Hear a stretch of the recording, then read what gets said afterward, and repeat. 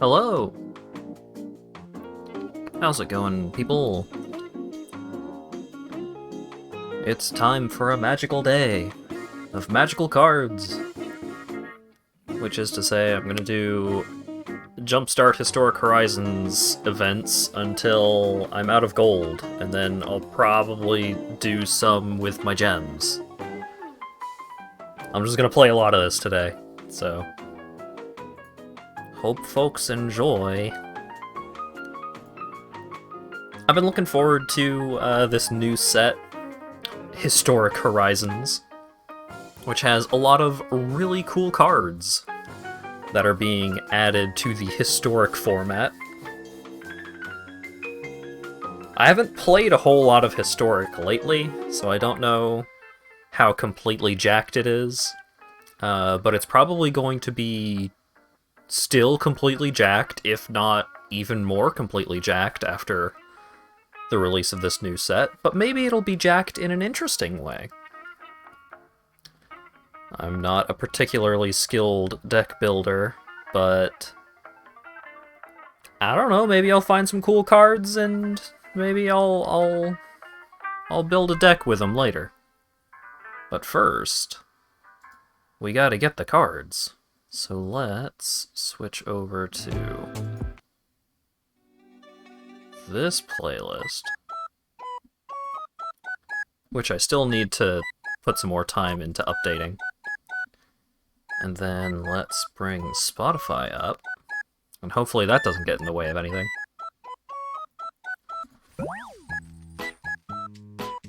Excuse me? Excuse me?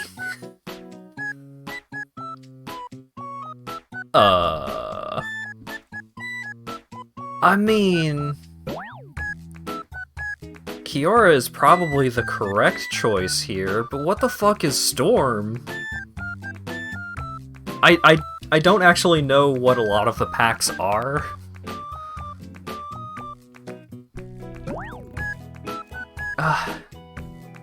I mean, I gotta know. Scorched Earth, so sacrificing lands? Junkyard, sacrifice an artifact. Okay, so artifact, shenanigans, 1/1 counter, shenanigans.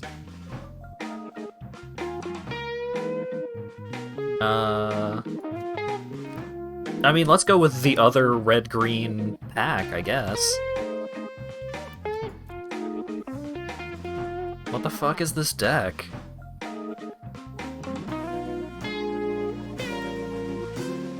Alright, so we got 2 gain 1 tap lands, 2 cycling lands.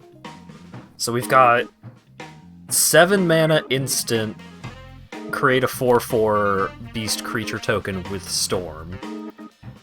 We've got 5/5 for 6, that becomes an 8/8 if you have a land card in your graveyard, which, I mean, we've got these cycling lands, so that's a good way to do that. Spell costs 2 less if there's a land in your graveyard. When it enters the battlefield, you may have it deal 2 to target creature. Oh, that's pretty good. Fast and Furious. Discard a card, draw 2. Furious deals 3 damage to each creature without flying. Sure. Gain control of target creature you don't control until end of turn. Untap that creature, it gains haste. Oh, hey! Captain Vance! Whenever you cast your 3rd spell each turn, put a counter on Vance, then it deals damage equal to its power to any target. Alright, create a treasure token. Draw a card. Gets +2/+2 and has rebound. It's interesting. What does Storm do? Okay. So what Storm does is, when you cast it, you get a copy of that spell for each other spell that has been cast this turn. It can be any kind of spell that was cast. So like if I were to play a creature, then that adds to the storm count. If I play an artifact, it adds to the storm count. If my opponent plays a spell, it adds to the storm count. Which is important in the case of this card. So, with this card, it costs 7 mana. So I'm probably not going to be able to play a whole lot of spells myself before I play this spell. However, if I hold on to my 7 mana until my opponent's turn, my opponent casts a spell or 2, then I can cast this, and it copies for each other spell. So if I cast a spell and my opponent casts a spell, and then I cast this, I get 3 4/4 green beast creature tokens. But this deck also has a lot of rebound spells. And what rebound does is, when you cast it, it goes into exile, and then you can cast it again for free at the start of your next turn. Springbloom Druid. When it enters the battlefield, sack a land, search your library for 2 basic lands, put them onto the battlefield tapped. Sure. Oh, we've also got Chatterstorm. 2 mana sorcery. You create a green squirrel token, and it has Storm.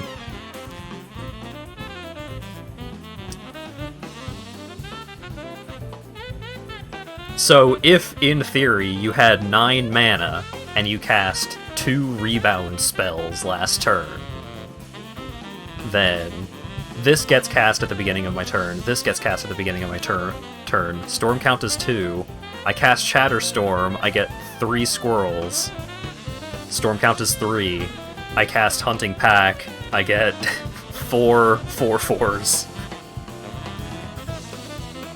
Because when you, like, it's something. Oh, right! Each spell you cast that's red or green costs 1 less. I forgot about this guy. When he dies, have it deal damage to any target equal to the number of land cards in your graveyard. That's pretty spicy. Fight. Okay. Whenever you cast or copy an instant or sorcery, put a counter on it. Seems good. Return X cards at random from your graveyard to your hand. Pretty cool.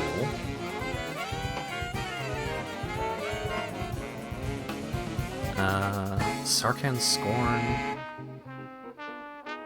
Deals damage equal to the number of turns you have begun to target creature or planeswalker. Weird. Oh.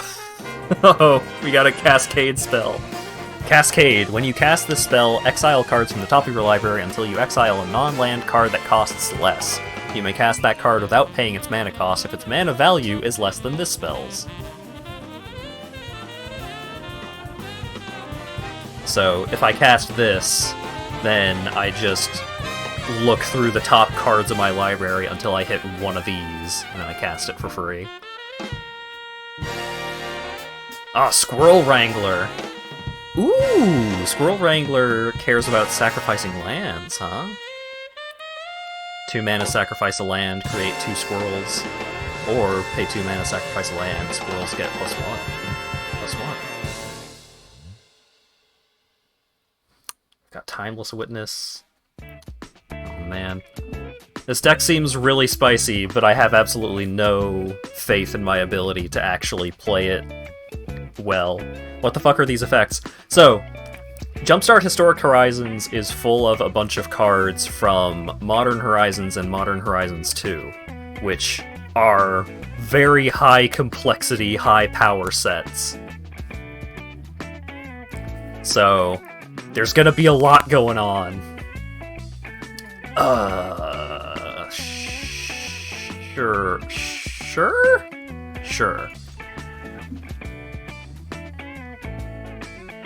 So, forest, cycle this land, so now I've got a land in my graveyard.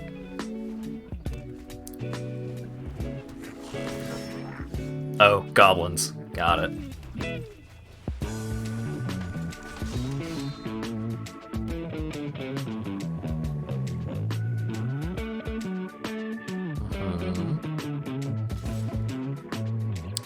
I'm not gonna block that. Pump it if you want, I'll take the 3, but I'm not throwing away my dude. Make some goblins, sure.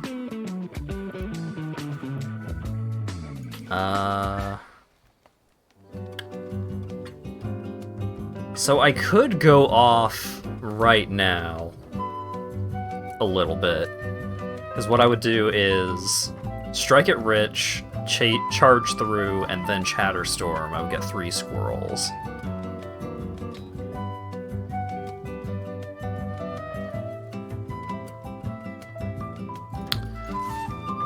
Let's attack in first, see what my opponent does. No blocks. Alright. So, strike it rich, charge through, give him trample, because it doesn't matter. Throes of Chaos, alright.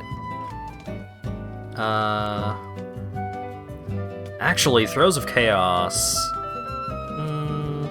No, let's go ahead and Chatterstorm. Squirrels!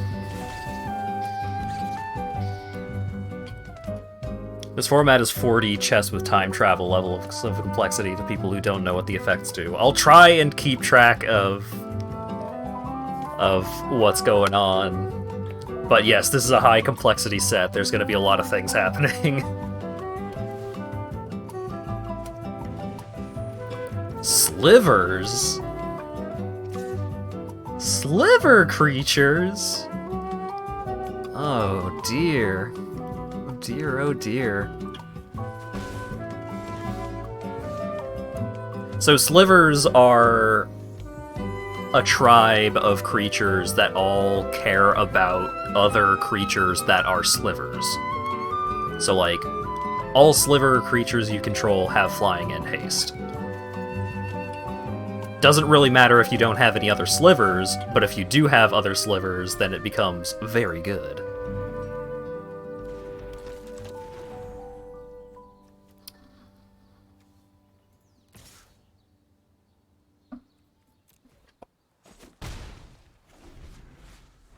And my opponent is probably going to have at least 1 sliver here. Yep, there it is.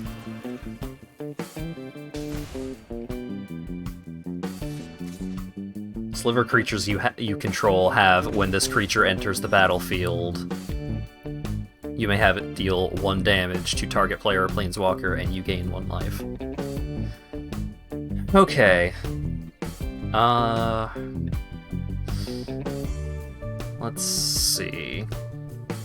I can make a 3/3, but then I wouldn't do a whole lot more than that. Let's do this.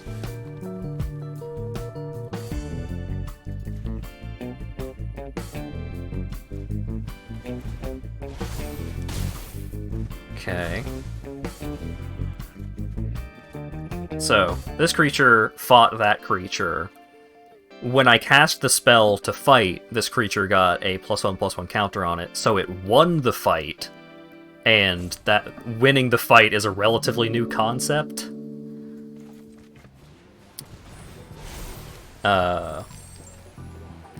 But basically, when your creature kills the other creature...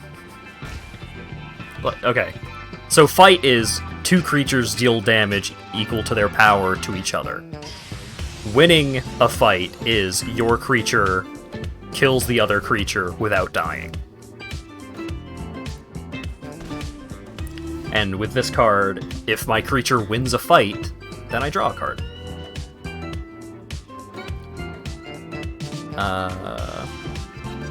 Yeah, let's do this. Discard this forest. Another counter on my creature. When it enters the battlefield, sacrifice a land. Yeah! I want to sacrifice a land. Plop. And I'll get a mountain and a forest. Oh, you can just keep doing that, huh? Oh, I see! That's pretty wild. Alright, well, currently don't have a way to deal with Cloud Shredder's Sliver, so I just need to hope that my opponent doesn't play more slivers. Oh, they played slivers. they played slivers. Oh, this is very bad. Oh, I'm gonna lose this game.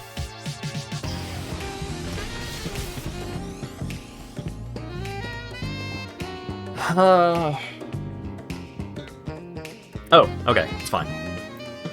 So, we'll play this fella. He deals 2 damage to the Shredder. So now his slivers don't have flying anymore, which is the big problem.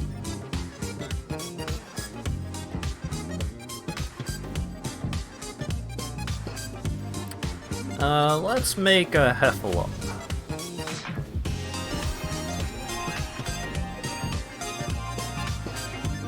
No attacks. The way you said slivers had this sense of dread to it. Yeah, so slivers are... Individually, slivers aren't a problem. But if you have slivers, then you have more slivers. And they can just get super out of control real fast.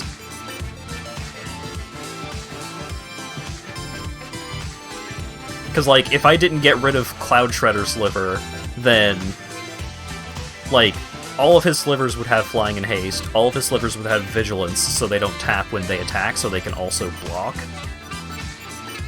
And slivers, they would also have an extra point of toughness, so they would be harder to kill. It would be a whole thing.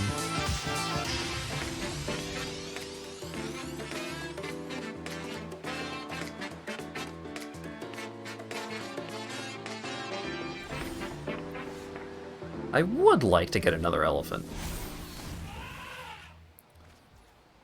Spreading Insurrection, huh?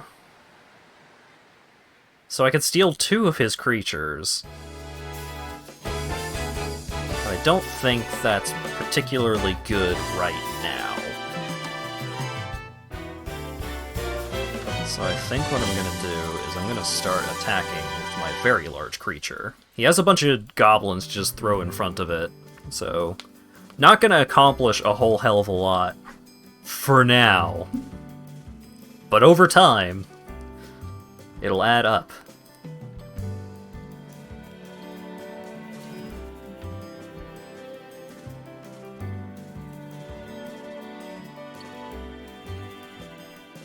Let's see if he tries to kill it, or if he actually reads its activated ability.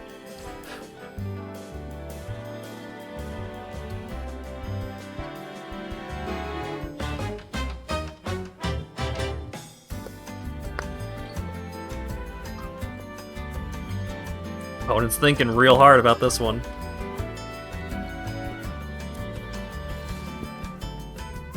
Okay.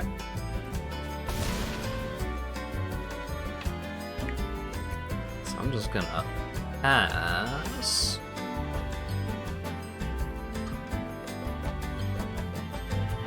If I can get a way to give Dragon's Guard Elite Trample, then my opponent is in for a big problem, but I would have to get my my charge through back. Because that's the one guaranteed source of trample that I know I have in my deck.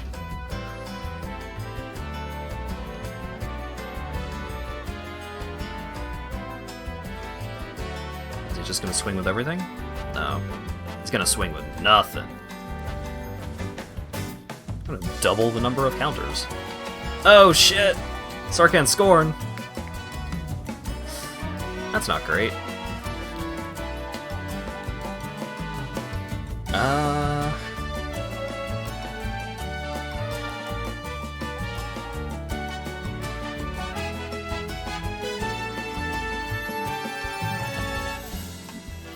Sure.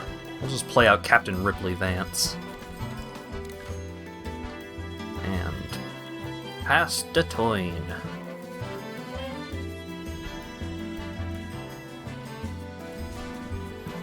Cycling, okay. Cycling is when you pay the cost listed for the cycling cost, discard the card, and draw a card.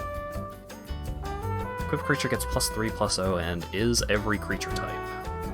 Okay. I would like to cast Throes of Chaos.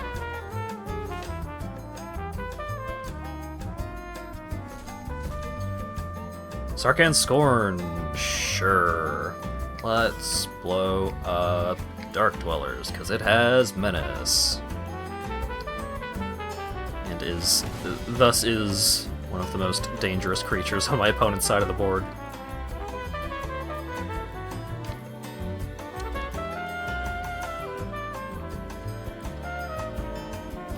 No attacks. I could start whittling away at their board, but they would also start whittling away at my board in doing so, and they have more creatures and more life. So just swinging in for the hell of it is a dangerous proposition.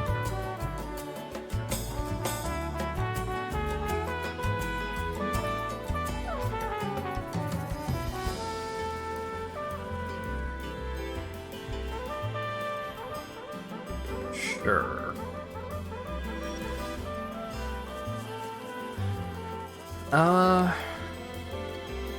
Got 15 cards left in library. Sure. Throws of Chaos again.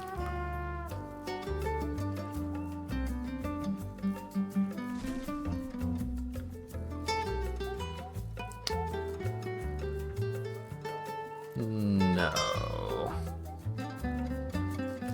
Well, that was the only card in my entire deck that I did not want to hit with the Throes of Chaos.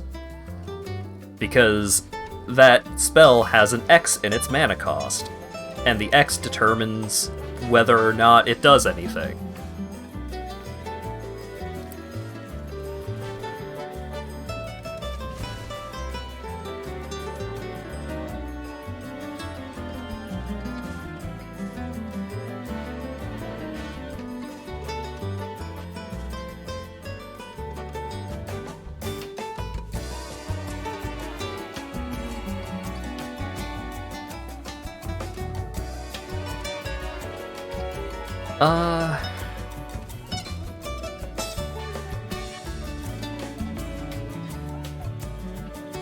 So I could steal the sliver that they have.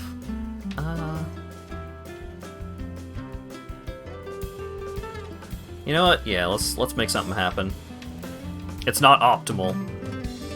We'll steal that guy, and we'll steal that guy.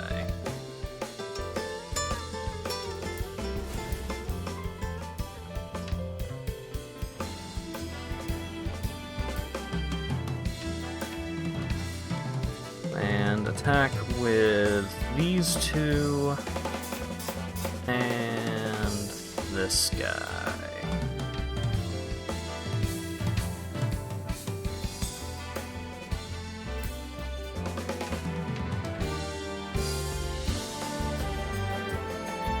So he can kill Ruination Rioter, but he doesn't want to.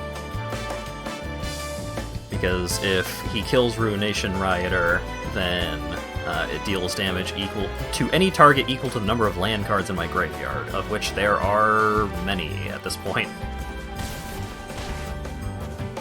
I'm just letting it all through? Alright. That's fine.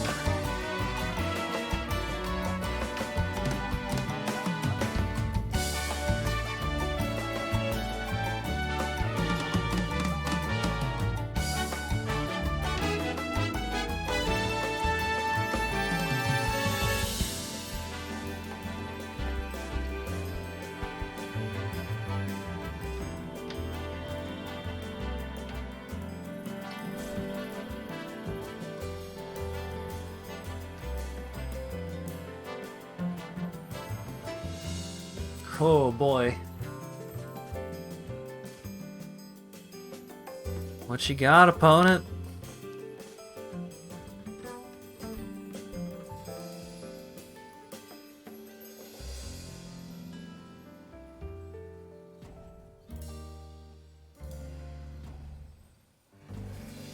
Slivers sounds like the archetypes that causes fights when playing IRL.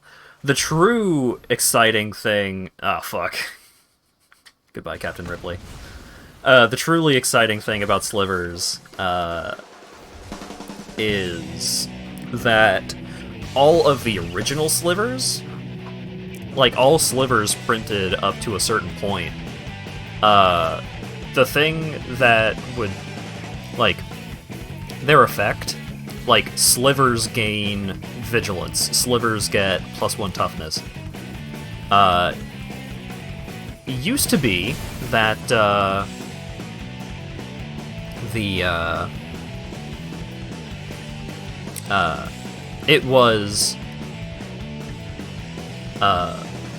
it was Slivers gain ability. Not Slivers you control gain ability. Slivers gain the ability. All of them. Including your opponents.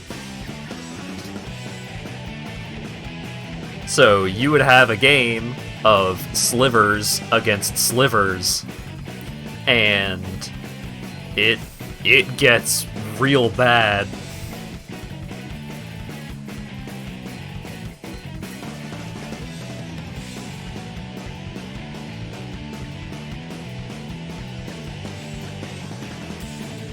Sounds like a shit show. You are correct.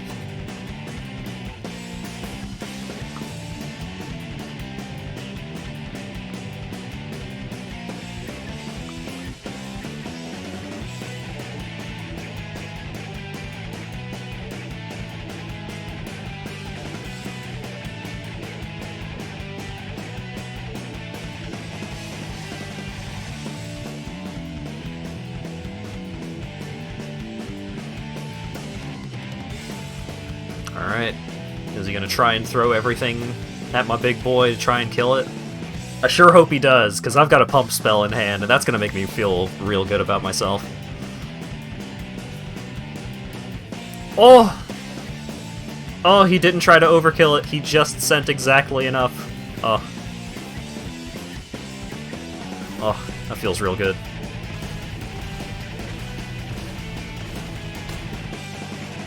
And my dude is still alive! Woo! Making some goblin wizards with prowess.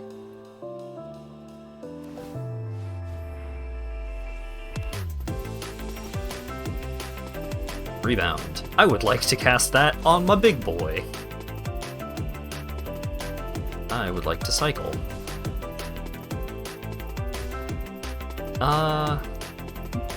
Sure. Big boy, coming through.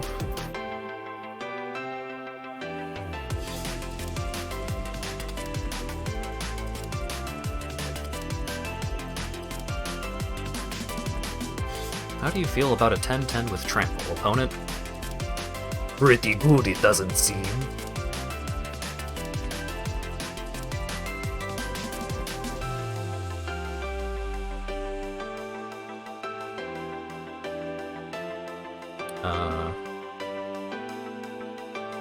Yeah, sure. Seems good.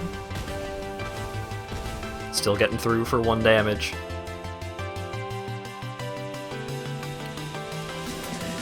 Power and toughness equal to the number of creatures you control with flying. That's bad. That's bad for me. Throes of Chaos? Cascade into something that does something? No! Come on! No.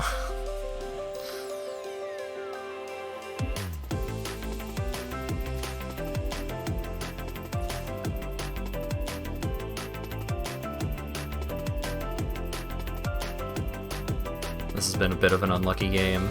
Yeah, a little bit. Alright. Get in there, boys.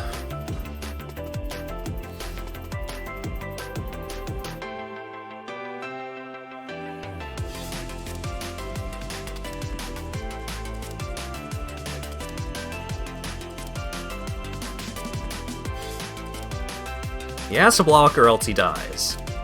but if he does block, then he loses at least one creature. So Battle Squadron gets smaller.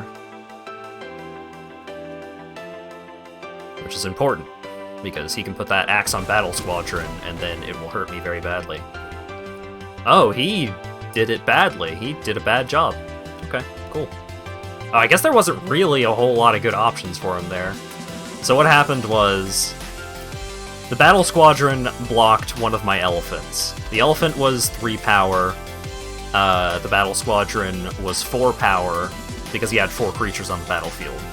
So it had 3 damage assigned to it. But Enduring Sliver also died, which then reduced Battle Squadron's toughness to 3, because there were only 3 creatures on the battlefield, and then it died because it had 3 damage assigned to it, and it had 3 toughness. So a creature with 3 damage and 3 toughness dies. Oh, what a game! What a game, what a game.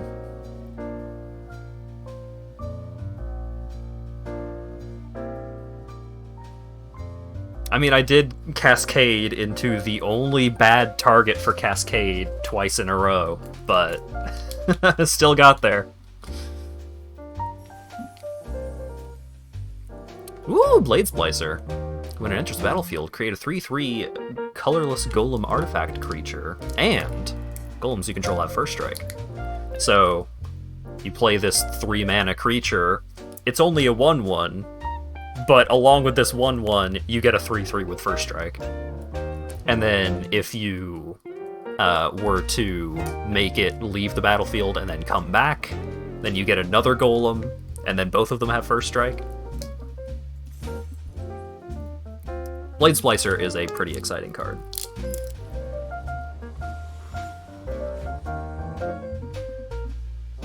Oh hey, it's Dave!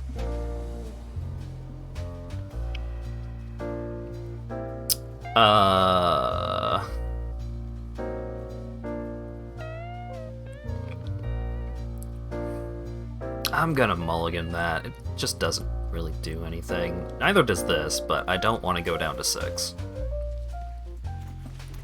So let's make a treasure token.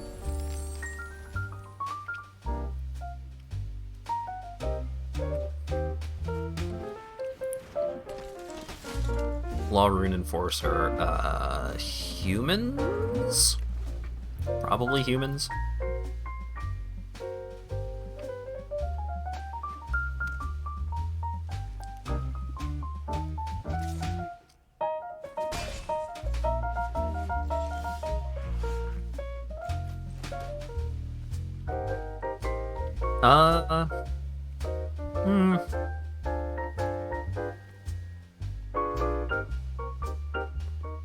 Sure. If this guy dies, that's not too bad.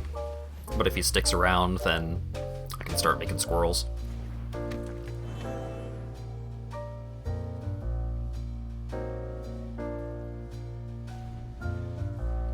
Because what I would like to do is, I would like to sacrifice 1 land to make 2 squirrels. And then basically no more. I ain't blocking that. You go ahead, get your 1 in.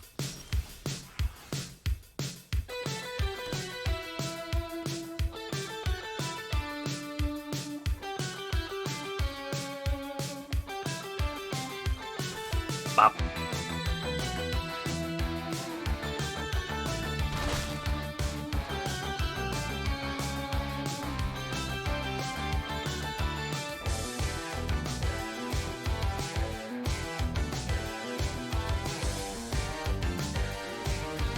Other non-token creatures you control have +1/+1 and vigilance. Alright. Does mean can't really get them with the squirrels, but that's okay.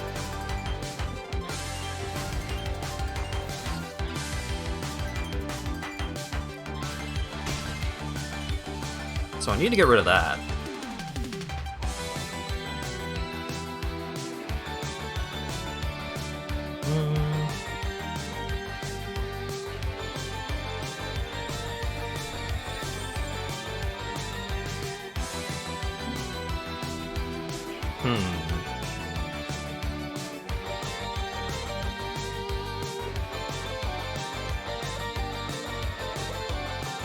What would be really neat? I would really like to get that Cascade spell back.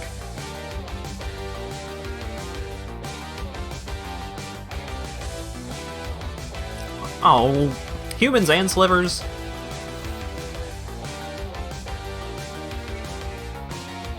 Yeah.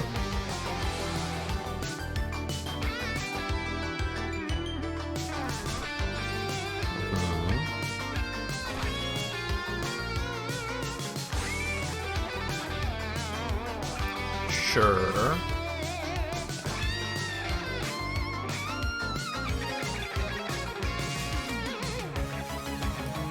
Oh, I'm gonna lose this game. This sucks.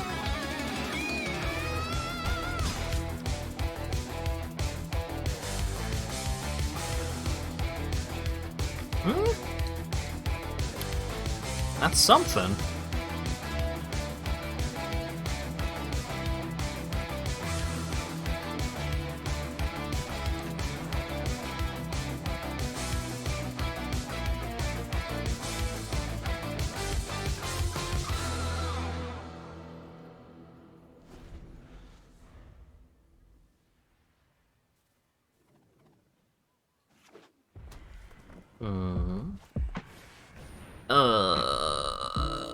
I don't like it. No, stop. Darg! What?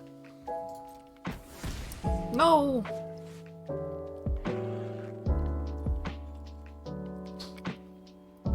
So now this has first strike, this has first strike. This gives all of his stuff vigilance. He can sacrifice this at instant speed to give something indestructible. And he can tap down any creatures that he doesn't want me to block with.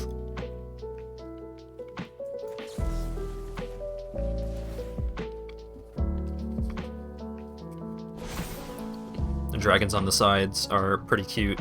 Yeah, I like the pets.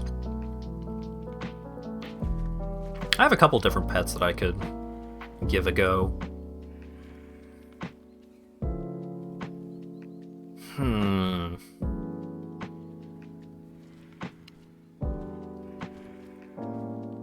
Let's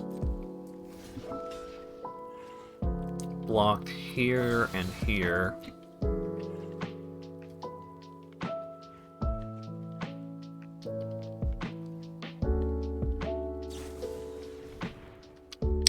There it is.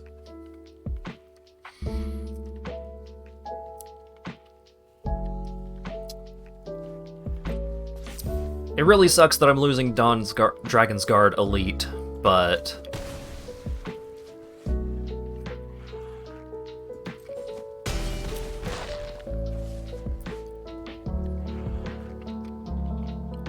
I do need to cast Furious.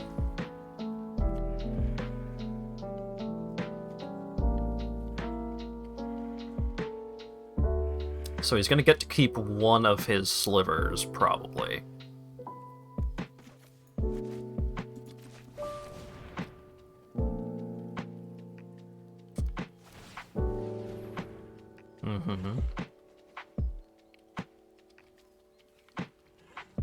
I assume he's going to keep the one that gives first strike.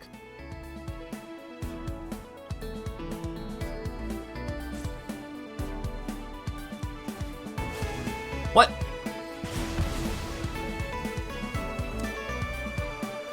Huh.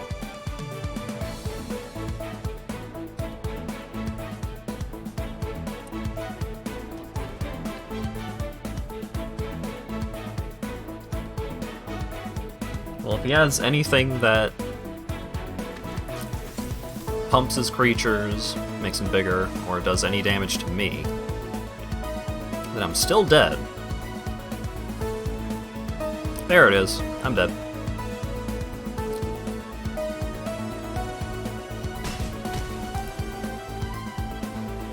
Oof.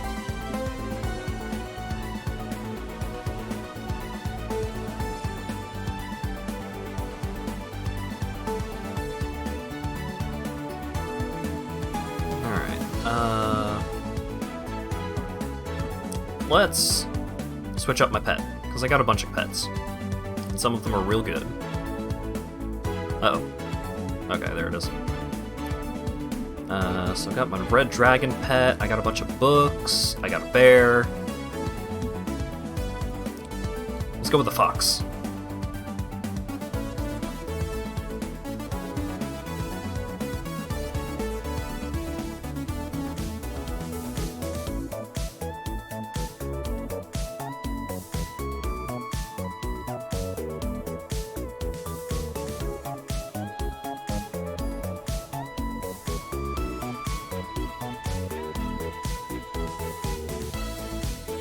Let's see if I don't end up against a pretty aggro deck. If I don't draw lands, this hand sucks. Oh, this hand sucks. I can't keep that. I wanted to, but I can't. If my opponent doesn't have removal, this hand rules. They might have removal. They have removal. The very first thing they played was removal. Alright. But those cost 5 to activate, so that's not the worst. Not the worst, rather.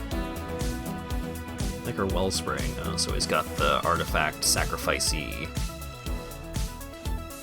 deck. Shouldn't be too bad.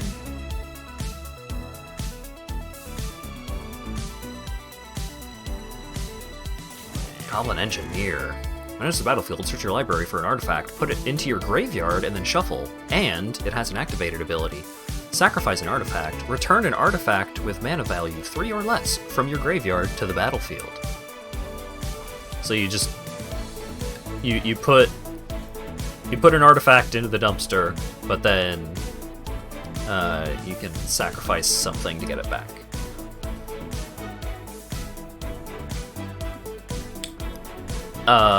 That's bad. Scrap Trawler is so bad. Scrap Trawler. When Scrap Trawler or another artifact you control is put into a graveyard from the battlefield, return to your hand target artifact card from your graveyard with lesser mana value. So you sack artifacts and this gets back other artifacts, and then you just do a loop-de-loop and get a shitload of artifacts over and over. Don't... Alright, let's discard a land. Draw 2. Strike it rich, sure. Oh boy.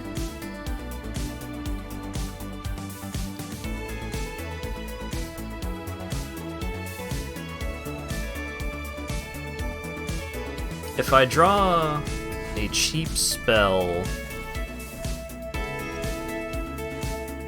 No, let's just cycle. Play Forest.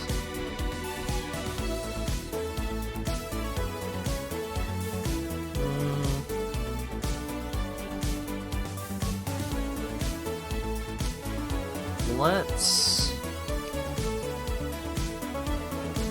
Timeless Witness and get Strike It Rich back. Okay, I got a plan.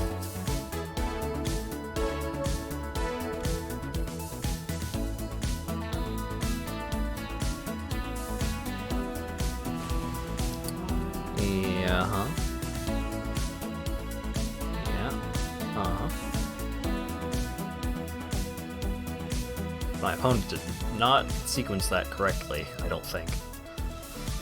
Okay. So let's... Captain Ripley Vance. Strike it rich. Oh, and I can do this even easier now, because now I can charge through... Guess it doesn't really matter who. Put a counter on Ripley Vance, and I will destroy Goblin Engineer.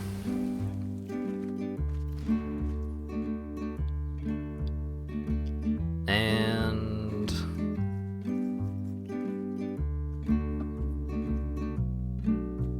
I could cycle Forgotten Cave with one of these treasures. I don't think I will.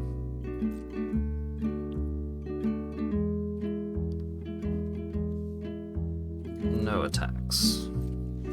So I don't want to lose Goblin Anarchomancer, because I can get some real cool shit going with that. That's fine.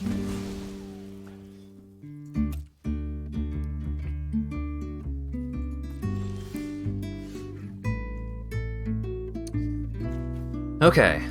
Mountain. You know what, let's just go ahead and play out this big idiot.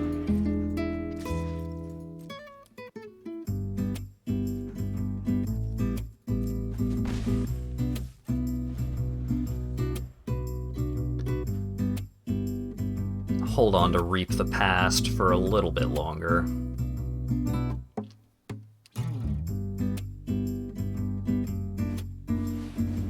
Igneous Elemental, probably gonna blow up my Anarchomancer.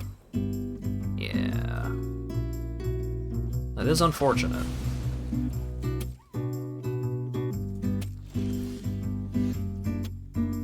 Okay. Forest. Let's Reap from the Past now. So how much do I want to do it for? I could do it for... You know what? Let's just go all out. Do it for 6.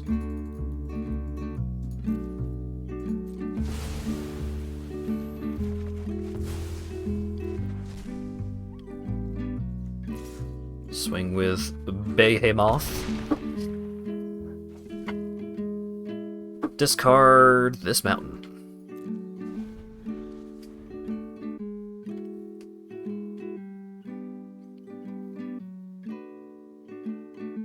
So on this next turn, I can do some bullshit.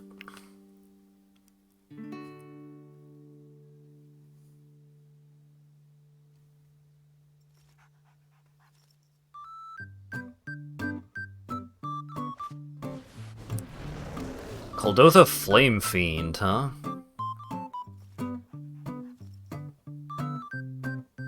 Yeah. Blow up my Timeless Witness. Attack in for 4. That's rough. But it's okay. I got this. So, Goblin and Anarchomancer. Captain Ripley Vance. Strike it rich. Deal 4 to Kuldotha Flame Fiend. Yeah. Yeah. Because then I get to charge through, and then I get Shatterstorm for 5, and get 5 squirrels. This deck looks fun when it gets going, and you get to drop a bunch of spells for a big storm. Yeah, I mean, that's the whole thing about Storm, is that until you get to that moment, you're kind of just shuffling everything around of just like, I can get a little bit of value out of this, this lets me draw a card, I can get this back with this, but do I do it right away? And then you get that one turn where it's just like, alright, I'm just gonna play 8 spells, and just fuck your whole day up.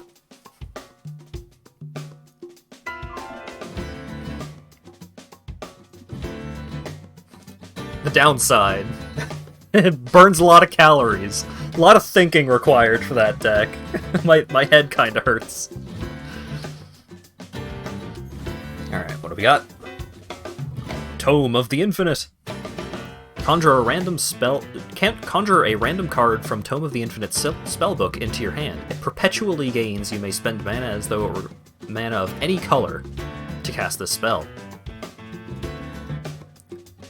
So, Conjure is a arena-specific keyword, because you are basically making a new copy of that spell. Or, you're not a copy of that spell, you are making a new copy of that card. So, like, you are adding a new card to your hand. And this card previously did not exist. It wasn't in your sideboard, you didn't own it from outside the game. This card just comes from nowhere and is now in your hand. Amusing to see that you were about to kill the enemy with a wave of squirrels. Yeah, Chatterstorm is pretty great.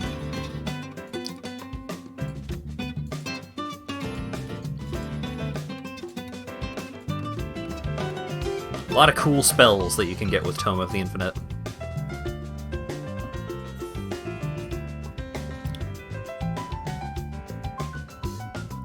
Alright. Well, we got our 2 wins with that deck, so now it's time to move on to a new one. How to play it IRL, always have a printer handy, or just have a bunch of, like, just have a bunch of copies of those specific cards available. No problem. None of the cards that it gets are super expensive, I think, so you literally could do that.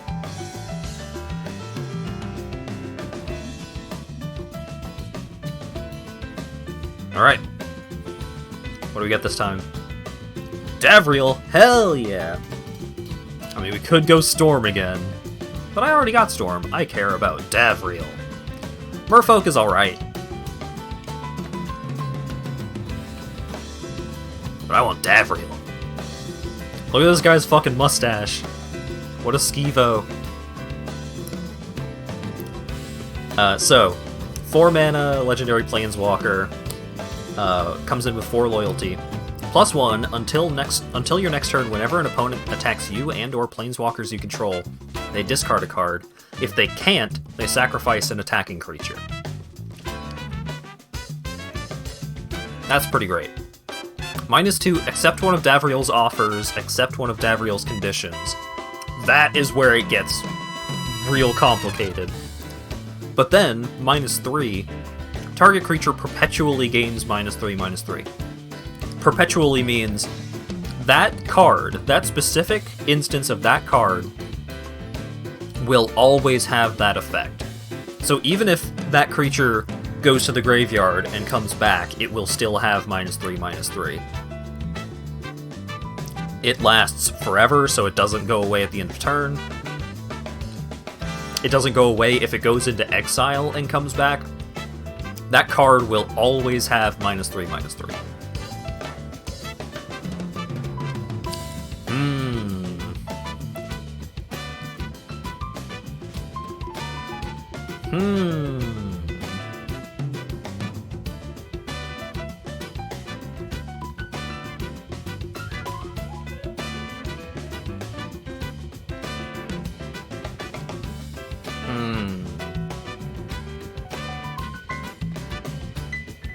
Alright, fine, I'll take the other Planeswalker.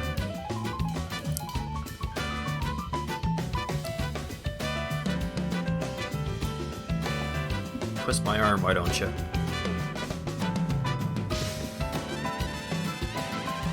Alright, this big idiot. So it's a 7 mana 7/7. Creatures your opponents control get -1/-0, so they are less powerful, they have less power. Or pay 1 and a blue and discard this creature. Look at the top 2 cards of your library, put one of them into your hand, one of them into your graveyard.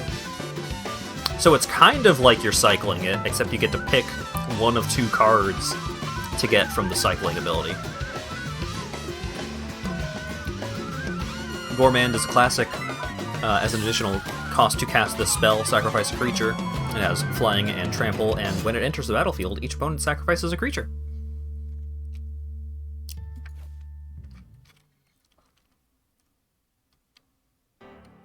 Oh no, this card is not legal in Historic Brawl. Fucked up.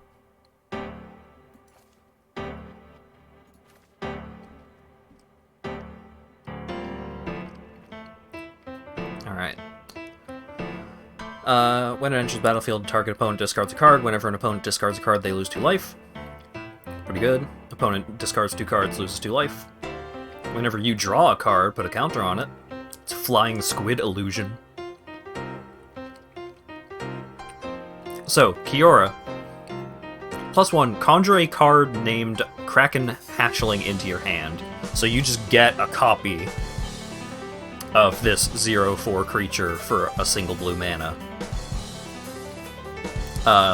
Other +1, untap target creature or land, prevent all damage that would be dealt to and by that permanent until your next turn. So you can prevent an opponent's creature from hitting you, or prevent your creature from dying. A couple of different ways you can use that.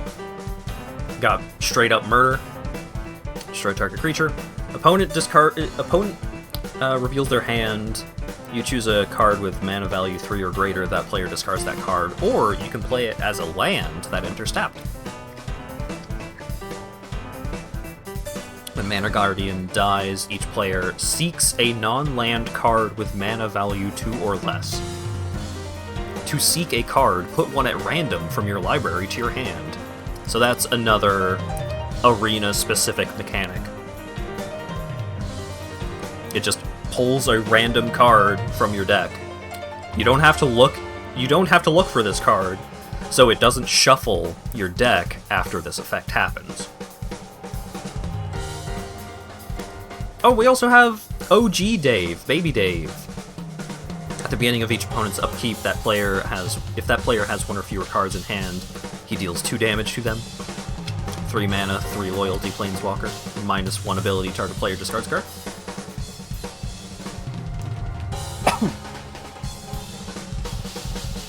Changeling, flying, can pay mana to give it more power, less toughness.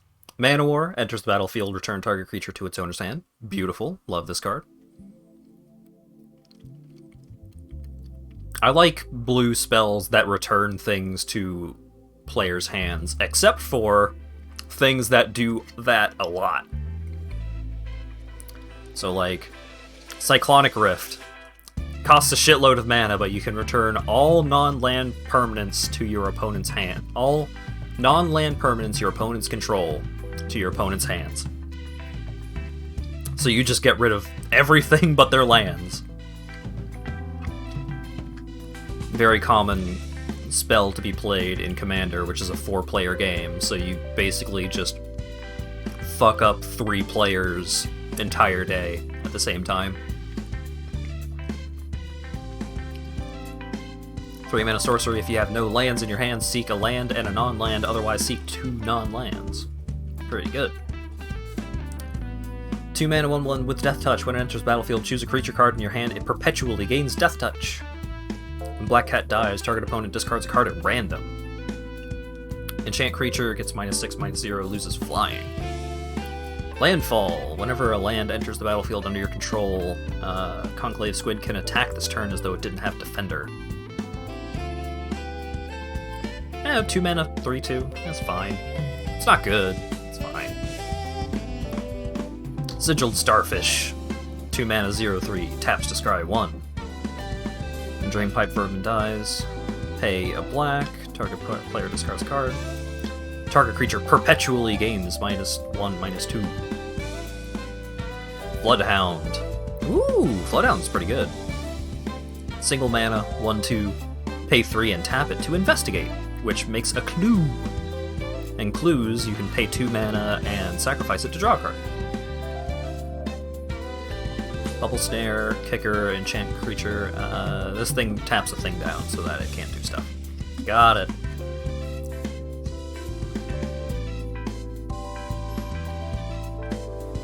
Davriel looks very dapper.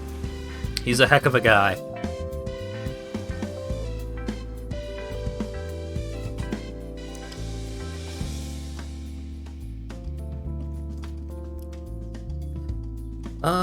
Sure.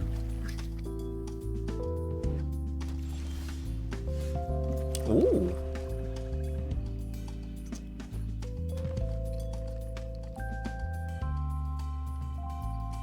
What you got, opponent?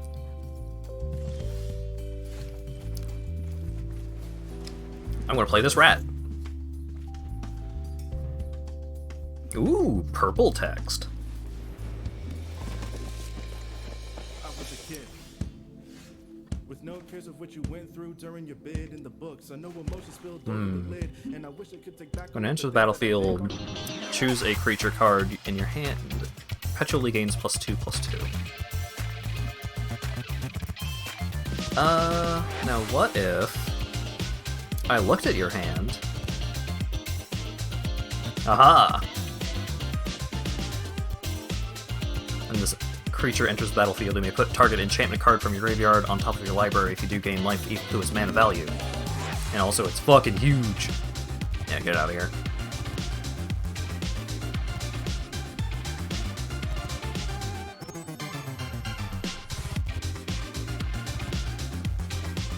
So he's got enchantment shenanigans.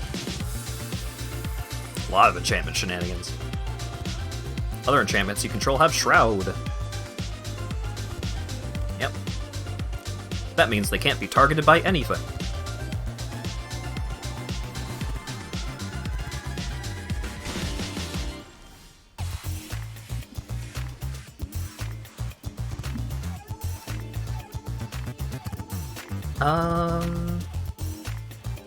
Let's...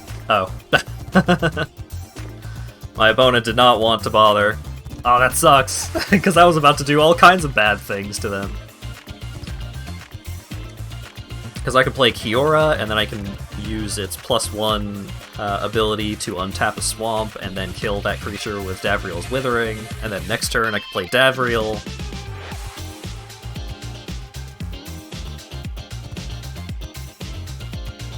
Plague Rat too thick. Well, it wasn't very thick at all. It had 1 toughness. It was as unthick as you could get without being dead. Pool of Vigorous Growth. 2 mana artifact. Pay X and discard a card. Create a token that's a copy of a random creature card with mana value X. Oh, right. Create a token that's a copy of a random creature card with mana value X. That's any creature card that exists on Magic Arena. It could be a 2, like, you could tap this for, like, 2. Like, you pay 2 mana, tap it, and discard a card. And you could get a really good 2 mana creature. There's a werewolf that, there's a werewolf in the most recent set that does a lot of cool stuff. Or you could get a 2 mana creature that has 2 power and 2 toughness and does nothing else. You want to spin the wheel? You probably shouldn't. I don't think it's very good. But it is funny.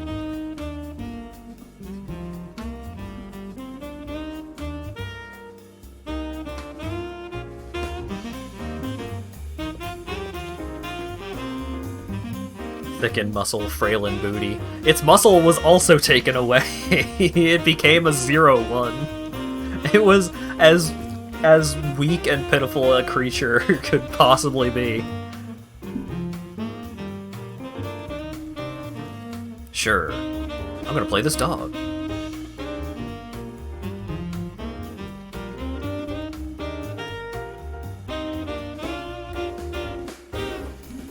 Wow, dog.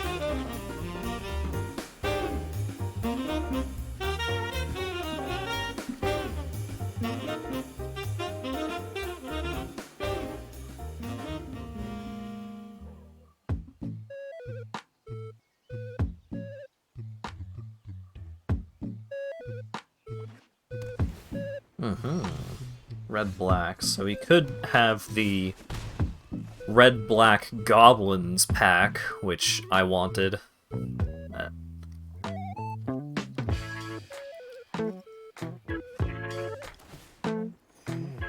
That pack seems pretty cool. Mana Guardian! Zoop!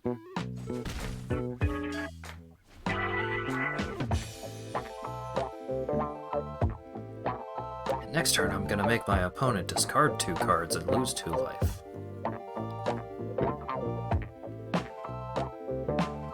Probably.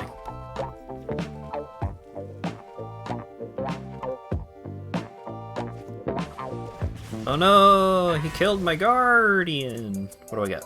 Hey! That's a pretty good hit. I would like you to discard 2 cards and lose 2 life.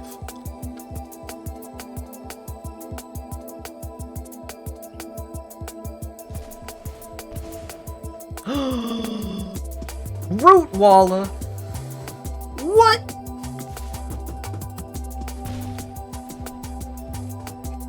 So, Madness is a mechanic. Oh, this is bad. Oh, if he has Madness, oh, this is the worst possible matchup for me. Oh, fuck. So, what Madness does is... Madness makes it so that when you discard a card, you may instead cast it for its for its Madness cost. Oh, that's so bad for me. Oh, that's so hilariously bad for me.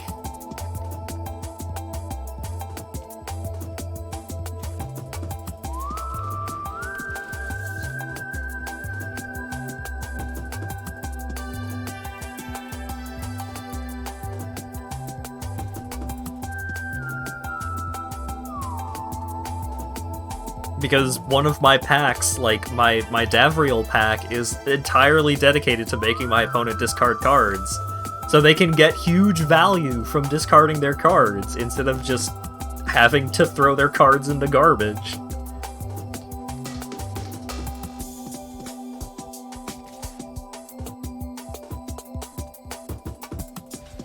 I will block with the dog. Yeah. I will investigate with the dog.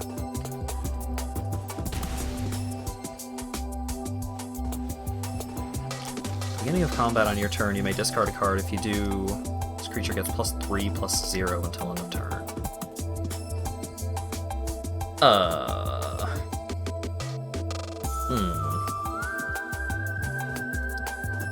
Let's play this squid.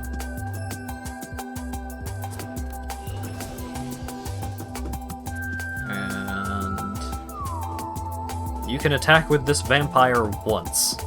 You better make it count. So if I paid the kicker cost, which is basically just pay extra mana to do an extra thing, then this creature also would have been tapped. And what the enchantment does is it doesn't untap, ever.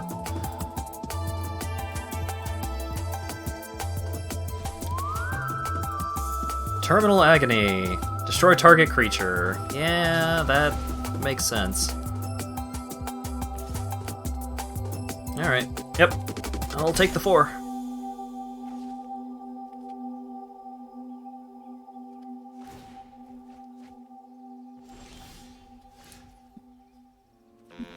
I would like to...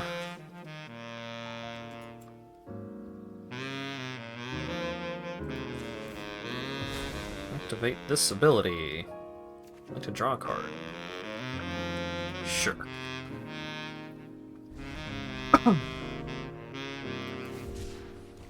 Cycling? Yeah.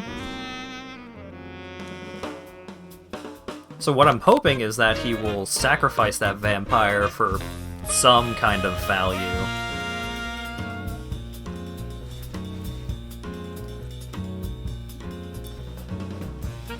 Incorrigible youths. Sure.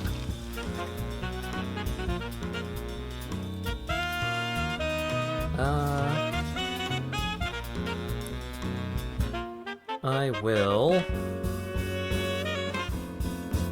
block.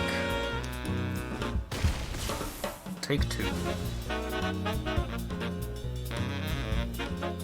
Like, I could murder the Mad Prophet, but I feel like there's better things that I could be doing with my murder. I gotta save the murder for something that is very, very bad for me. Mad Prophet isn't good for me, but it could be worse. Like that. That's not great.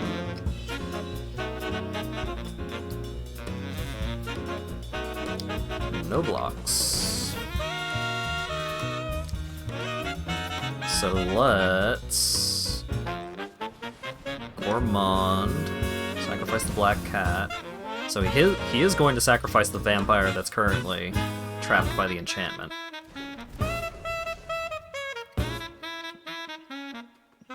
I assume.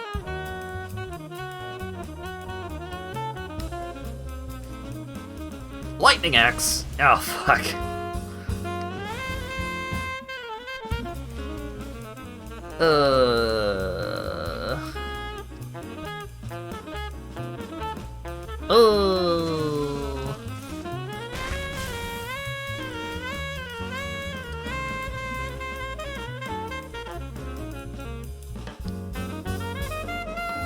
Well, my draws are not the best. Been drawing a lot of land. Yeah, discard a land. Discarding a Hell Mongrel. What's this do? It's a 4/3! God! Yeah, I do lose this game.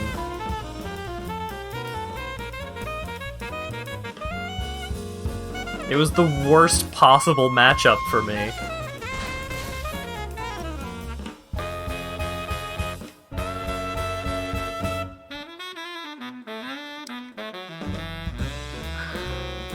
Well...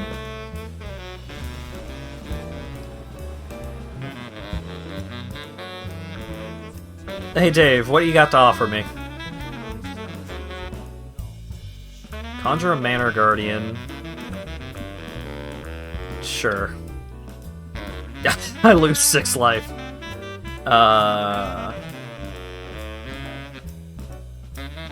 Sure. Make my spells cost more.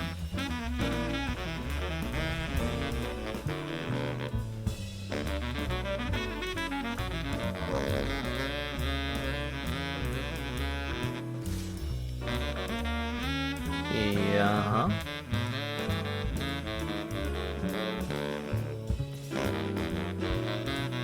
Yeah.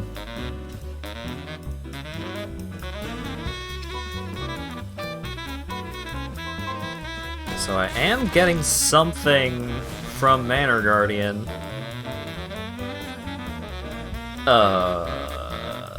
That's not... that's not what I need. Bounty of the Deep. Yeah. Let's draw some cards. Let's see if I can dig myself out of this hole.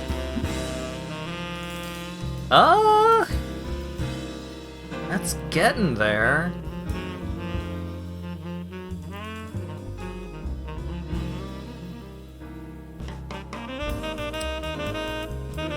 I'm gonna play this squid, because it can kill the Mad Prophet.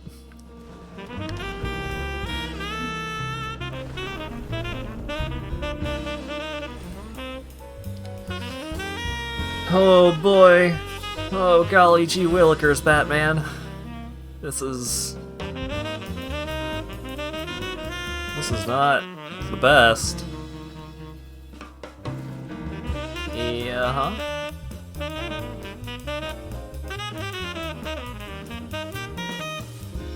Insolent Neonate has Menace, so I can't kill it yet. What the fuck do you do? Turn instant or sorcery from your graveyard to your hand. Oh no, I'm dead! Oh, I'm dead. I died. He just deals 3 damage directly to my face. I don't think you're winning this one. Yeah! Yeah, I don't think I am.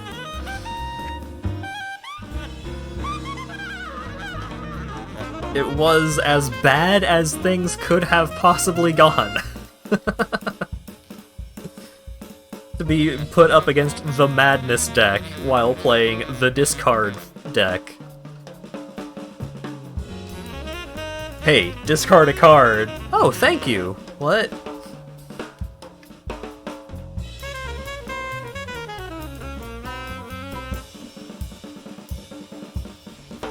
What? No! Oh, come on.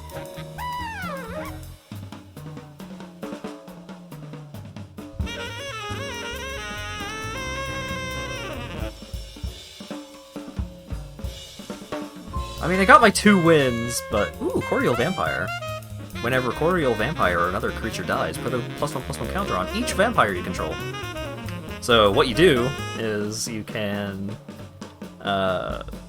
like, have a bunch of creatures that don't matter and a bunch of vampires. You sacrifice the creatures that don't matter to the vampires, and then all of your vampires get fucking massive. Please come in, hors d'oeuvres are on the table. His name is hors d'oeuvres. Alright, I'm gonna play one more game with this deck. I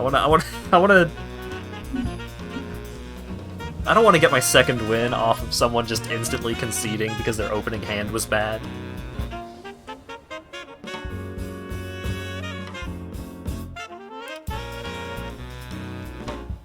Sure.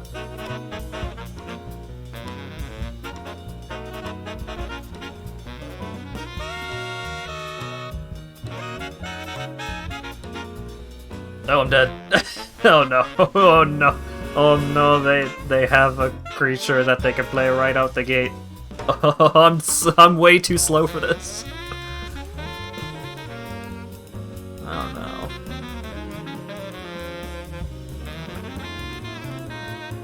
It's not another Madness deck.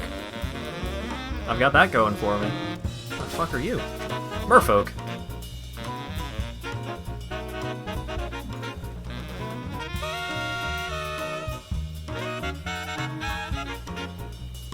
I played this all wrong. I should have played this first, and then played the island so that I could play out the squid.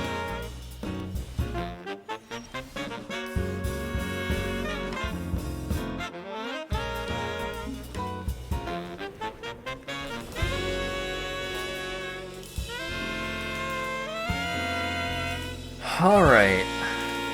Whale. Next turn... I got a bunch of options. Or things that I can do next turn.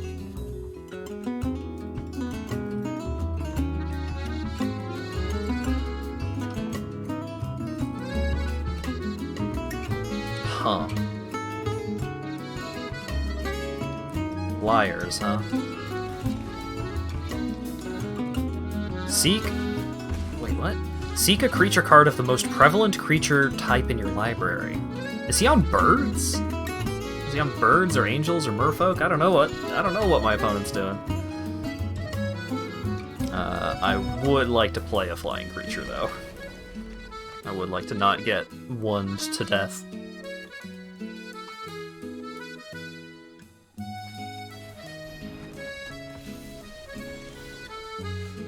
It's angels. Okay.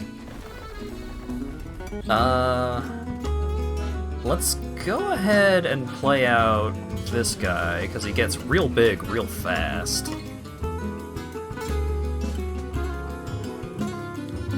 Then this next turn, we'll see what can happen.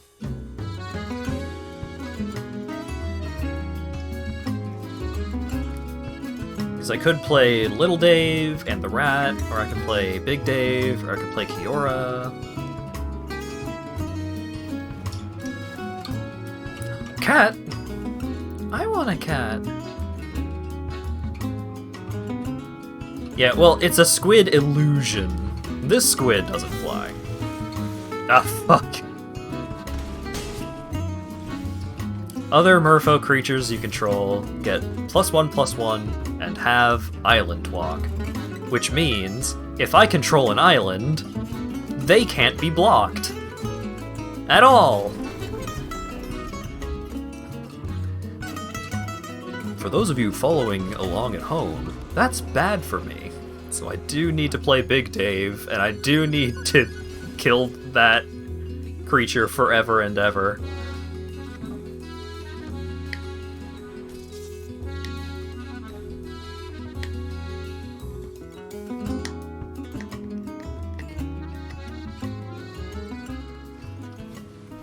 No! Damn it. As indestructible as long as you control at least 2 other merfolk. Whenever it attacks, draw a card. Other merfolk you control have Ward 1, which means it costs 1 extra if I want... I have to pay 1 generic mana if I want to target his merfolk with anything. Or his other merfolk with anything.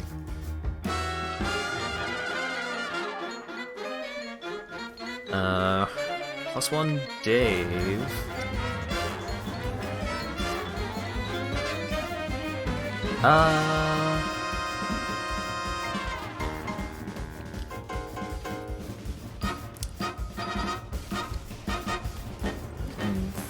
Force my opponent to discard a card.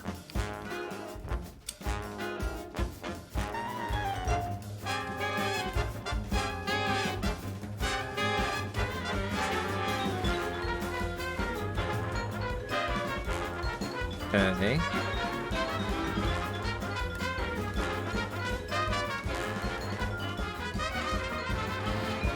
Draw a card, discard a card. Sure.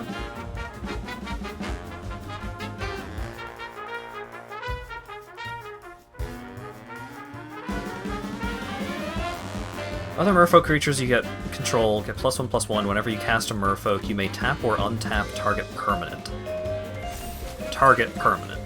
That could also be my permanents. That would be bad.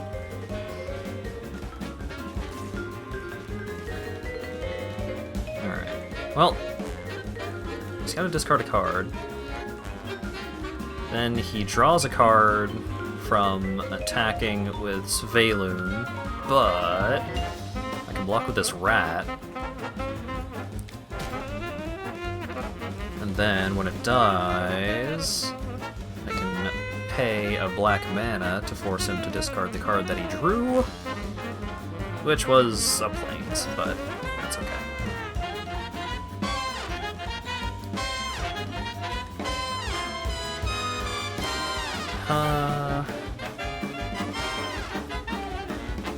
Starting to look a little grim.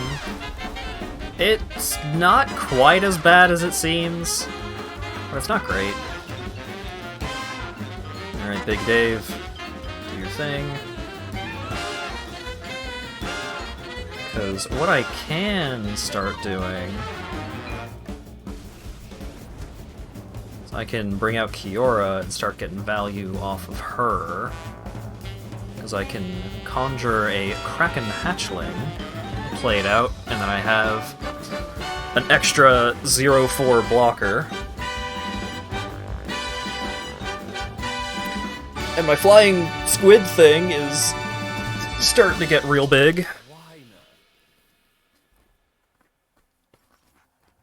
Even if I lose this game, I'm happy that I managed to have this kind of game. This game has been much better.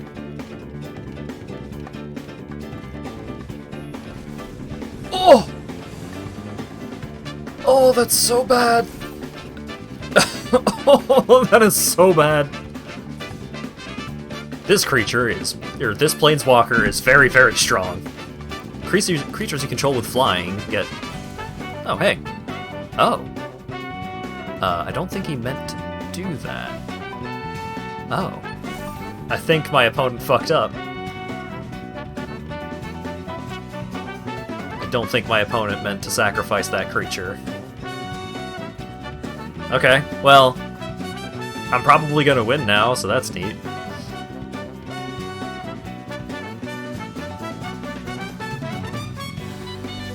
I will sacrifice Kraken Hatchling and make an 8/8 Kraken. And then cast that with Kicker, tap that down. I would like to attack Sarah. Because I know he's gonna block, but that's okay, because I couldn't kill Sarah the Benevolent this turn anyways. Oh, I think I got this, actually.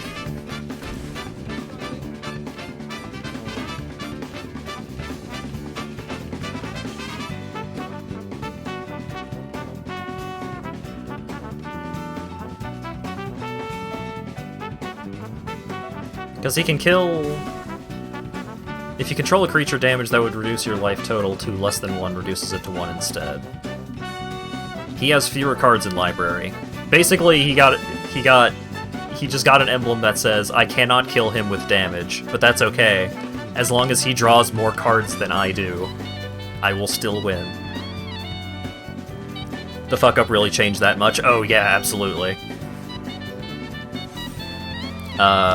Svelune was, like, the second best card in his deck. Whenever it attacks, draw a card. It makes it hard to get rid of his merfolk. It was indestructible. That card was really, really good. And he fucked up.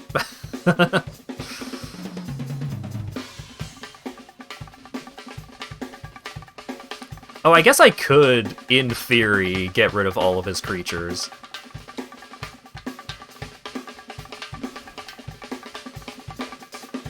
Just by using Dave's -3 ability.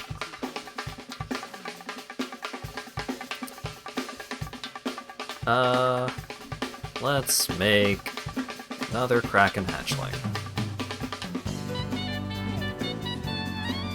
And we'll bring out this guy. Like that. Like that. The important thing right now is that I don't draw cards. Oh, and, -1. You don't get to have that card anymore. It's probably a land, but you're not allowed to have it. Oh, it's not a land. I was thinking about something. Ooh, returning my squid. Alright. But that, he also cast it with kicker, so he drew a card, which he had to instantly discard. Good job, opponent.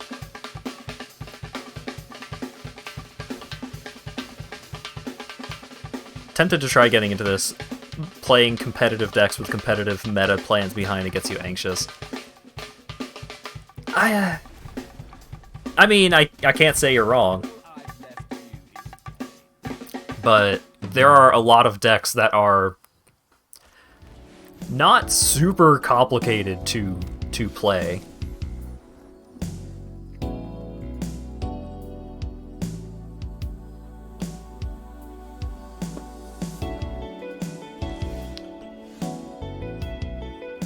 Discard 2 cards and lose 2 life. Well, a little late for that.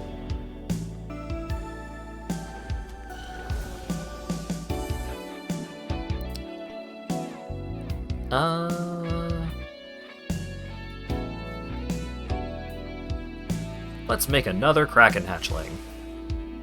He destroyed his advantage and is now behind with no way to get that advantage back. It's more complicated than that, but in the current board state, it's more complicated than that. At the time, yes. That's basically what it boiled down to.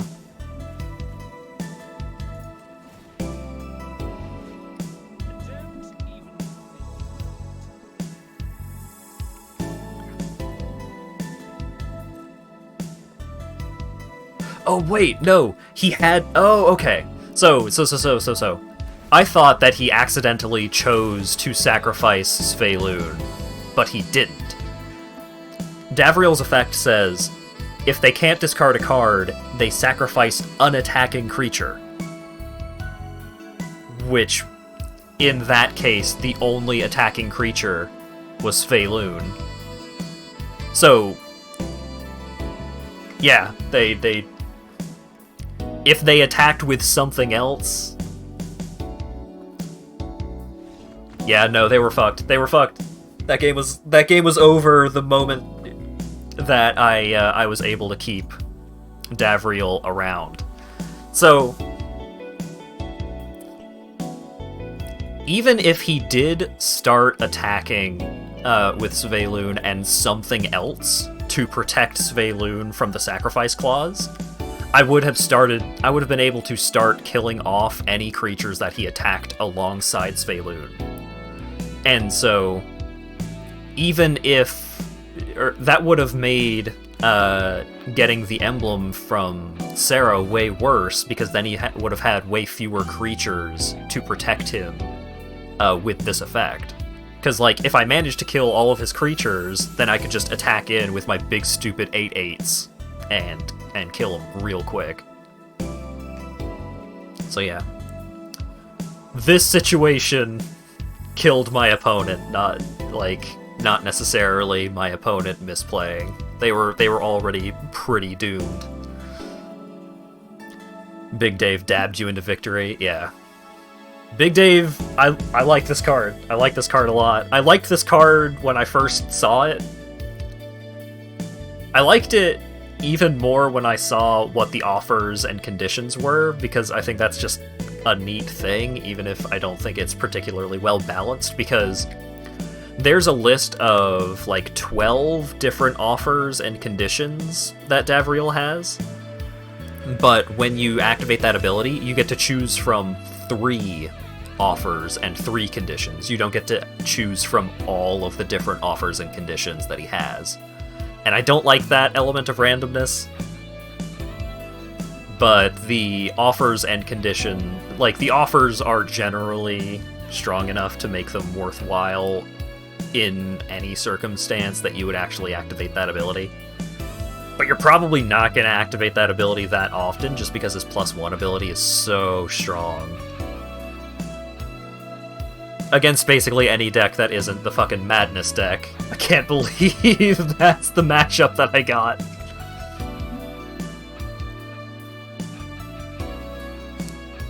Yeah, so that's the whole point of Jumpstart Historic Horizons, is being able to do the kind of thing that Hearthstone, Storybook Brawl, Gwent, like the kind of thing that all of these different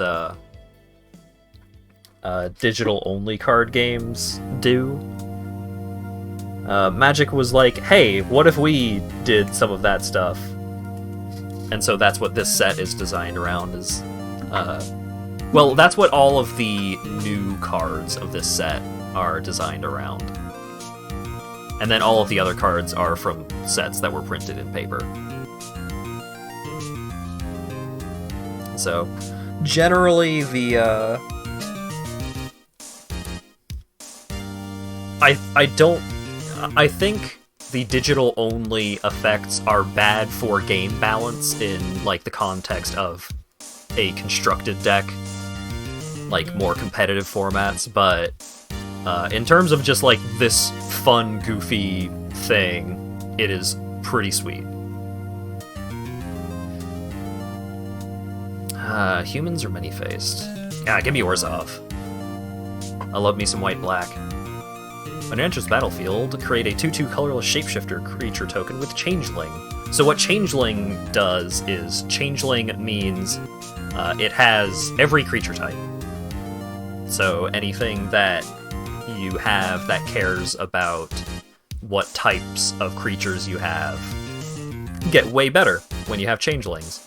For example, Slivers, or Cats. Cats are a really notable tribe. And Goblins. Cats are a tribe that have a lot of things that make your cats bigger and stronger and such. Same thing with Goblins. I hope Cyberpunk Kamigawa has a robot or cyborg ink eyes. Yeah, I would enjoy some cyberpunk rat ninjas. Teo!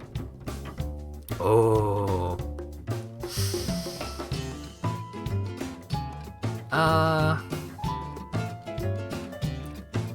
Teo is really good. But I do want this one because Ranger Captain of Eos is a card that I might actually play. I don't know if I would actually play Teo in a constructed deck. Ranger Captain of Eos. When it enters the battlefield, you may search your library for a creature card with mana value 1 or less, reveal it, and put it into your hand, then shuffle. And you can sacrifice Ranger Captain of Eos, and your opponents can't cast non-creature spells this turn. And it's also a 3/3 for 3, which is pretty good. Yeah. The dude is riding a lion while he has a shoulder falcon. Yeah, this dude's a baller.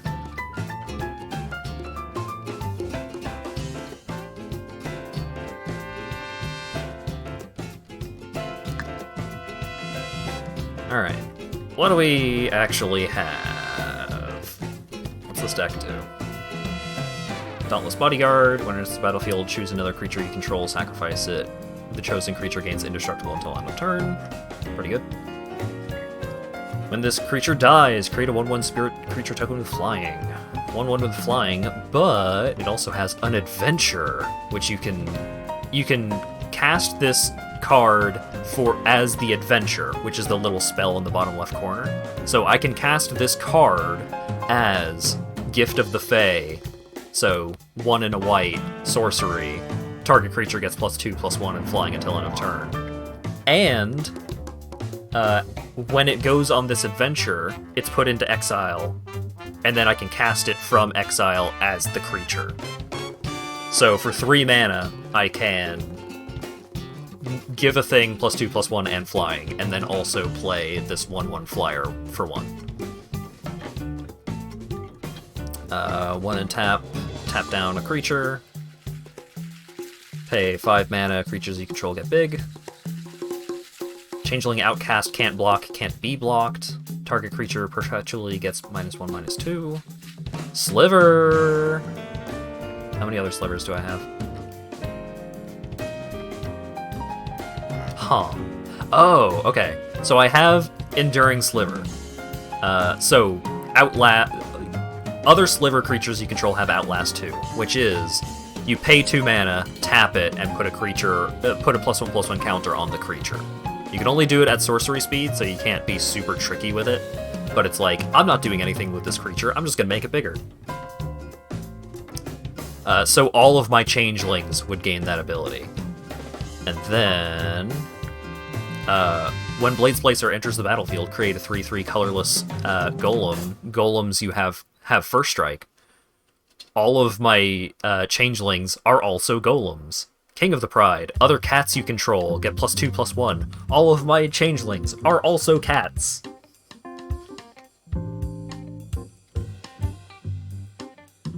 And I have these birds, and I got him, and I got... Choose a creature type. Creatures of the chosen type get +1/+1. No matter what type I choose, all of my changelings get +1/+1. Birthing Boughs. I can just make more shapeshifters.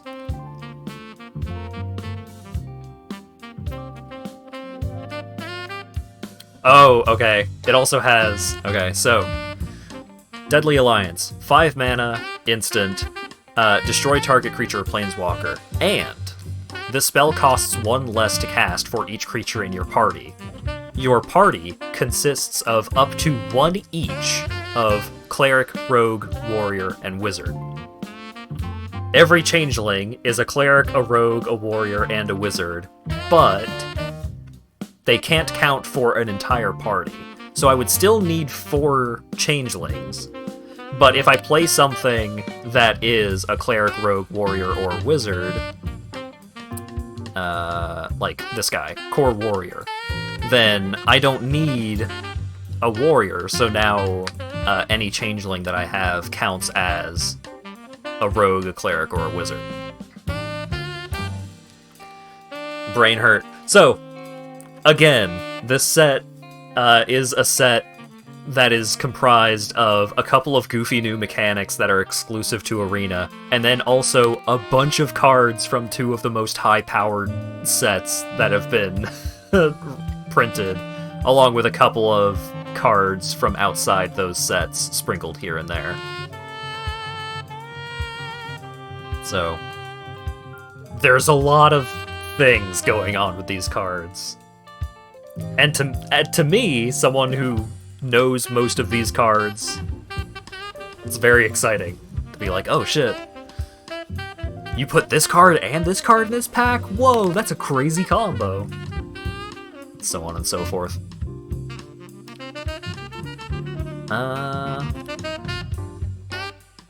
Yeah, this is good. Let's play this. Tapped. Because I don't have any other black sources, and I don't have anything that I would want to do with a single mana. So now it's untapped, And I'll play Lumbering Light Shield. When it enters the battlefield, target opponent reveals a non-land card at random, and it perpetually gains. This spell costs 1 more to cast. Bears! Ayula, queen among bears! Whenever another bear enters the battlefield under your control, choose 1. Put 2 +1/+1 counters on target bear. Target bear you control fights target creature you don't control. Oh god. Bears, huh?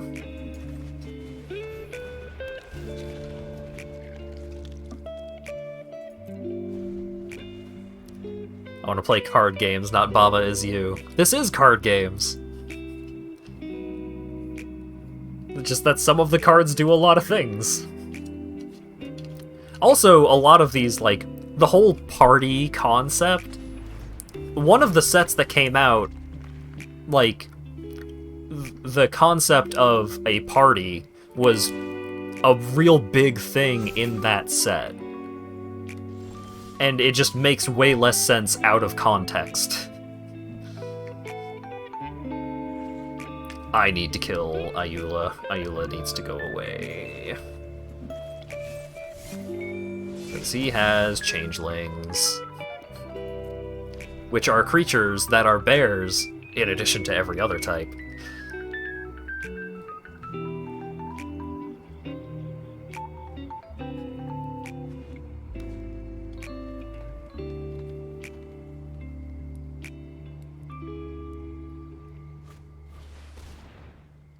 Ugh.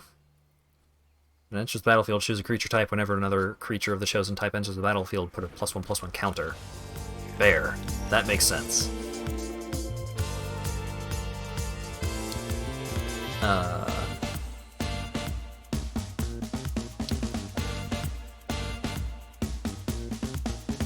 Cycle... Draw land? Hey! And... Umid Traveler. I would like to gain a life. So, this enchantment, at the beginning of your end step, choose 1. You can gain a life, or return target creature card with a mana value 1 from your graveyard to the battlefield. So, this guy, he's a 1/1 for 1. When he dies, I get a spirit. And then I bring him back, so he can die again and give me another spirit. Runeclaw Bear. Yep, that's a bear. That's a bear. My dude over there is popping off with bears.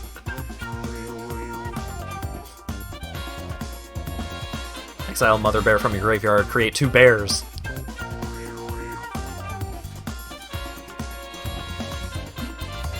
Alright, so block here and here. Please don't have a pump spell. Don't do it. Okay, cool.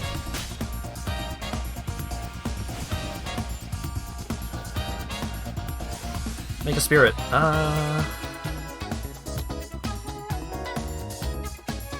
Let's make a dude.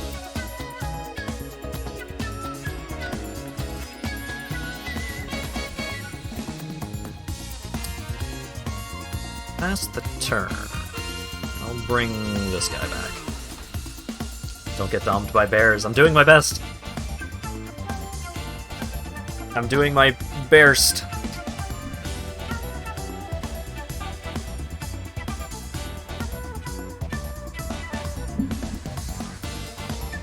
Sliver creatures you control have Exalted. That's bad. So what Exalted is whenever a creature you control attacks alone, it gets +1/+1 for each instance of Exalted among permanents you control. So if you have a bunch of slivers, then like for each sliver, any creature that attacks alone gets +1/+1. Which adds up quickly. For example, this guy's a changeling. He just got +2/+2.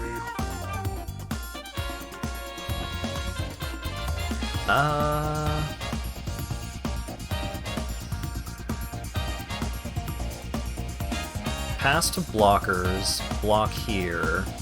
Davriel's Withering, target creature gets -1, -2. Target creature you control gets +2/+2. Tradesies! Oh, I should have sacrificed the Dauntless Bodyguard. Oh well. Attack! I'd like to gain a lane.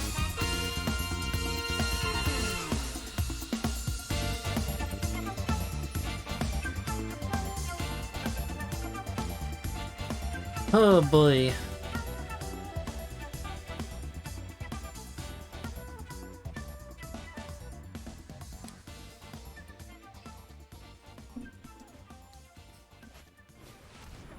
Oh, that's bad. That's a lot of counters. Put a +1/+1 on target creature, 2 +1/+1s on another target creature, and 3 +1/+1s on another target creature.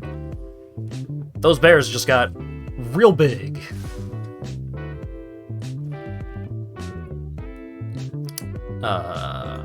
I'll block the biggest one and take 7.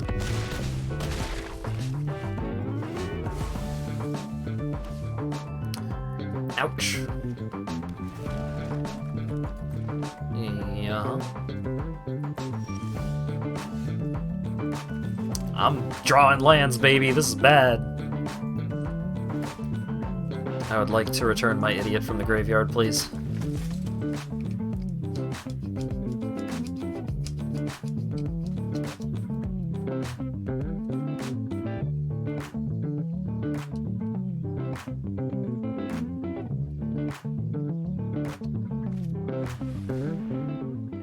Battlefield, draw a card. Yeah. Don't like that. This looks very bad. You're correct. It is. Okay, so I'm gonna kill that. I didn't. I fucked up. I fucked up so bad. I needed to attack him with that. Oh, I fucked up. Now I fucked up. No. Yeah, no. You do not get to draw a card. I have fucked up now.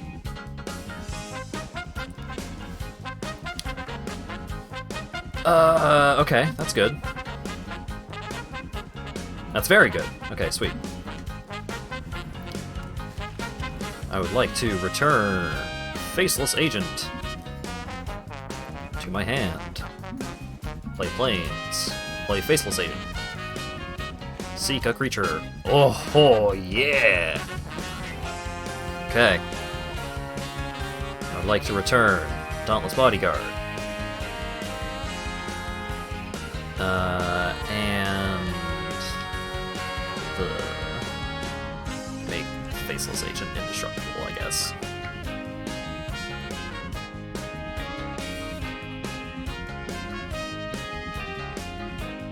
Because I want Doom Traveler to die.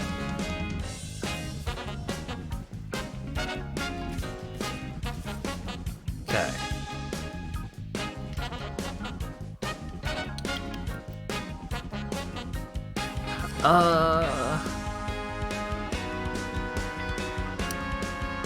Let's do it like this.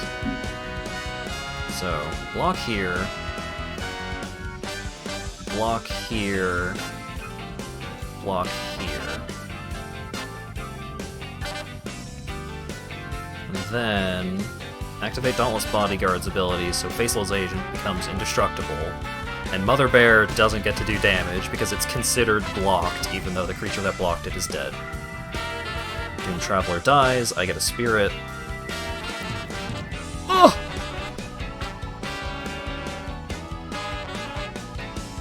Oh, that's so bad! Oh, that's so bad!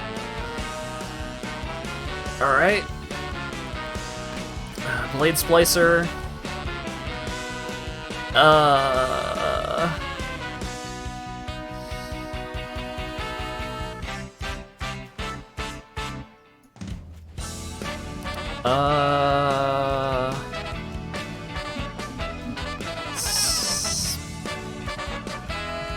Spirit?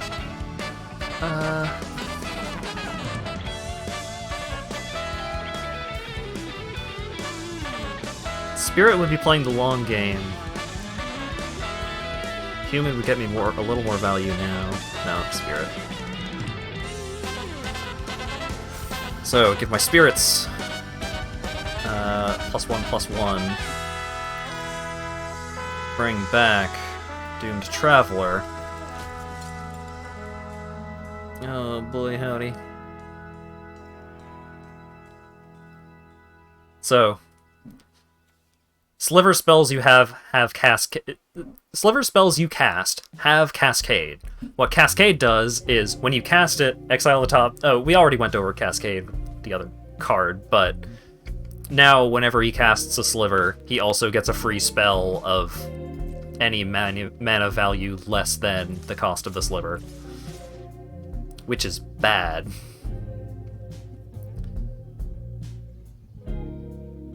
Okay,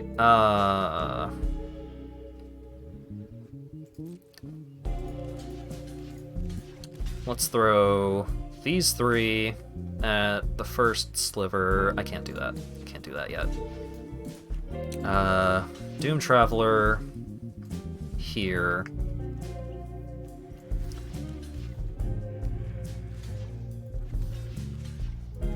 Runeclaw Bear. And then Spirit under first Sliver's Chosen. Okay, so kill a couple of his bears. He's gonna get more bears afterwards, but that's okay.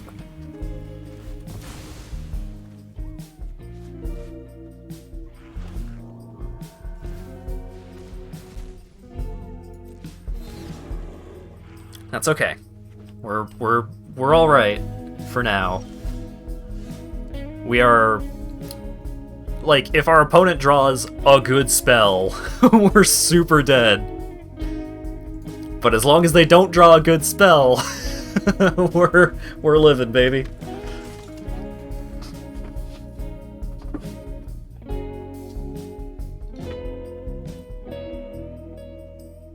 Holding on by a thread, but holding on nonetheless. Oh! Oh, that's a good spell. Oh! There's nothing left in his library that he can hit with Predatory Sliver. Yes! He knew! He knew I would get there! Oh, I'm so good at Magic.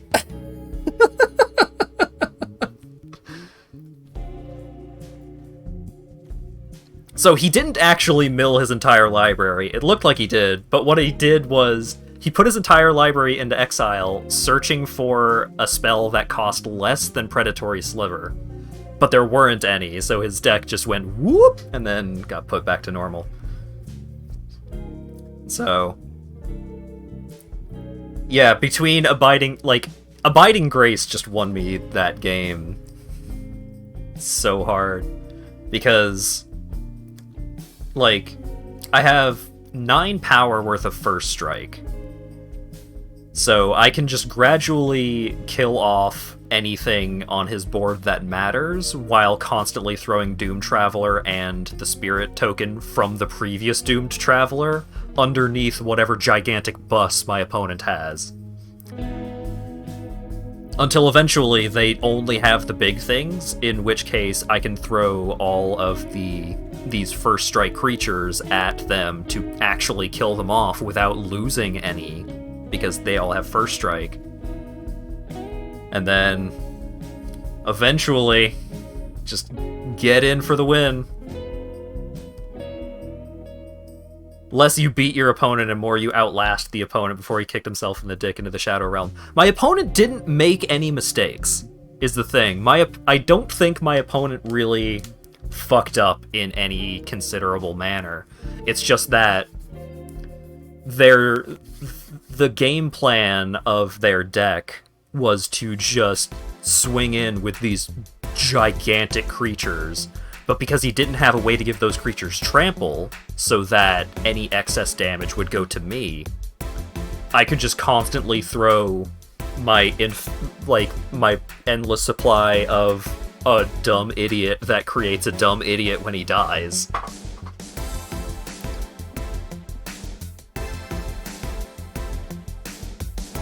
Hey, first sliver. In general, like, that was a bad matchup for them.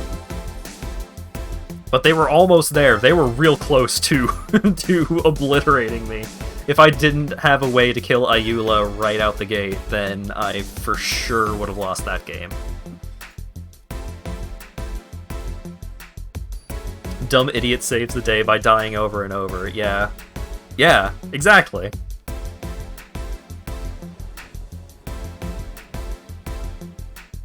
Ooh.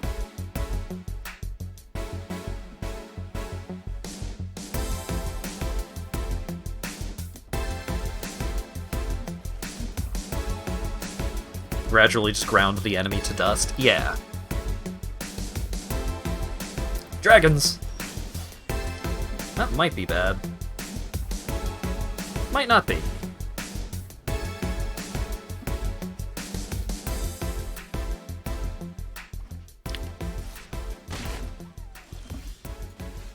Depends how quickly he's able to get dragons.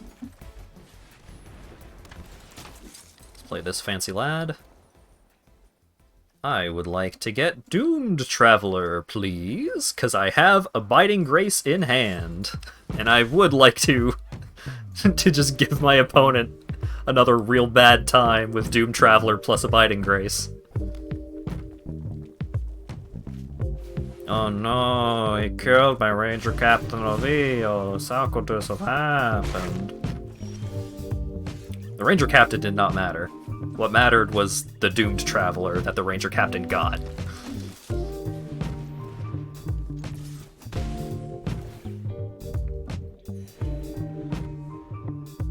If he can destroy Abiding Grace, that's bad. And he might be able to, because he does have a white mana. Ooh, Modular 4 and Riot. That's interesting. Boop.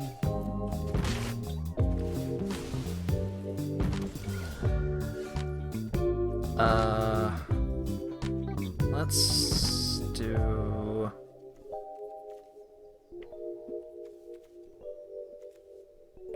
Seagate Banneret. And Etchings of the Chosen on... Spirit.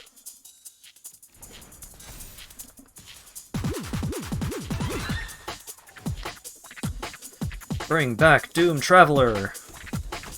Death by the same idiot 1,000 times. Yeah, I mean, this is basically an Aristocrats deck, except I don't actually have anything that cares about when creatures die. It's just, I have a creature that loves to die.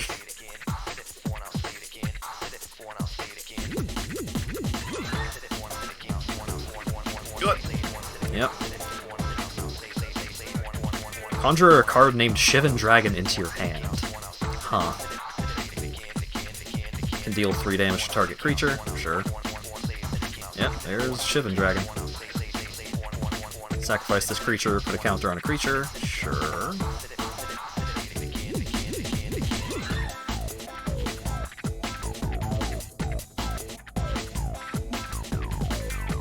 Lumbering Light Shield. Please make the Shivan Dragon more expensive. Hey!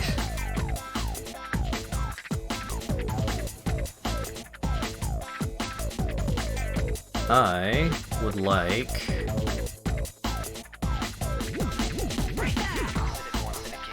Changeling Outcast to potentially be indestructible. And then... I would like to kill Sarkhan.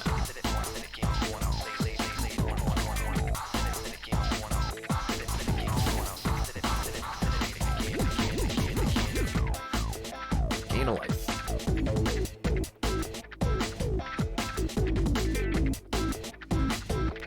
It's gonna play Big Dumb Dragon. So now this idiot also has flying, which is bad, but it could be worse.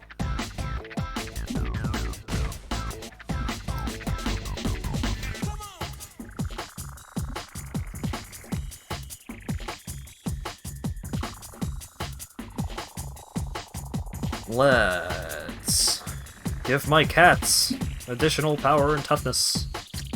And then...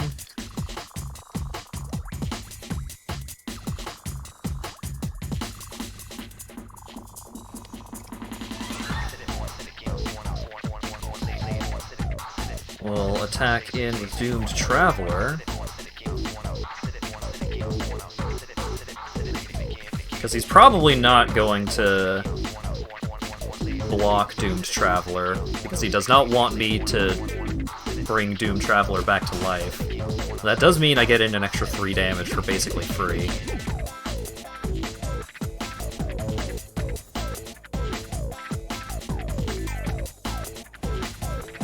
Oof! That's a big boy.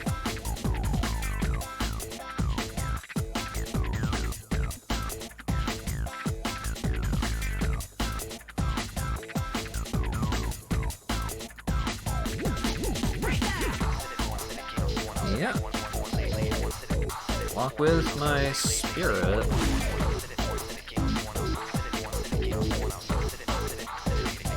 So, unless my opponent pulls out something real spicy, pretty sure I win. Because I can just attack the Changeling Outcast.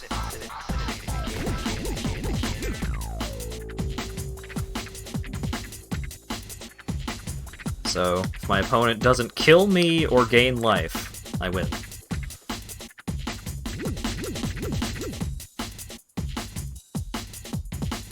Because even if he tries to kill Changeling Outcast by doing direct damage, there are some ways that he could get rid of Changeling Outcast.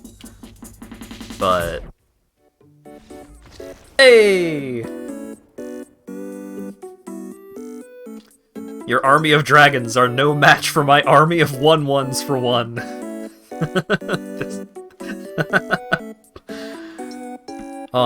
This deck was real good. Abiding Grace plus Doom Traveler is so backbreaking. Because, like, Doomed Traveler basically became an unblockable creature as well. Because if he blocked it, that meant I had a spirit that could block his dragons.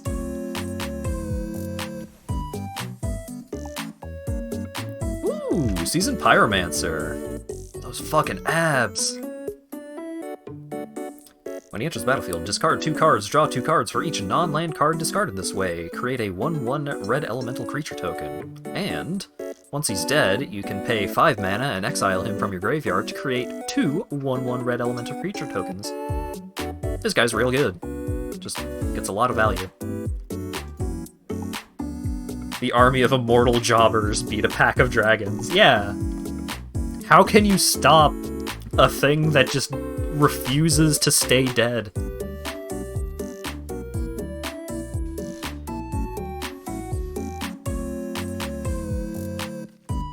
Alright. Ooh, Cat Soldier. Rats. Oh, I think Ink Eyes might be in the Rat pack.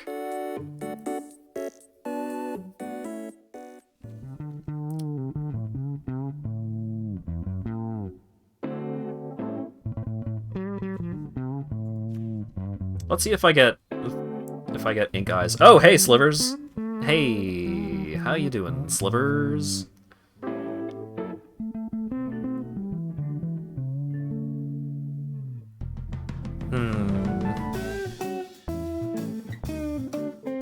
Yeah, fuck it. Rats Sliver Hive. Aww. No ink. I got Marrow-Gnawer, though. That's also a rat person. Sacrifice a rat. Make more rats, where X is the number of rats you control. All rats have fear, which is, this creature can't be blocked except by artifact creatures and or black creatures. Convoke, destroy target creature. Skeleton Dog. When this dies, exile it. Conjure 3 cards named Reassembling Skeleton into your graveyard. Weird, but okay.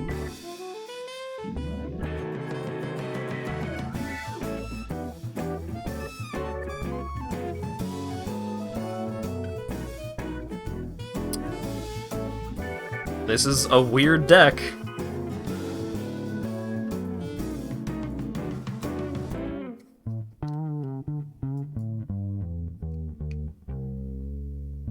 I think this deck may be a bit of a non-bow, because I have a creature that will go seek out one of the creatures of the most common type in my deck, and I think I may have ended up with more rats than slivers in my deck.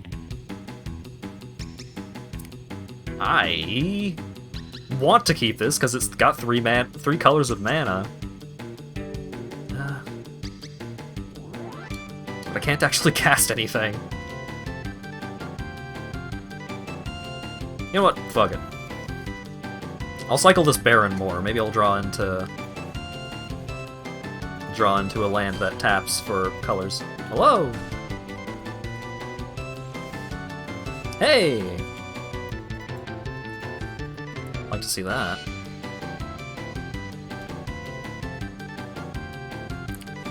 Green-red Paradise Druid. That's not great for me. Paradise Druid is pretty good.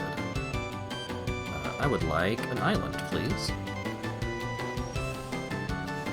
Your deck uses all of the mana types. Isn't that bad?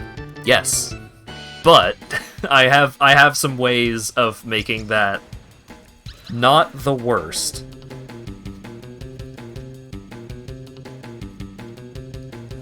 For example, drawing well.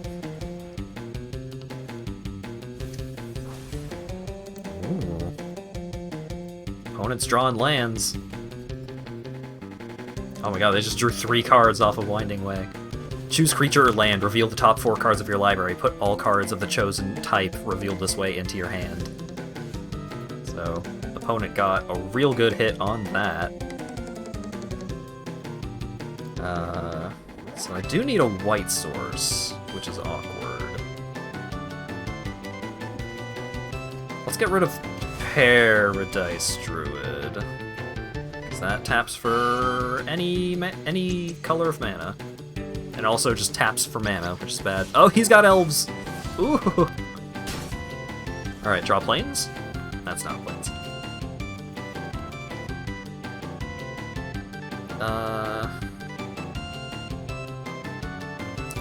I'll play a rat, I guess.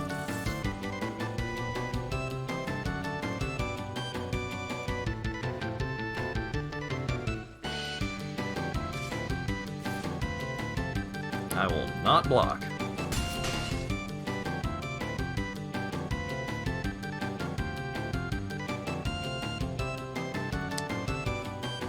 Come on, play something big and stupid. Ah, well, sure. Oh yeah! He got a 1/1 for 1 off of that 4 mana spell.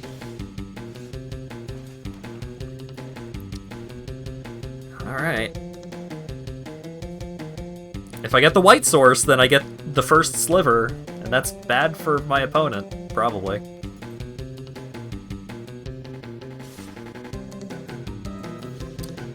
Block here.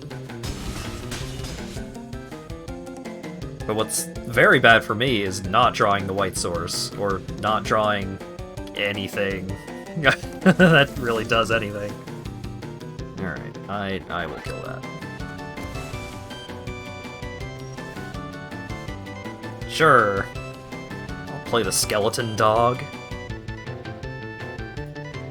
I don't think my opponent has anything that'll force me to discard, but I really don't want to discard the first sliver if they do.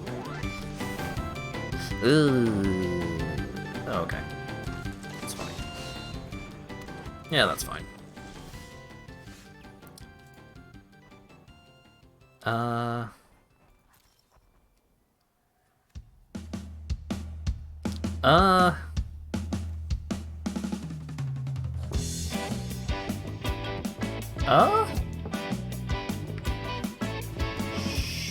Sure. I think I can make this work. Oh god, Pool of Vigorous Growth. Okay. Okay, cool. Rat.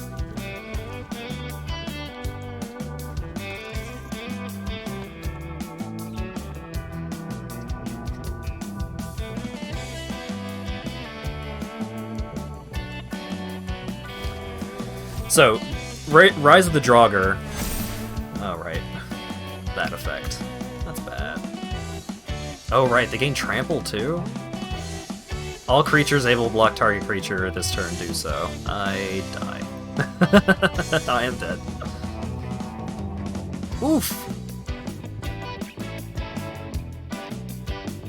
What I was gonna say was Rise of the Draugr, that black card that I had in my hand.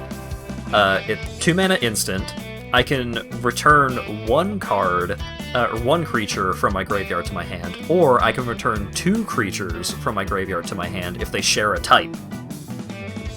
So I could have done all sorts of neat things with that if I weren't dead. But I was! I was extremely dead. Oh, see, this is the kind of land that I needed. I got a good handful of these in my deck. It's called a filter land. It helps you get specific colors of mana, which is handy because I need a lot of colors of mana.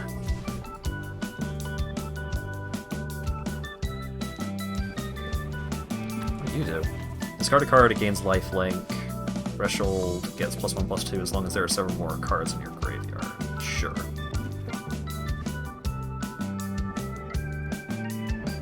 Let's do Unknown Shores. Bring out Plaguecrafter's Familiar. And we will give Enduring Sliver Death Touch.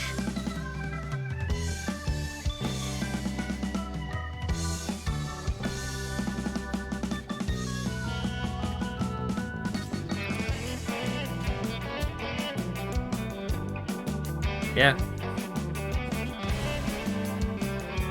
Just get him out of here. I don't want to see your face anymore.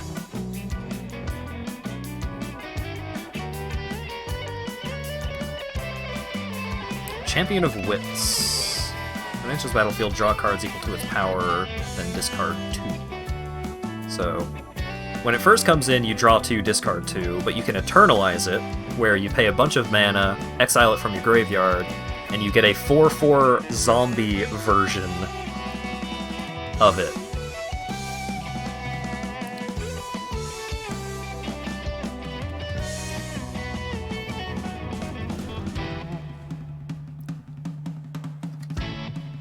So in that case, you would draw 4 cards, discard 2, so you would be up 2 cards.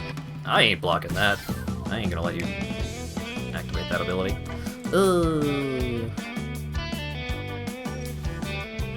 Pay 2 life, choose 1, activate only once. Becomes a human cleric, gets +1/+2 in lifelink, or it becomes a Phyrexian, gains +3/+3. Whenever this creature is dealt damage, sacrifice that many permanents.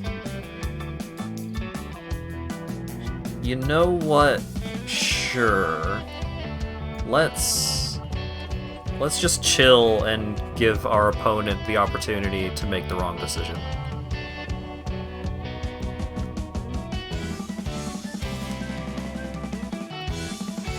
No blocks.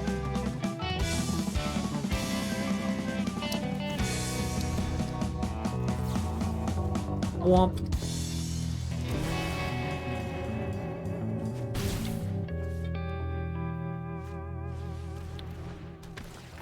Bizarre Trade Mage. When it enters the battlefield, draw 2, discard 3. Hope it was worth it, buddy. So, I can't actually cast the first sliver this turn because the filter land, you have to pay a mana to make a mana of any color. So, when you're using this to make another color of mana, you actually have to pay an extra mana for whatever cost you're paying. So, what I'll do here, I will see. To make red mana, I had to pay an extra mana into Unknown Shores. And then I will Outlast. And then this turn, I will be able to cast the first Sliver, and hopefully do broken things that make my opponent sad. Does this mode with the pre-made packs cost money to play, or is it a free mode for Arena? So, oh, sure. So, you can play it with gold, which you earn by doing daily quests, by winning games, just by playing Magic Arena. I did it! I got the first Sliver!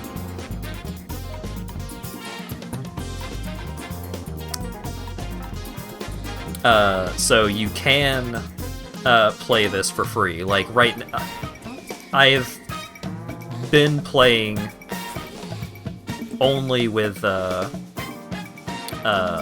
gems. Or I've been playing all of the games that you've seen so far with gold. But I do have gems, which are the paid currency. You can win gems by doing well in... yeah. Let's get Endurance Sliver back. You can get gems by playing in certain events, but you don't have to. You can just pay money to get more gems if you so desire.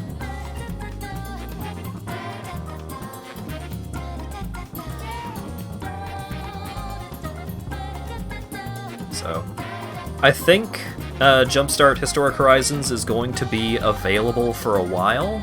So, in theory, you could start playing and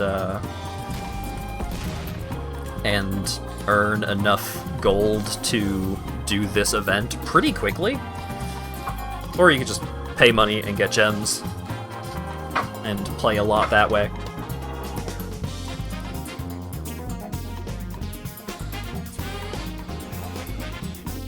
I wouldn't recommend this event for newer players, but I feel like you could probably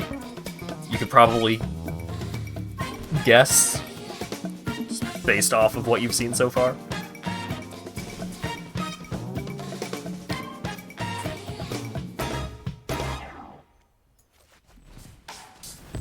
Do I have any 1-mana spells left in my deck? I don't.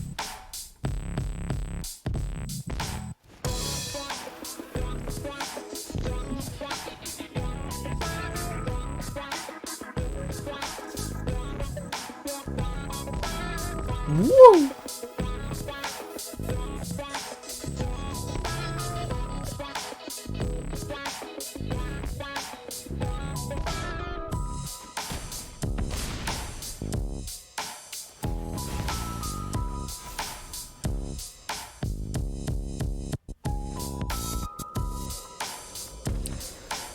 I did it! I played the first Sliver and won because of it. I do feel kind of bad that I deprived that other opponent of satisfaction of playing the first Sliver and then winning because you actually managed to cast the first Sliver. But, I mean, what can I say? A 1/1 that dies really well is just real powerful. While you were gaming, Adobe Reader and Acrobat Manager wanted to bother you again. Thanks. Hanweir Militia Captain. At the beginning of your upkeep, if you control 4 or more creatures, transform Hanweir Militia Captain. So it's a 2/2 for 2, but when it transforms, it's a star, where its power and toughness are equal to the number of creatures you control. And then at the beginning of your end step, you create a 1/1. So it gets bigger, and you get a bunch of little idiots to hang out with. Pretty good card.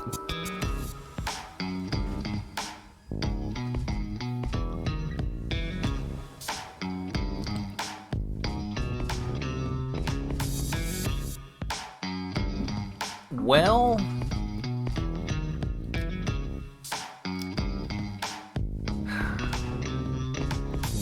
let's mulligan. I shouldn't have done that. It's fine.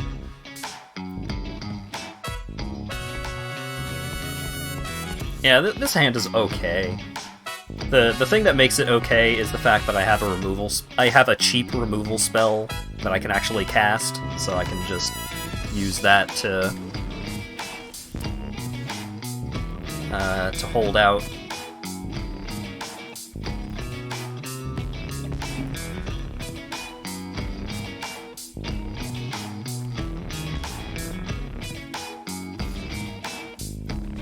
Take the one from the dog. Cycle this. Hey!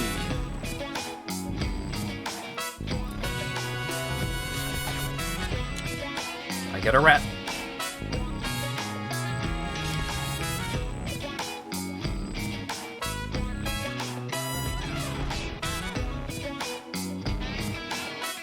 So it's currently very difficult for me to cast most of my hand. Oh, never mind. That's fine. Easy every time. What I think I'll do here is... I think I will...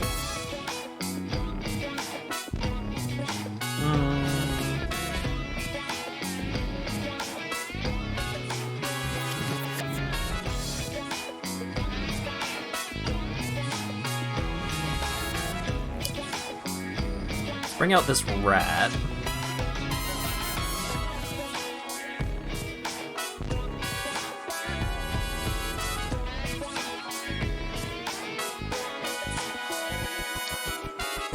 Oh, does my opponent have a counterspell?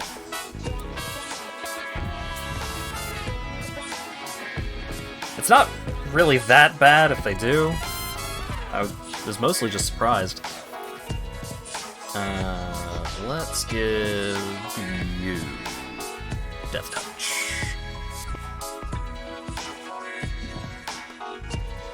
That rat is pogging. Kinda.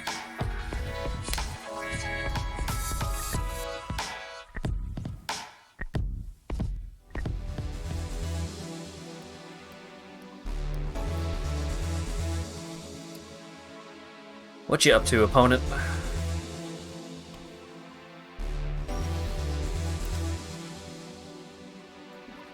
Sliver Hive. Now we're talking.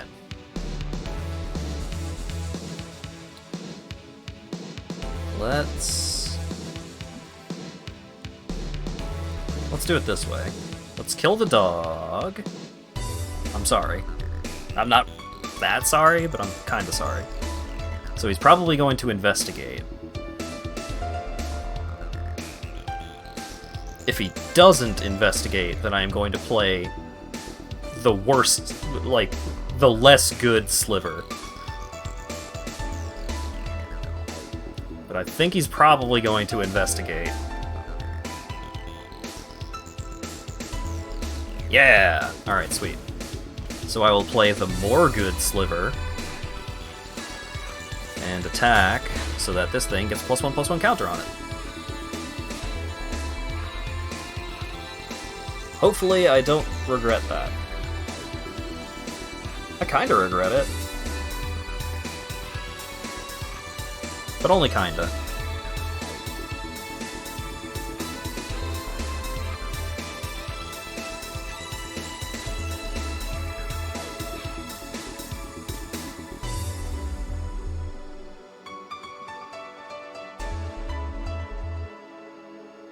Affinity for artifacts.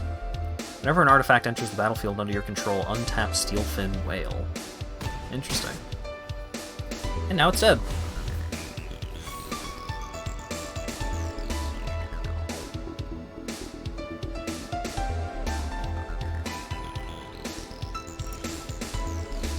Perpetually gains... This creature doesn't untap during your untap step. Pay 8 to untap this creature.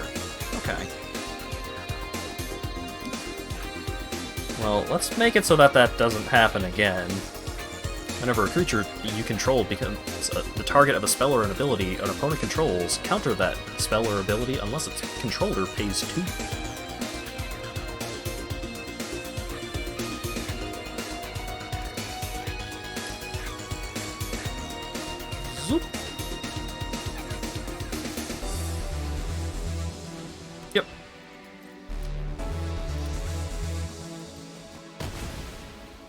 And that's okay.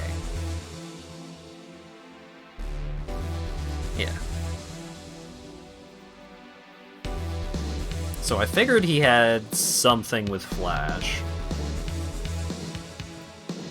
But as long as I could just slowly force him to spend more and more of his resources... I should have cracked Evolving Wilds. What am I doing? That doesn't actually matter.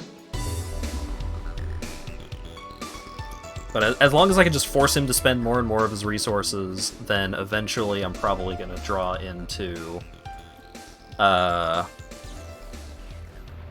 Ooh, Voracious Great Shark.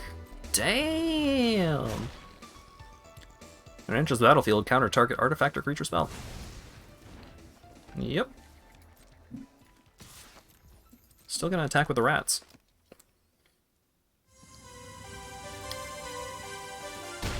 But what's the spell called? The spell that gets two things back if they're the same creature type.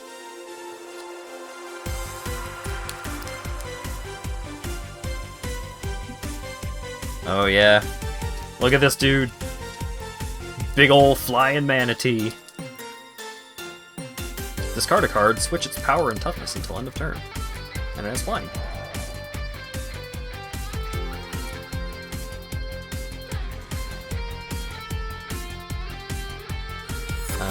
I would like to lava coil your Aeromoeba.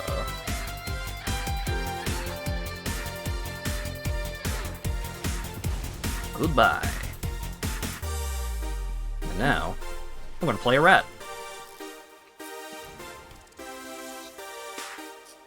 Then I'm gonna attack with my rat.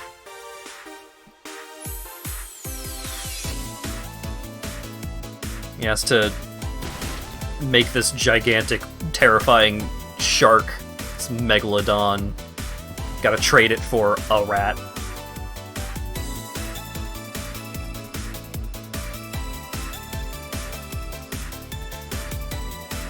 When it dies, put a counter on a creature. Okie dokie. I'm actually gonna activate this ability now. Give me a forest. I didn't want a swamp. I almost have enough mana to untap Faceless Agent, so that's nice.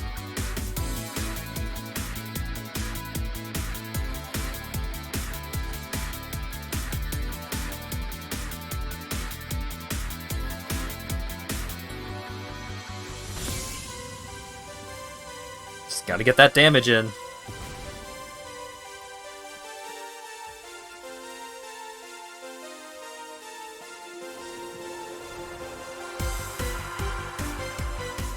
Look at the top 4 cards of your library. Put one of them under your hand and the rest on the bottom of your library in any order.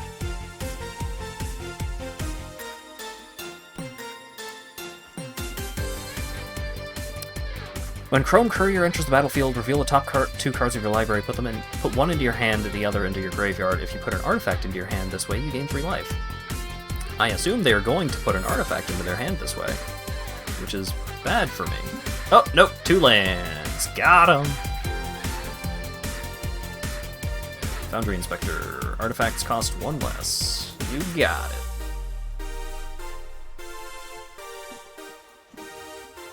Now I'm gonna make a sliver off of the Sliver Hive.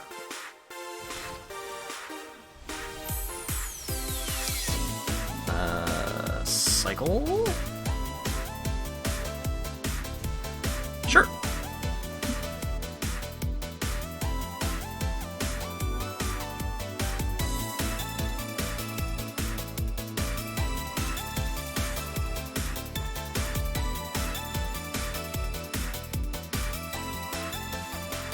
No, I can't attack it with that. Darn!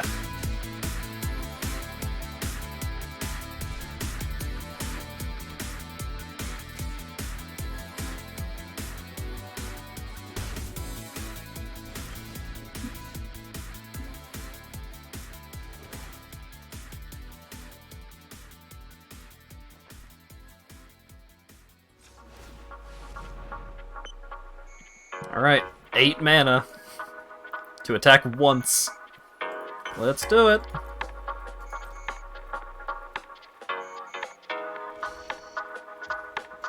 Yep. Probably gonna put a counter on the courier. Yep.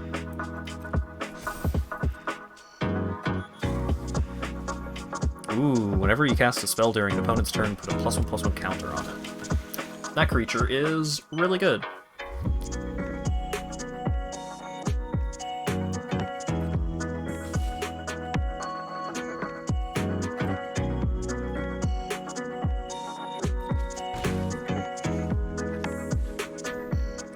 Whenever an opponent casts their first non-creature spell each turn, draw a card unless that player pays X, where X is Esper Sentinel's power. Sure.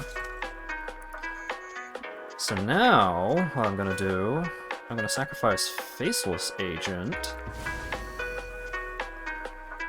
and I'm gonna make some rats.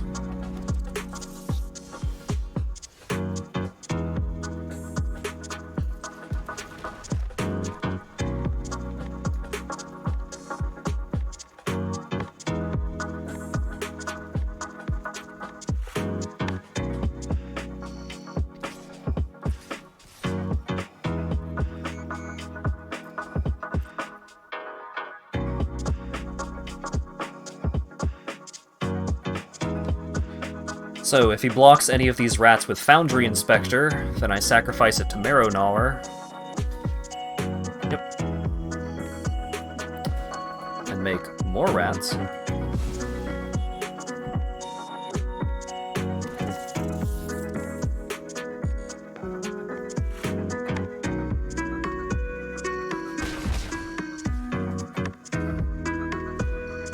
Good old rats, nothing beats those. I mean, rats are pretty strong. Yeah. Many rat.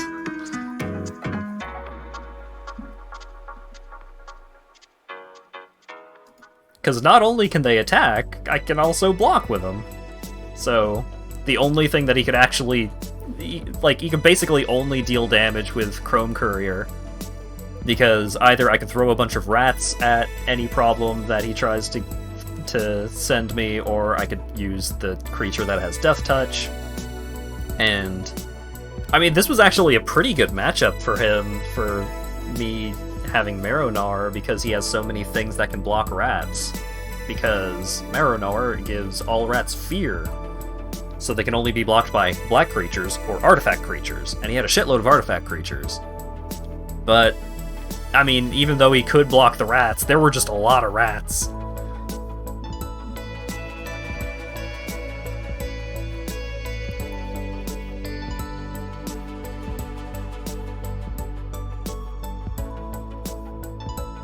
Alright, is that 2 wins? Hey! I got a win with slivers and I got a win with rats. Ooh, Nether Spirit. At the beginning of your upkeep, if Nether Spirit is the only creature card in your graveyard, you may return it to the battlefield. That's pretty neat.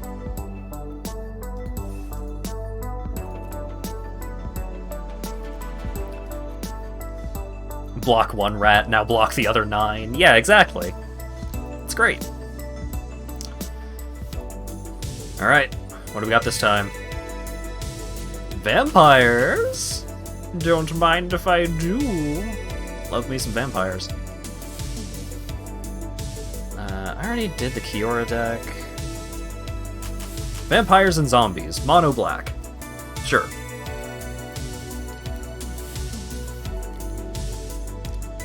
Let's do the Monster Mash. When enters the battlefield, exile a card from your graveyard. If you do, make a zombie. 4/3 with lifelink for 5. Has haste as long as you control another vampire. 4/3 for 5 with lifelink. Ooh, Murderous Rider. This guy's real good. Hey, Skymarch Bloodletter. I miss this guy. When it enters the battlefield, each opponent loses 1 life and you gain 1 life. And it's also just a 2/2 flyer for 3 mana, which is good on its own, even if it didn't have that really good enters the battlefield effect. Can't block unless you control another zombie. Sure. Gets +1/+1 for each creature card in your graveyard. Alright. Fleshbag Marauder. Each player sacrifices a creature when it enters the battlefield. Cordial Vampire. Yep. Subtle Strike. Choose one or both. Target creature gets -1/-1. Put a +1/+1 counter on a creature. That card is really good. I don't like the art, but that card is great. Mire Triton, sure. Bloodburger. As long as it's your turn, he has lifelink. Yeah, Paul Blartist, Maul Artist. Whenever a Blood Artist or another creature dies, another creature, not another creature you control. Whenever any creature dies, your opponent loses a life and you gain a life. Bloodchief's Thirst, removal, removal. Ooh, Nested Shambler, yeah. When it dies, create X 1/1 green squirrel creature tokens, where X is Nested Shambler's power. So, by default, it dies and you get a 1/1. But if you make it strong, then you can get a lot of 1/1s. All the squirrels just explode out of this zombie corpse. 1/1 Death Touch lifelink, love it. Village Rites, sacrifice a creature, draw 2 cards, love it. But here's the real shit. Dark Salvation. XX Black. Target player creates X 2/2 black zombie creature tokens, then up to 1 target creature gets -1/-1 until end of turn for each zombie that player controls. So, you say, target player to make zombies is me. And then that creature dies because I have a lot of zombies. This card was a all-star in Standard for a little bit. Mono Black Zombies was an obscenely good deck for a little while there. So, you can just cast it for 3 mana, get a zombie, and then make something weak, or you could cast it for 5 mana, get 2 zombies and make something weak, or 7 mana and get 3 zombies and make something dead, almost assuredly. The vampire side of this deck is a little unimpressive, but Dark Salvation is just so good.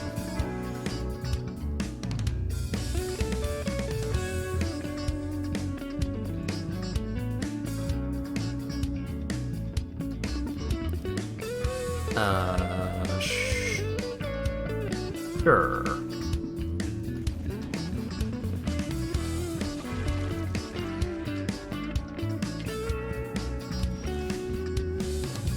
That's not good. I really did not want to draw more lands.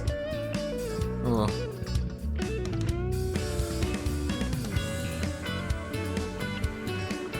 Youthful Valkyrie. Alright. So I can't kill that with Dark Salvation. At least not yet. So let's put the Bloodburger on the field and pass the turn. See if he starts attacking in with Youthful Valkyrie, which he probably shouldn't, but maybe. No, he knows better. Alright. Well, I'm gonna be able to cast Dark Salvation for a billion, because I am only drawing lands. I'm not attacking into that. You almost assuredly have a way to make that bad for me. Don't do it. Don't hurt my things. Oh, okay. That's not good. Flying lifeline. Hey! That's not good. I would like it to go away now. Zoop.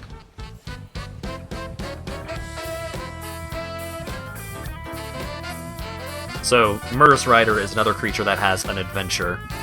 And the adventure is Murder. Except you also lose 2 life. Which is 3 mana, instant, you kill a thing.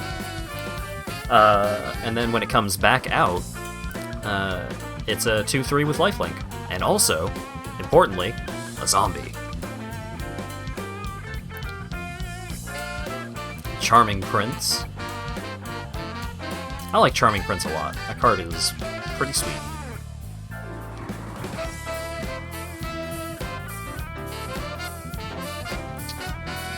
Let's Bloodchief's Thirst kill Youthful Valkyrie. Hopefully.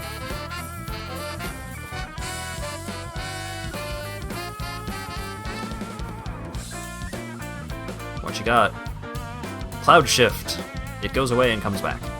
Sure.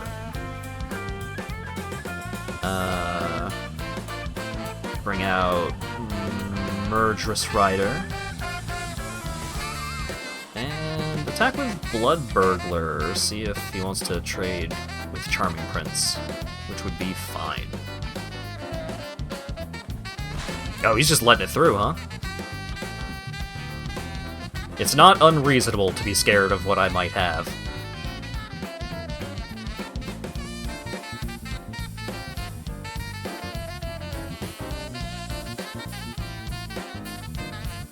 But I am worried about actually casting Dark Salvation now. If he has... Oh, okay, never mind. It's fine. Probably fine. Spire Patrol! Target creature gets tapped down, doesn't untap for a bit.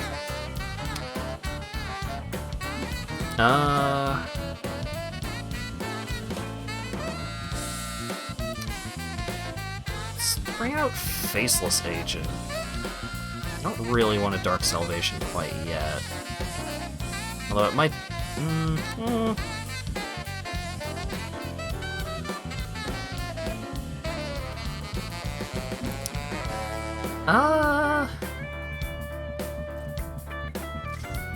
Send with Murderous Rider.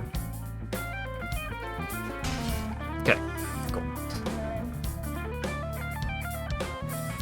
I would like to have another land before I use Dark Salvation, so I can get an extra zombie.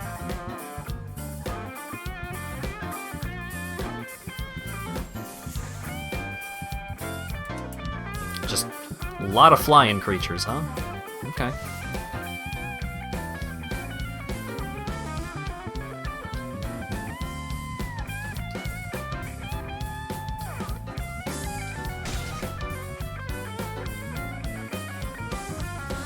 Ooh, there we go. That's something that I want to kill with Dark Salvation.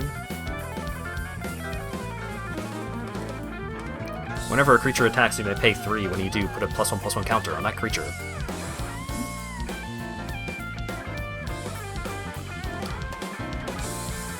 So I can make 2 zombies.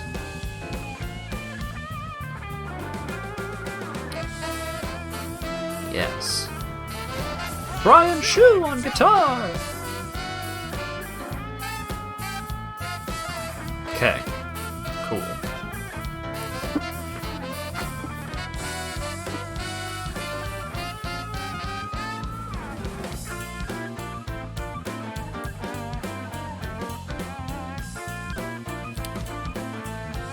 What did you draw, opponent?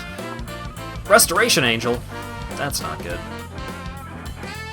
That's not good for so many reasons.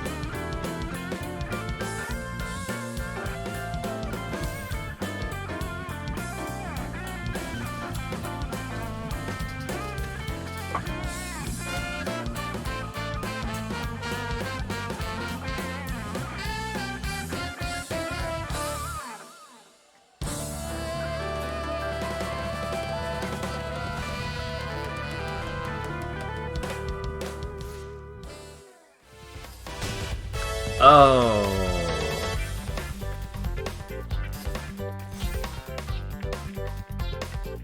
Right. Charming Prince, Resto Angel. Yeah. That's bad. That's real bad. It's not infinite, but it's bad. I need to just hashtag get in while the hashtag getting in is getting good. Because it's about to get very bad.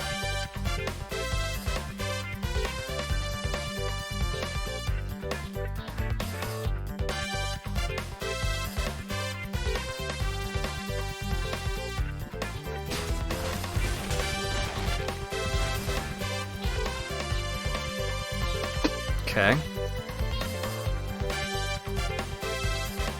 Get some Blardist triggers going.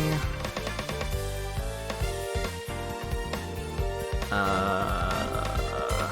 nothing I can really do this turn, so... yeah. Resto Angel comes back. Oh, he let Charming Prince die. Oh.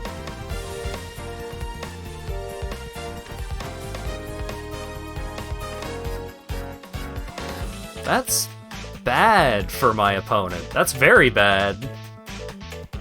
Because Restoration Angel and Charming Prince bouncing off of each other makes Youthful Valkyrie fucking huge.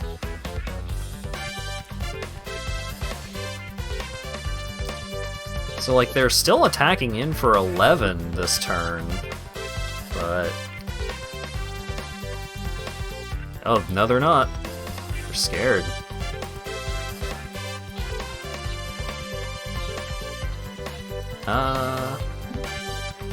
Let's Rise the Draugr, get these two idiots back. Faceless Agent. Mire Triton.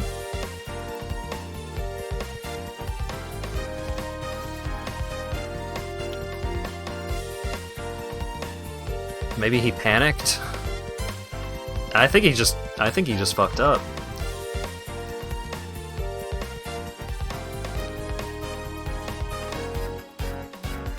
Because with Blood Artist, it's bad for him to let my creatures die. Is he? He's not dead, but he's in a bad way here. Because of Blood Artist. Bring him down to 2. And myself up to 27.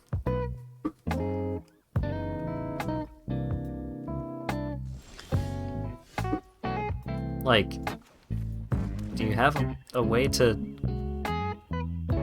yeah, good game. You are dead.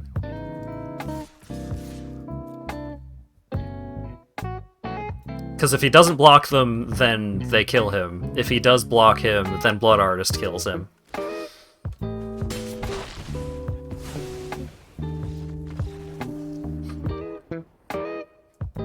You give me a Blood Artist, and I am a criminal mastermind.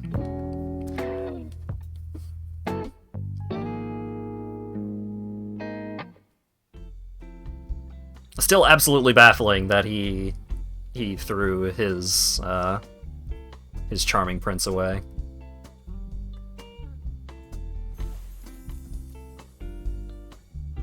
Basically, his only chance of winning was making Youthful Valkyrie ginormous and just killing me with it. Or maybe, like, utilizing Charming Prince to gain some life, or maybe digging... I don't know. There was a lot of things that he could have done, and he didn't do them. Paul Blood Artist is MVP. Yeah, it is...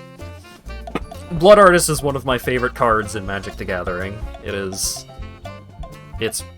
just so good. Hey, do you have creatures that love dying and being dead? Well, do I have the card for you? Yes, I do have creatures that love dying and being dead.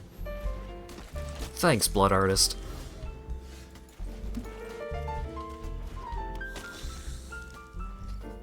Whenever Undead Augur or another zombie you control dies, you draw a card and lose a life. Pretty good. Another white-blue bounce house kind of situation. Alright.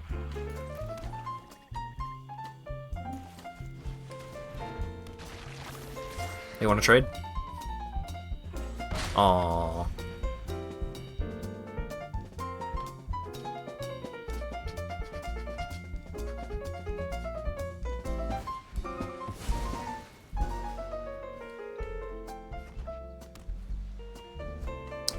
Sure. He's getting value. He's drawing cards, by God.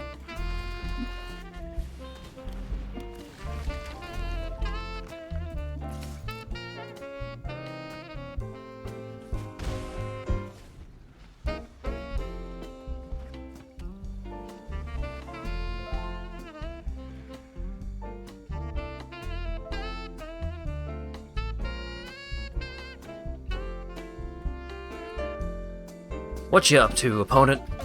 You've got 4 mana. This is where the cool cards start coming out. Rock Egg. When it dies, create a 3/3. With flying. Oh. Fancy. So that does make Fleshbag Marauder a real bad thing for me to play here. So let's cycle Barrenmore. Draw Swamp.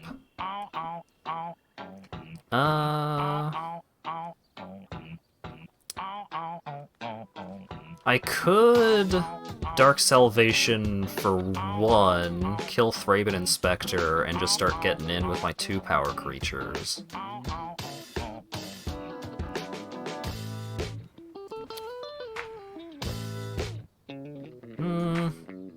Yeah, I think I will.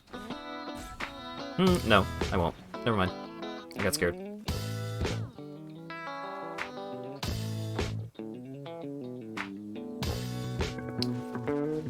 Fuck it. Blart. Engage.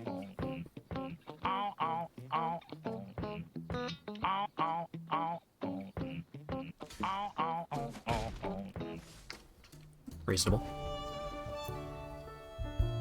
Oh yeah, another fun thing about Dark Salvation is that you can just cast it where X is 0, so you just cast it for a single black. But, like, if you already have a bunch of zombies on the field, then the target creature gets -1/-1 for each zombie you control. Can really add up real quick. Walls, eh? Walls on walls on walls. Mire Triton. Sure.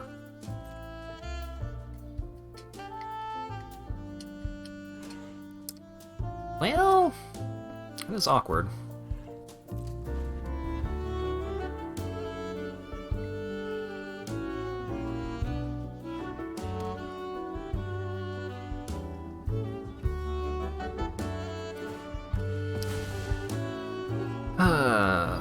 Okay. Drawing cards, making walls. Alright, can't make any more walls.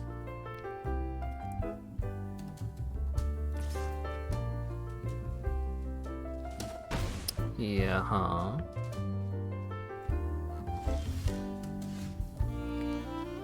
Alright. So we've got Dave's Withering, which...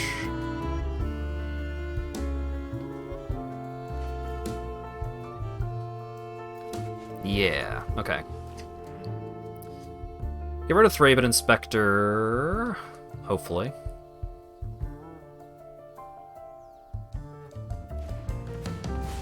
Okay. Oh, because he has hexproof. I can't target him because Blood Artist is a targeted effect. That's annoying.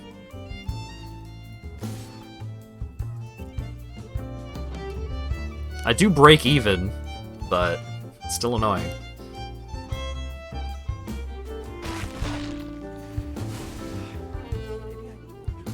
Oh, wait. He let Teo die. Cool. Now, he does have mana up. I'm gonna make a zombie, and I would like to kill your bird.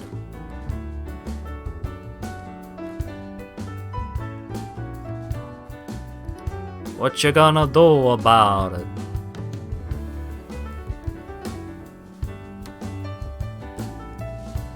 I hope nothing. Yay, it was nothing!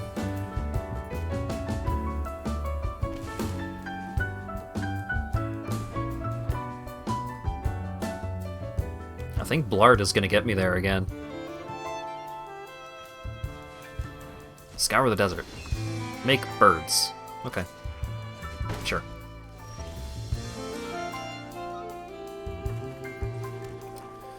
Markov Crusader!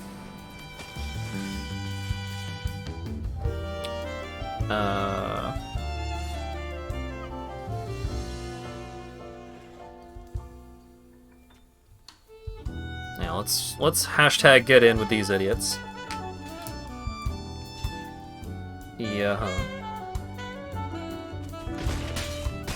No block on the lifelinker, eh? Okay. Bold. Ah, Taparuski. That's fine. Alright, Big Teo.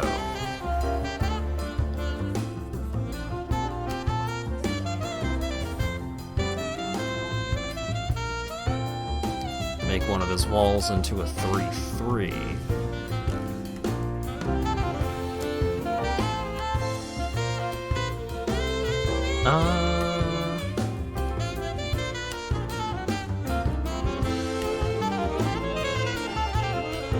Let's play Flushbag Marauder. Sacrifice Faceless Agent. Train with Blood Artist. Play a Swamp. Play out Liliana's Elite. Just a 3/3.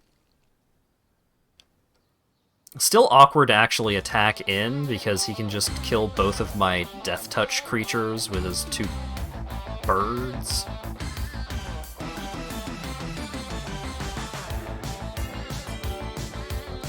So, let's just pass for now.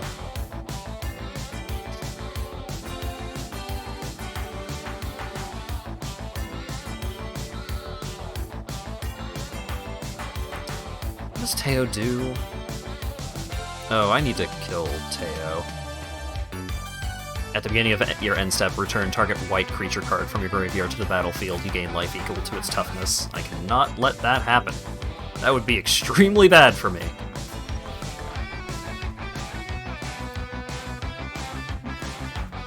Thankfully, I just got some ways to make that not happen.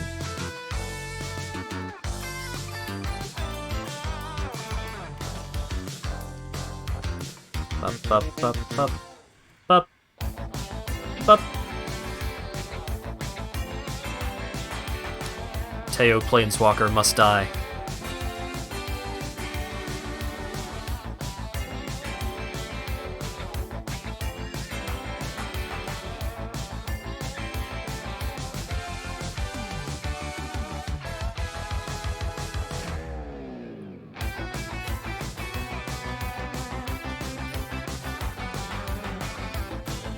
Oh, not blocking on...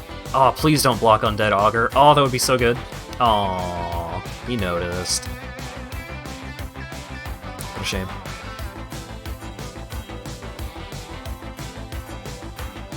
Alright. Please let damage resolve. Please take Teo off of 6. Gains protection, sure. Yeah! Oh, I think he might be dead.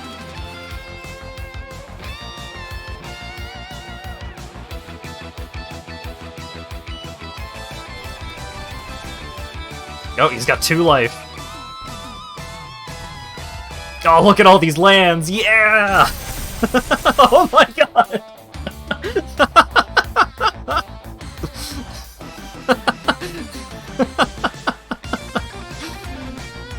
My creatures got a little big.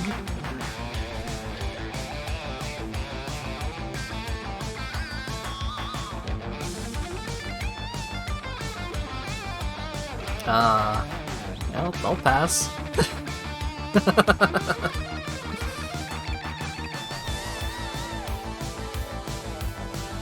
Because if he does something fucked up and just wipes my board, then I can still kill Teo with Bloodchief's Thirst, but I don't think he's got anything that can deal with... Oh, wait, no, hey.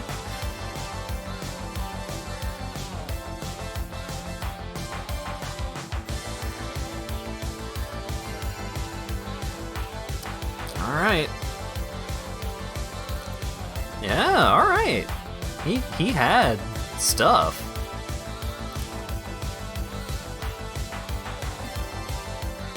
Okay. Okay. Yeah, I did still have him, but he was making progress towards. Oh wait, no, because of Blood Artist. I just attack whoever or whatever, it doesn't matter, with Blood Artist and Blood Burglar. Whatever blocks them dies. They lose 2 life from 2 of their creatures dying, and I win. Thanks, Blood Artist, I love you!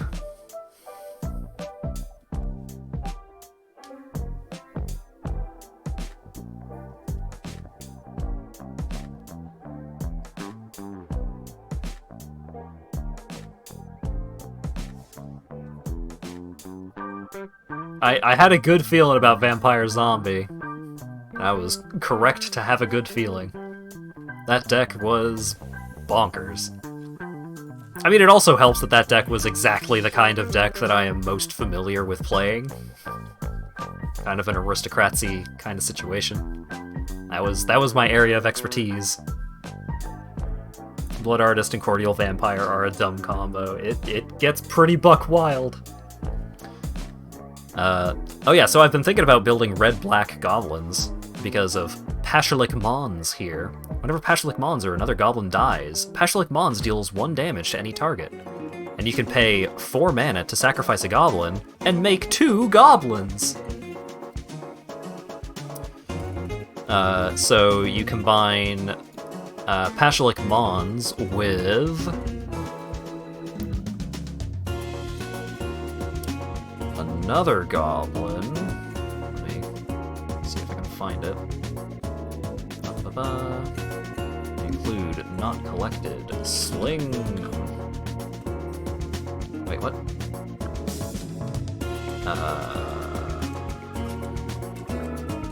Collected, not collected. Black creature.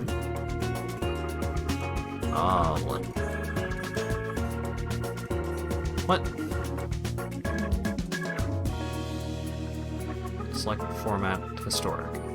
Oh, there they are. Yeah, Sling Gang Lieutenant. Or Sling Gang Lieutenant, depending. 4 mana Goblin. It's a 1/1, but when it enters the battlefield, create 2 1/1 red Goblin creature tokens, and you can sacrifice a Goblin with no additional cost, and target player loses a life and you gain a life. And then you also have some other fun goblins to go with this card and Pashalik Mons, like Munitions Expert. When it enters the battlefield, you may have it deal damage to target creature or planeswalker equal to the number of goblins you control.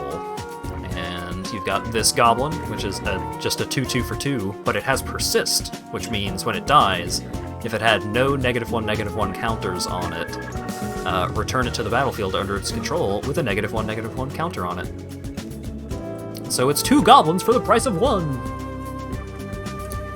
You like the Munitions Expert hat? Yeah, that's pretty good.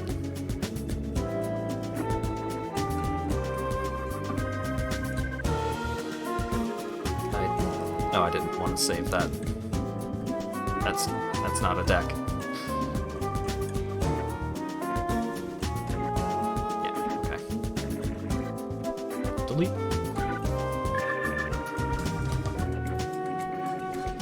Okie dokie. Let's jumpstart another deck, shall we? I don't remember if I added that. Oh, okay. Wait, was that number of decks exceeded? Uh-oh. I'm gonna have to get rid of some decks.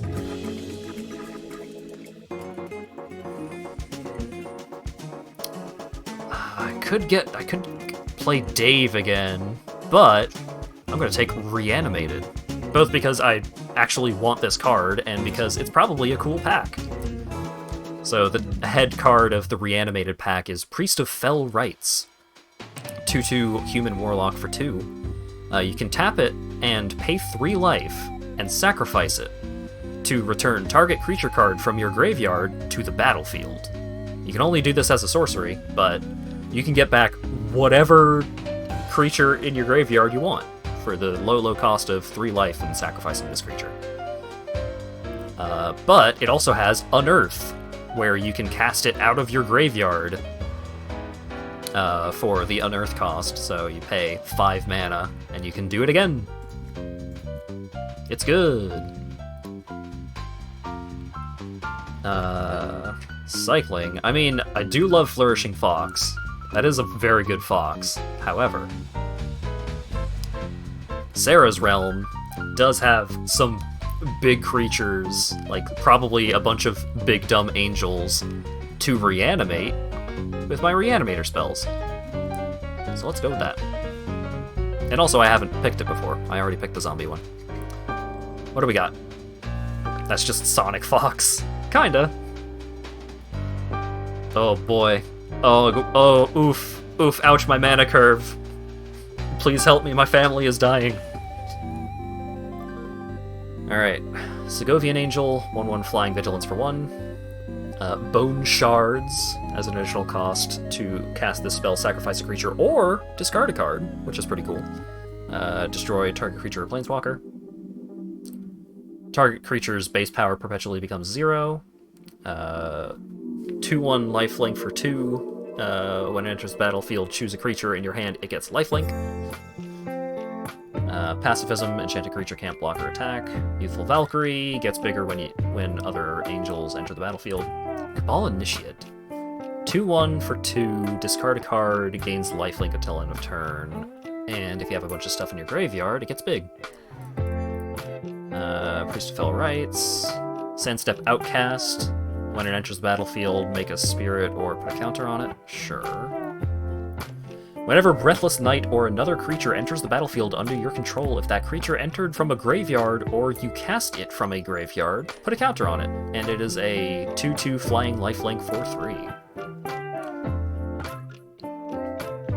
What is lifelink? Lifelink is whenever that creature deals damage, you gain that much life. It doesn't have to be combat damage either. It could be like a fight card, because when two creatures fight each other, they deal damage to each other. Angelic Exaltation. Whenever a creature you control attacks alone, it gets +X/+X, where X is the number of creatures you control. Pretty good. Late to Dinner. Return target creature card from your graveyard to the battlefield, and create a food. Pretty good. Oh yeah, Late to Dinner is also just one of my favorite cards thematically from Modern Horizons 2, which is where this card originally came from. So, Late to Dinner. 4-mana sorcery, return target creature card from your graveyard to the battlefield, create a food token, which can be sacrificed to gain life. And you look at the art, and it's a rhino and an elephant, or like a rhino and the ghost of an elephant hanging out. And the flavor text is, I knew you were set in your ways, friend, but even I didn't expect you to keep our engagement under the circumstances. The elephant was late to dinner because he died, but he showed up anyways! I love this card. So good. Angel of Dawn, when it enters the battlefield, creatures you control get +1/+1 in Vigilance. Sure. Sarah Angel, 4/4 Flying Vigilance for 5. Yep. Young Necromancer, when it enters the battlefield, exile 2 cards from your graveyard, return target creature card from your graveyard to the battlefield. Pretty cool. Who needs imaginary friends when you've got dead ones? Graceful Restoration. Whoa! Look at the art on this bad boy. Holy cow. Choose one. Return target creature card from your graveyard to the battlefield with an additional 1/1 counter on it, or return up to 2 target creature cards with power 2 or less from your graveyard to the battlefield. So you could use this, and you could get back Priest of Fell Rites and something else, and then you could use Priest of Fell Rites to get back something else. Oh. I'm gonna save that card for last, but I understand why my mana curve is like this. Oh yeah, so Angel of the God Pharaoh. It's a 4/4 flyer for 6. Not super impressive, but it has cycling, so you can discard it and draw another card, but you want to discard it. You want it in the graveyard, so that way you can reanimate it so you can basically get it onto the battlefield for less than 6 mana. Yoked Plow Beast, same thing. big creature with cycling. Archfiend of Sorrows. When it enters the battlefield, creatures your opponents control get -2/-2 until end of turn. And it's also just a big, scary demon flyer.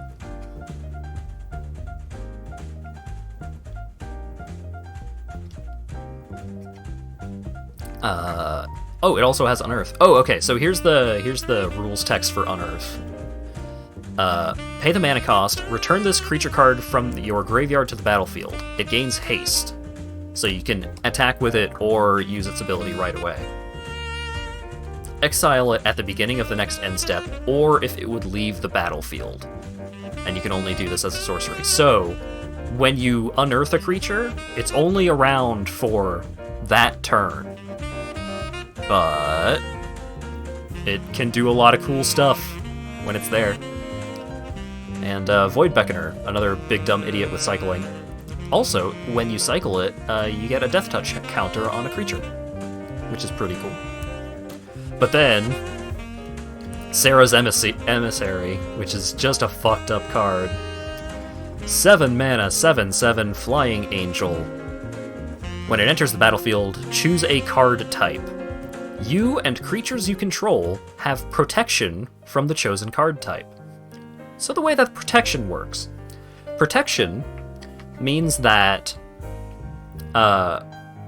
anything that has protection from a different thing, the thing that it has protection from. Okay, let's use an example. So, you have a creature that has protection from creatures. No. We'll do instance first. Protection is a dumb mechanic. I don't know why they keep reprinting cards that have protection. Whatever. This card is fucked up. You have a creature card that has protection from instants. That creature cannot be targeted by any instant spell. Like, you just can't use an instant on a thing that has protection from instants. Where it gets dumb is creatures having protection from creatures. Or you having protection from creatures. Creatures cannot deal damage to things that have protection from creatures. Creatures cannot block things that have protection from creatures. Creatures cannot be targeted by the abilities of creatures if they have protection from creatures. So what happens when you play Sarah's Emissary is that you name creatures. So that way, you can't be dealt damage by your opponent's creatures. Your creatures can't be dealt damage by or blocked by creatures. Any creature that has, like, an enters the battlefield ability that targets something, you can't be targeted by it, your creatures can't be targeted by it. Now, you don't always want to name creatures with Sarah's Emissary, because you could play out Sarah's Emissary and name creatures. All of your stuff, you and all of your stuff has protection from creatures, but then your opponent just kills it with an instant spell, or a sorcery spell, or something. But you probably want to name creatures. You probably want to have protection from creatures.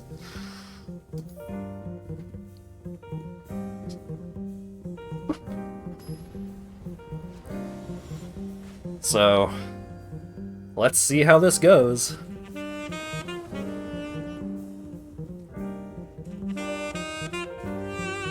Does that include cards with flash effect? So flash is just a keyword. Flash does not change the type of a card.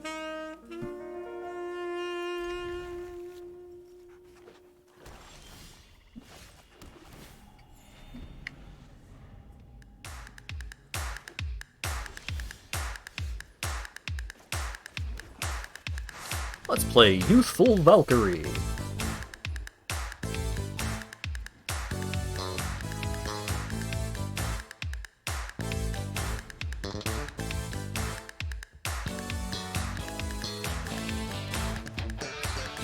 Faceless Agent. Okay.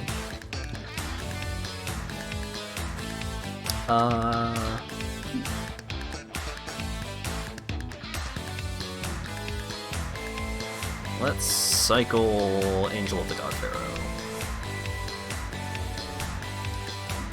Play a plane, cycle Secluded Step.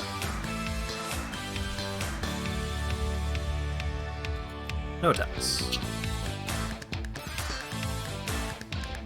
So if you name creatures, as long as that card is out, your opponent cannot hurt your life points with creatures or creature effects.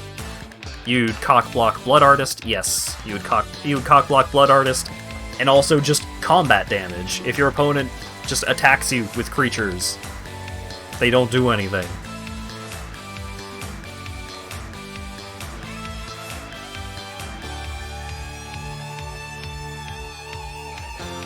Jesus, yeah. Yeah, it's good. It's a good card.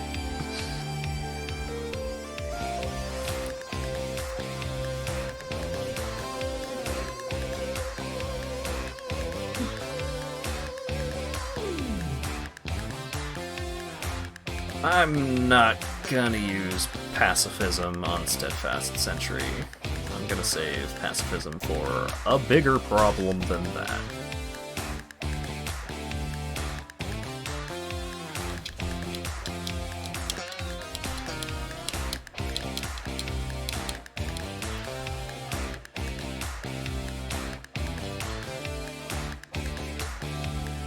What's up, opponent? Do you have a bigger problem than that?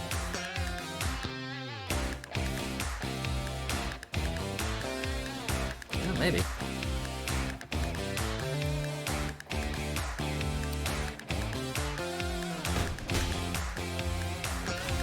Oh no, I put a counter on Facelessation. What am I gonna... Oh, okay.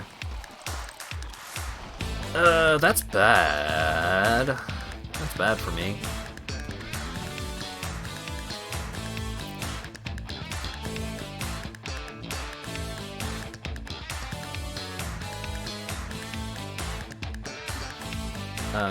Pacifism on Faceless Agent. Pass the turn.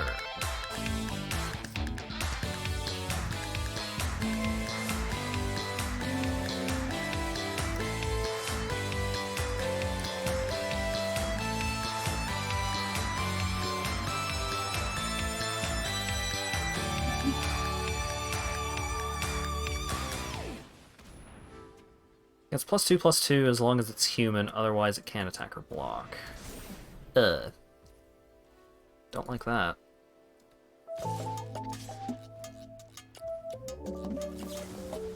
Well, let's make that golem not do any damage, and then not block.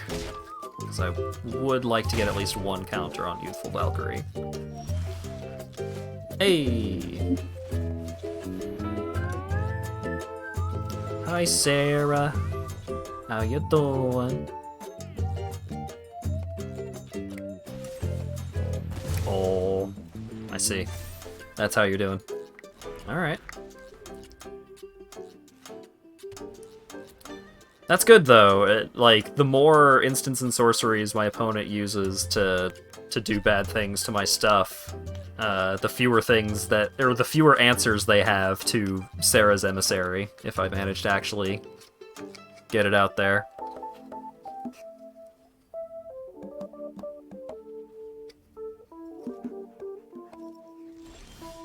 Alright. Well, I'm 1 mana away from getting it out there. I would like a spirit, please.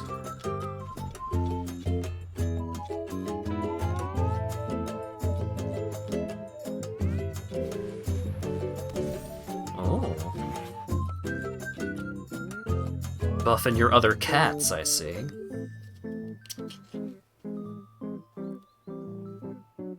Sarah's Emissary is the closest to a card you think is just like a big middle finger to the opponent.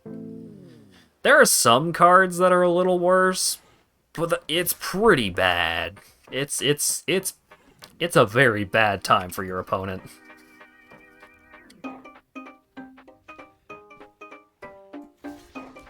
I'm gonna throw this spirit under the bus. So, I could play Sarah's Emissary now, but I think what I want to do is I want to try and bait out any removal that my opponent has.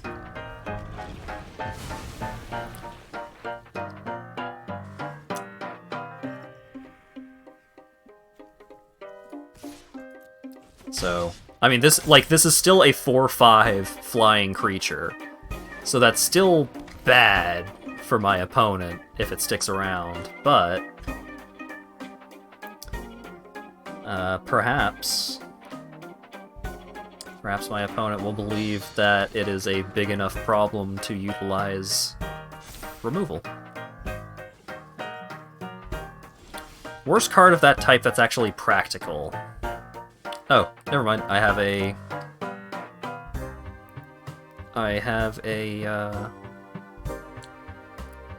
what's it called? I have a thing that can get Sarah's Emissary back if Sarah's Emissary goes away. So I'm just gonna name creature, and I'm just going to make my opponent sad.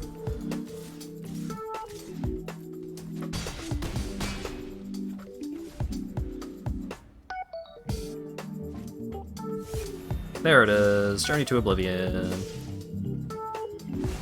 Oh, and that exiles too. Oh, that's so bad. Oh, that was the worst it could have been.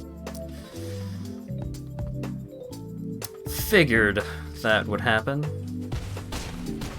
Let's see. Do I have anything in my deck that can deal with that? I don't know.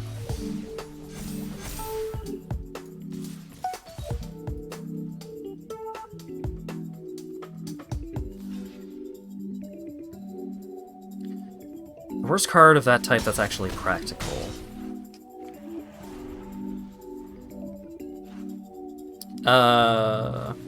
Individual card? That's a more difficult question to answer, because there's stuff like, oh, I play these 2 cards and you can no longer play the game at all.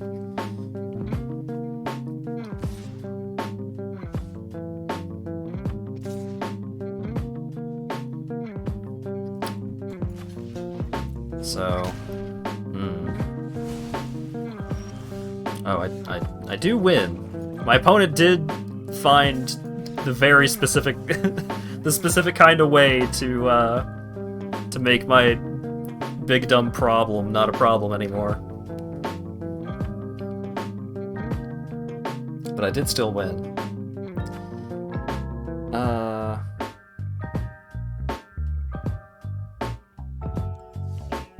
I think Avacyn, the 8 mana Avacyn creature card, I think that may be a little worse in average circumstances.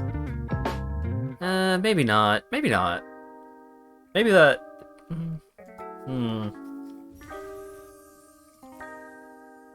Hey, Asylum Visitor. I like this card. At the beginning of each player's upkeep, if that player has no cards in hand, you draw a card and lose a life. So it's a 2 mana 3/1 vampire wizard, but also it has madness. And also, at the beginning of each player's upkeep. So you can also draw cards if your opponent doesn't have any cards in hand. Stasis and Winter Orb. Yeah, I mean, there are definitely cards that make the game less fun than Sarah's Emissary. Winter Orb is pretty unfun. You're gonna get their blood pumping.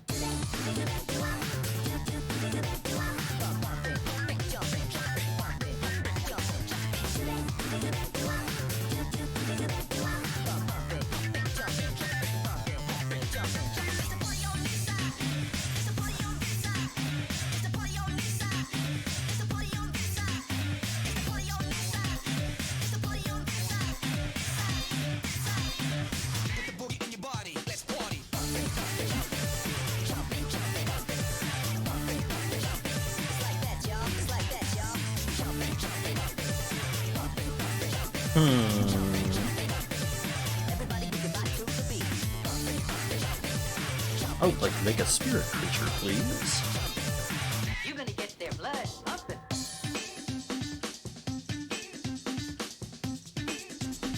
In that case, what sort of deck type or archetype that makes you want to flip the table the instant you see it? Stacks.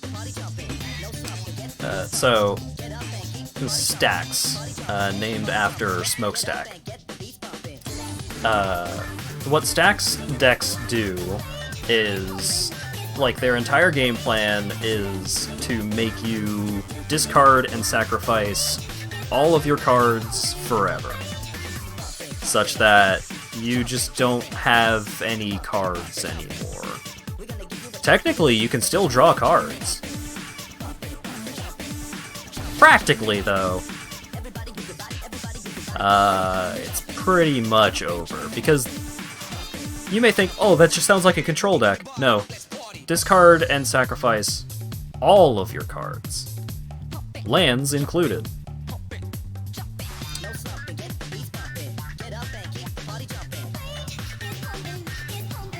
I'm also just not a big fan of, like, hyper combo decks. Storm and Paradox Engine kind of stuff, where it's just like... The game just goes from 0 to you lose instantly. I'm not a big fan of that. Thought lands are usually untouchable. Over time, Magic design has become less and less favorable to things that fuck with your lands. And usually, if you do end up with something that fucks with your lands, it's like, this will destroy one of your lands, but it costs a shitload, and it destroys one of your lands. Or this destroys one of your lands, but you get a different land in return. It's just like, you're not allowed to have that specific land, because maybe, you know, maybe that land has an activated ability that's really good, or something like that.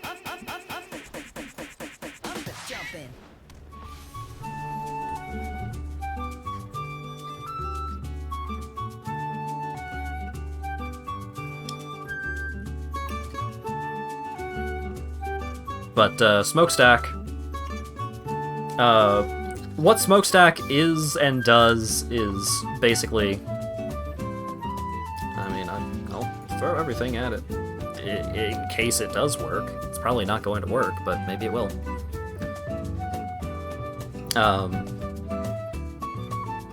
What it's supposed to do is, like, it's supposed to be a symmetrical effect. It's supposed to be like, we both have to sacrifice increasing numbers of permanents. Not non-land permanents, permanents, any permanents.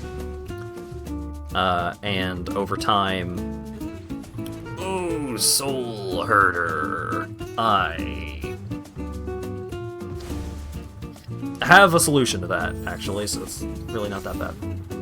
Because Archfiend of Sorrows is going to come out and kill Soul Herder. So that's nice.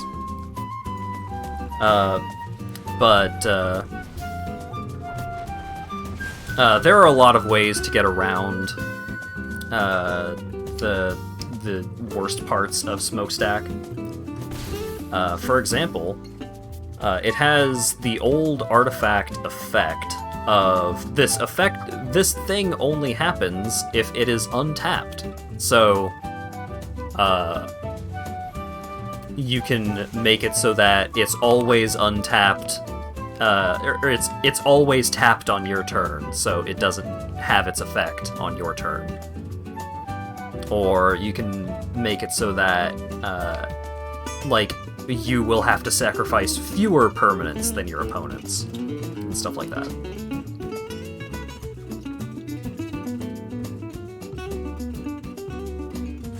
I sure would like a thing that lets me sacrifice a creature, because I would really like to sacrifice Breathless Night.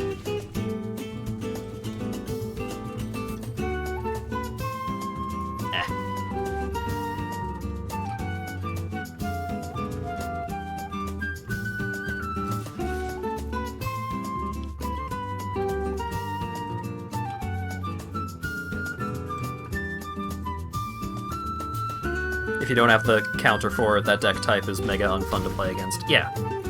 Because it also plays a lot of other cards that have similar effects of just like Tabernacle of Pendrell Vale. That card is obscenely expensive, but if you do have it, yeah, whatever.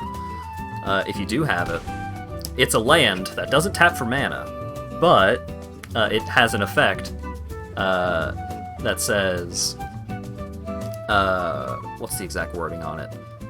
All creatures have sacrifice this creature at the beginning of your upkeep unless you pay 1 generic mana. So the decks that play Tabernacle of Pendrell Vale just don't play creatures. They're just like, oh, everyone has to pay to keep their creatures around, so it's okay. Except they don't have any creatures, because they don't need any creatures.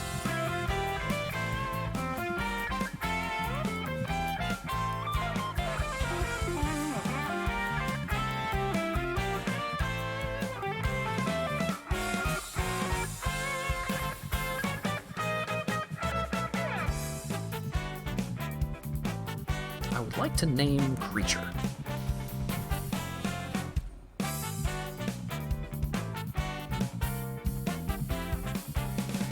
Yay!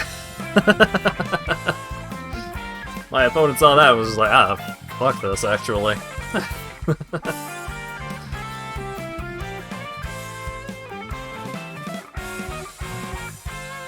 Alright. I don't think I actually brought any creatures back from the graveyard to the battlefield either of those games.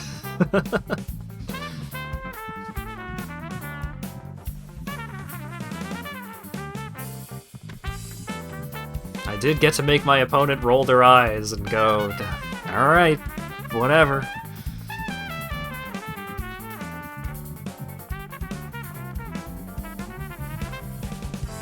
I need to get rid of some of these old decks.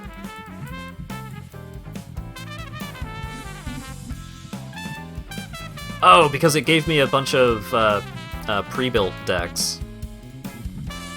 So if you have a Magic Arena account, then with today's update, you got a bunch of free cards.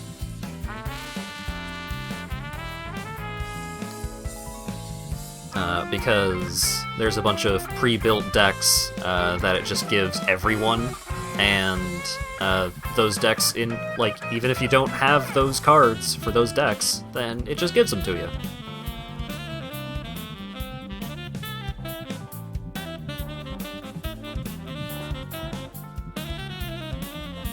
But I don't actually care about any of those decks, so making them go away.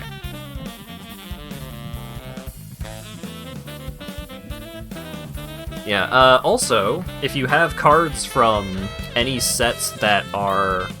or, I think if you just have an account, when the standard rotation hits, where the oldest 4 sets are no longer part of the standard environment, like those cards are just no longer illegal to play in the format known as standard.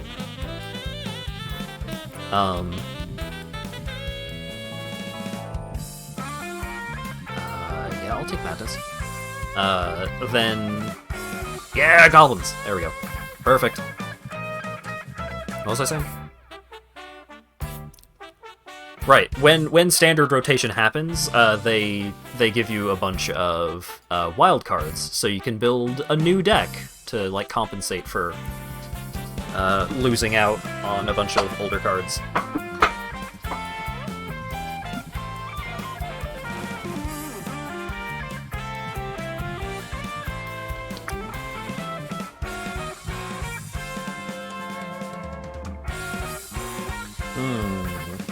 Discard a card, you may cast a creature spell from your graveyard this turn, activate only once each turn.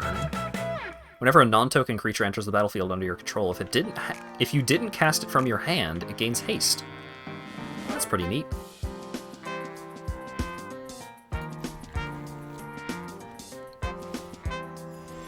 It's one of the things you didn't like about when you first learned about Magic. Yeah, I mean... there are still plenty of ways to play with your older cards. It's not like, oh, you're not allowed to play with that card ever anymore. You just, you start using those cards in older formats. On Arena, you've got Historic, which is almost every card that is on Historic. And that covers your non-standard stuff in a really wide net.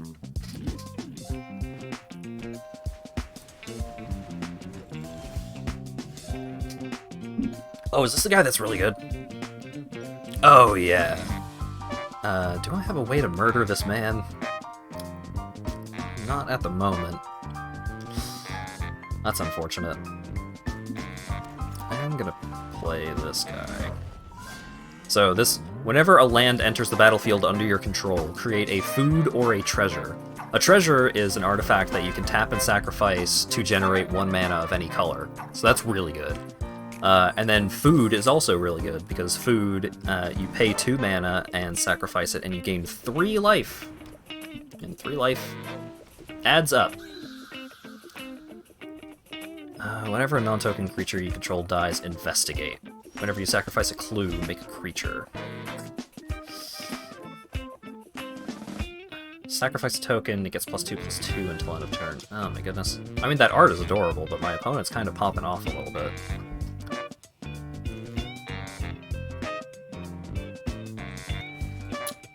Tireless Provisioner needs to go.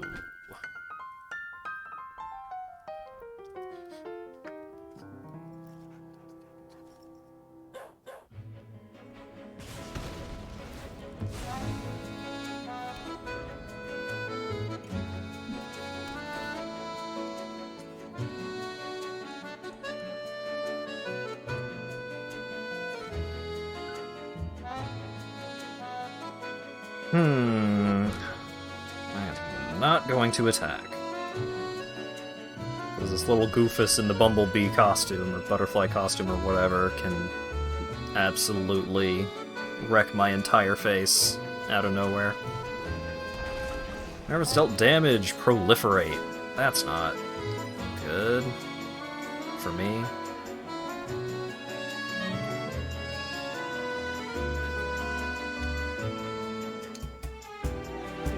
Do actually just need to keep this creature. Oh, thank goodness. Okay.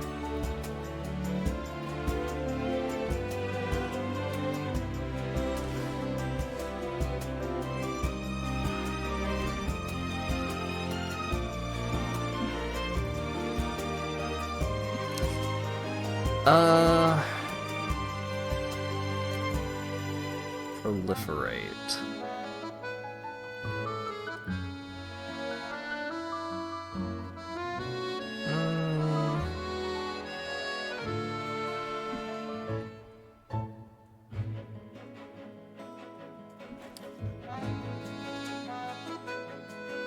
Yeah, okay.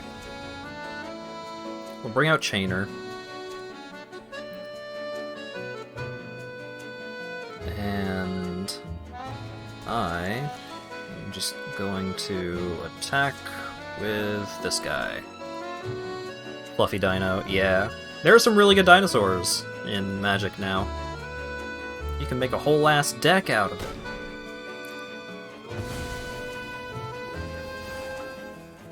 Okay.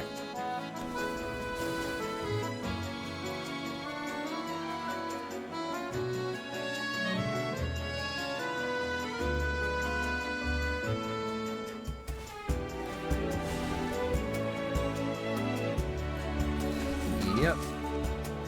Make a human. It's okay.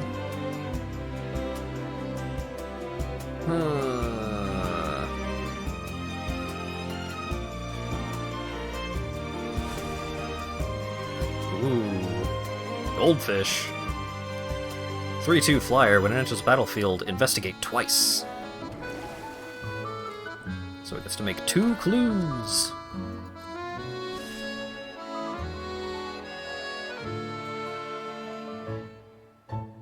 I will block your 1/1.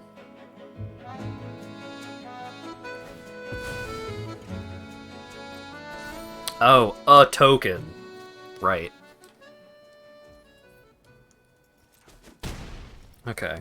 I'm super glad that he's not just popping off with Glimmer Baron there. Okay.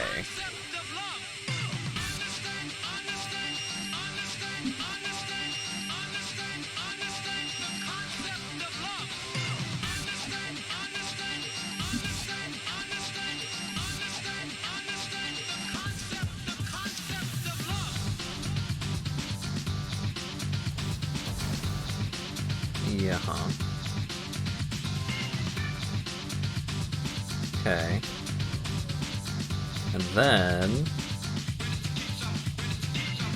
discard Blazing Root Walla. Cast it for free! It gains haste. Swing in with it. Opponent is not going to block it. They would be really dumb if they did.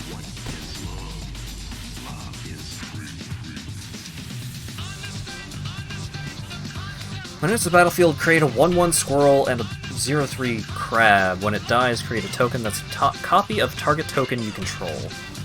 Okay.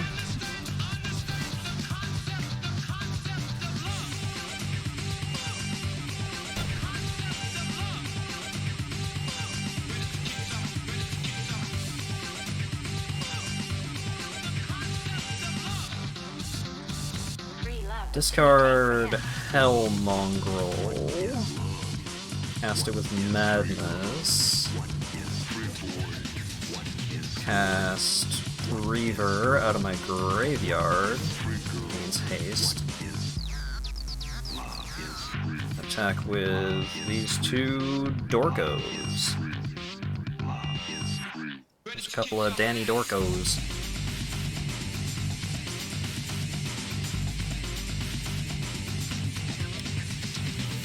Yeah.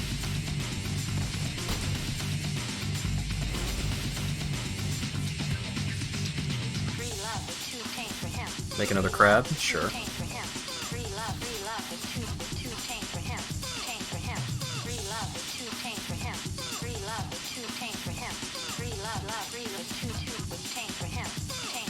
What you got, opponent?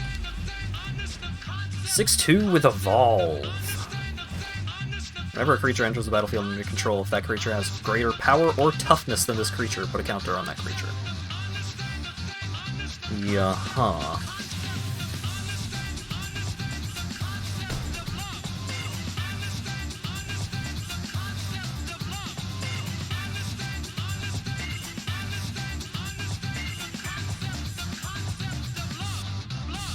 Discard this Montaigne. Play the Reaver. Swing with these three.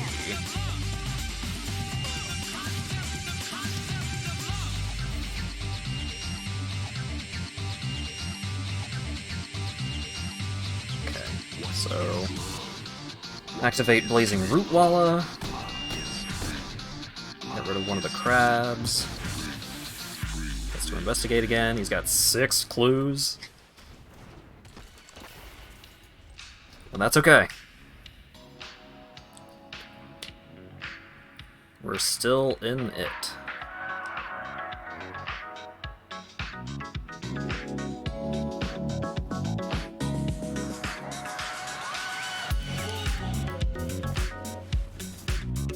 Five with reach.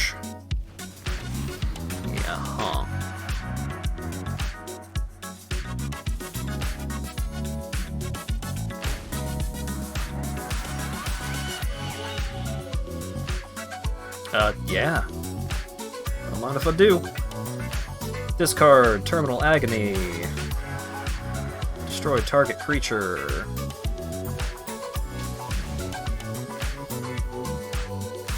Resolve. Cast. Scophos Reaver. Swing with everything.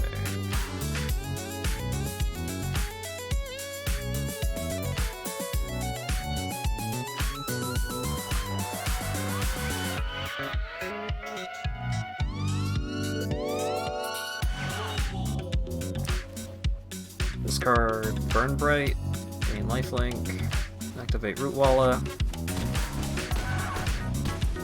Woo! Madness decks are weird, but that was pretty fun. I like this deck. Just a whole lot of stuff. Discard every card in my hand for value.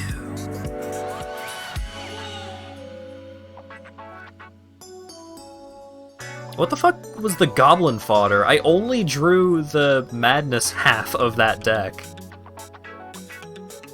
Okay, so I've got Pashlik Mons, I've got Munitions Expert, I got Face Vaulter, Goblin Rally, Beetleback Chief. I got a lot of goblins, I just didn't draw any of them. Oh, I got a Shock?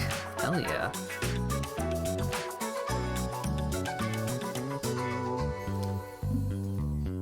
But yeah, Madness can take a while to really wrap your head around, because it's like, you may think like, oh, just discard every card in my hand at every opportunity and it'll be great.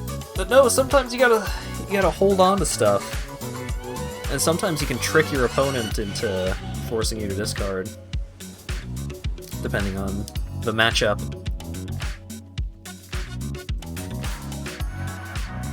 I will keep. I will play the land that comes intact. So will they. Pass the turn. Dave! Oh, Dave. Oh, yes.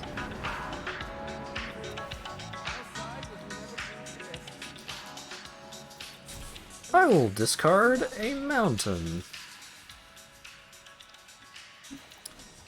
And I will cycle. Now, I could just kill Dave. And I think I will. I don't actually have any of my cheap Madness payoffs in my hand here.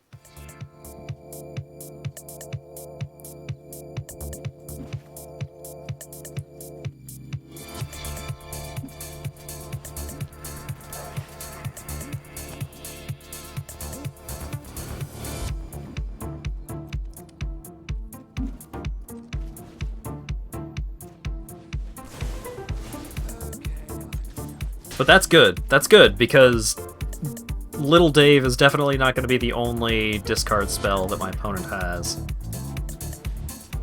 Yeah.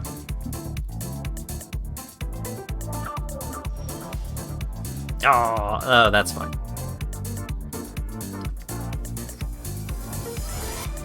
Pass the turn. What are you gonna do? Make me discard?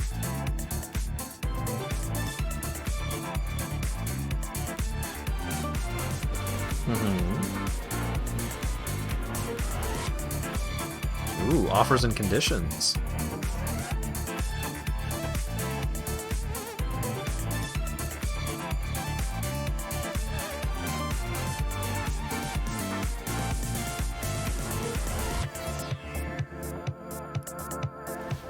What's the word, Dave? Draw 3. Creatures you control get -1/-0. Sure.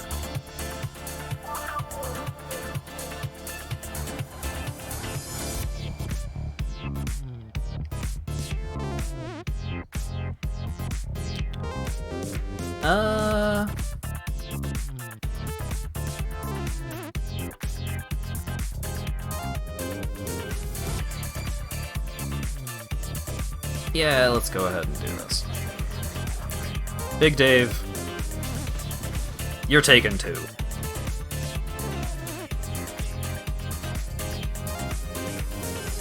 I would really like to draw another land. I shouldn't have discarded that mountain. Do as I say, not as I do.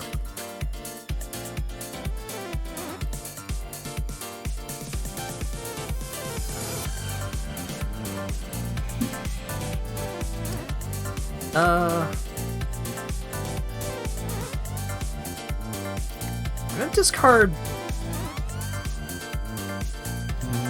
Mob, I think.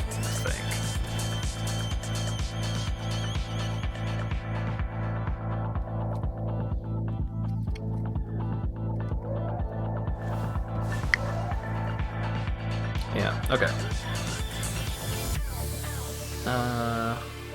Yeah, Hellmog roll needs to go. Oh, this sucks. I would love to. I would love to cast you for your madness cost, but I'm fucking broke.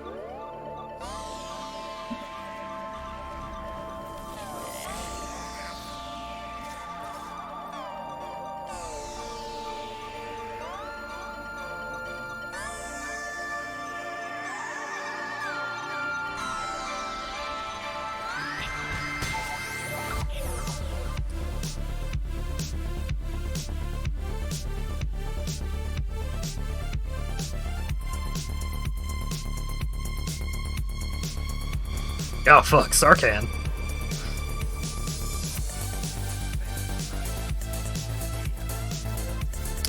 Yeah, goodbye, Pashalik Mons. It was nice having you around.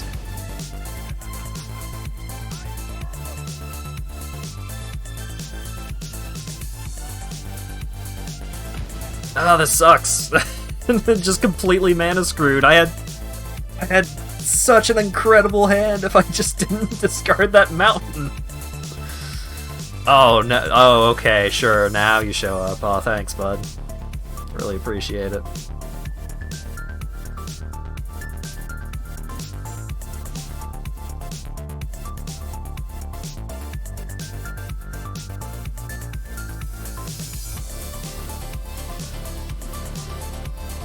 Better late than never, I guess.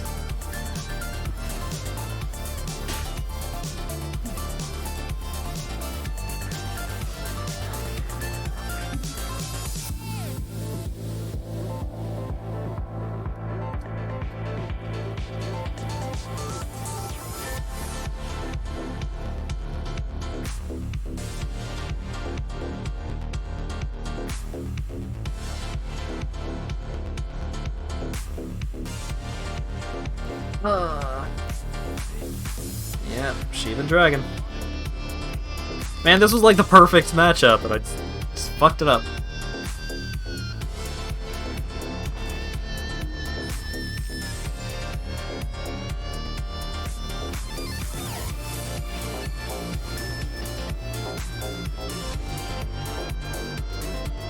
Ugh.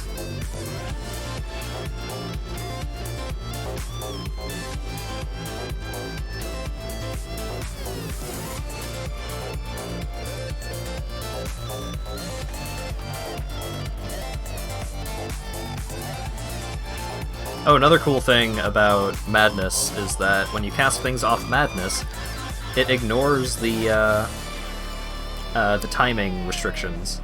So this is a sorcery, but if I were to discard it at instant speed, I could still cast it.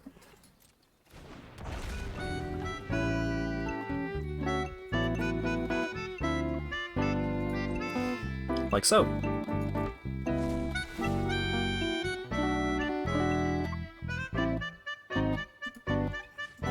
Womp.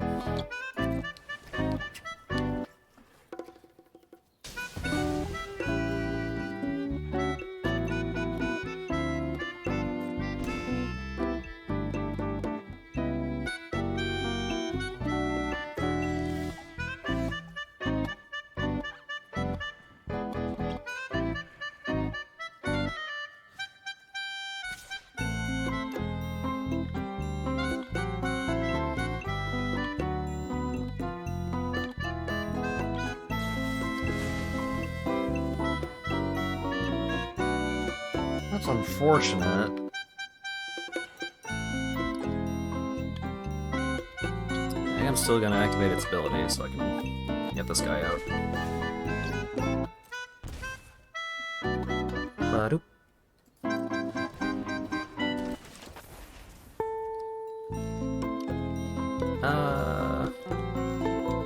Get out of here.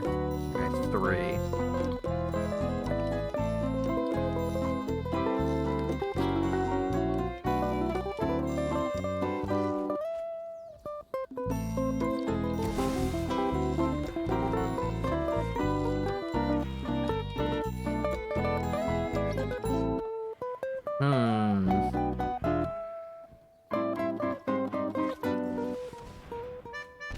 Ugh.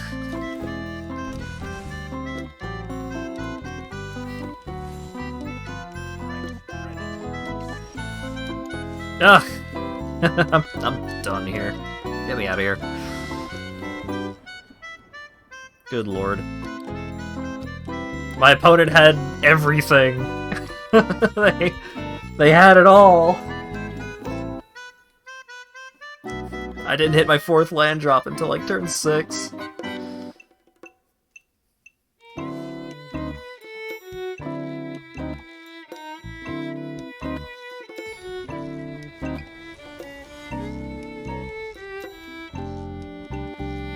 Oofa doofa.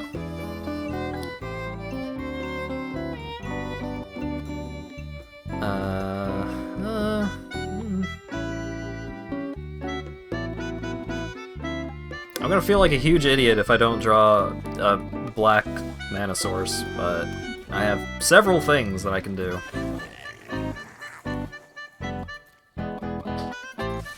Without black mana, so it could be worse.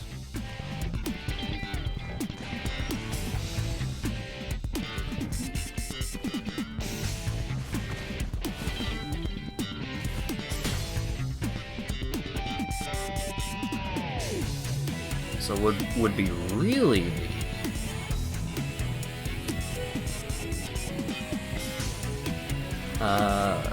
Whenever a sliver creature you control. Okay. I will pay the 2. And hit you for 1 again. Slivers, huh? Slivers and flyers. There's something in his hand flying, which is scary.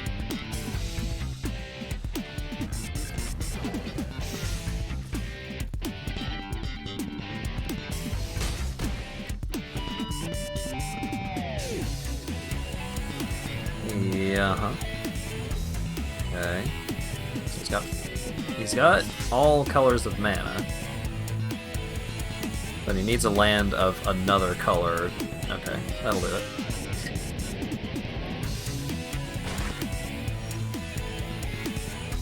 Discard Revolutionist. Madness. Get back Static Discharge.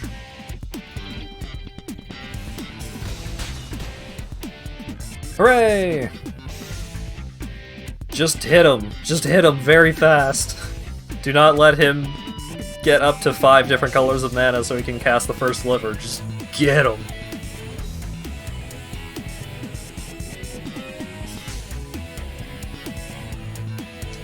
That was a powerful round. Yeah, red-black can just really give it to him.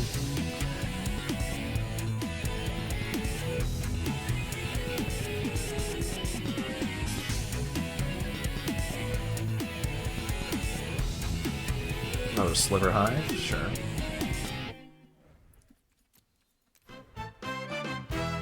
Alright. Been going for 4 hours, so I think this will be the last event. I got through most of my gold. Scorched Earth is the land discarding stuff.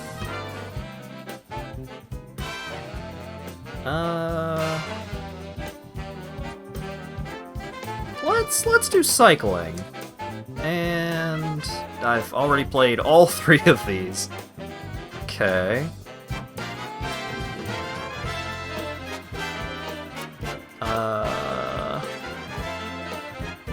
Oh, Legion, because Legion... Ranger Captain of Eos can get me my Flourishing Fox. Because Flourishing Fox costs 1 mana. I probably should have looked at what cards were in the deck, but fuck it.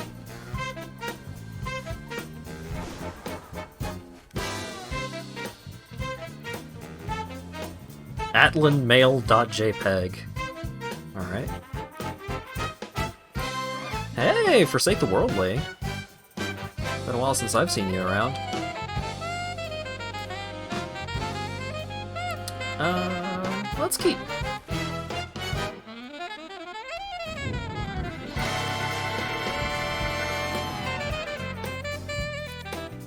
Let's see if I can get the double win with mono white.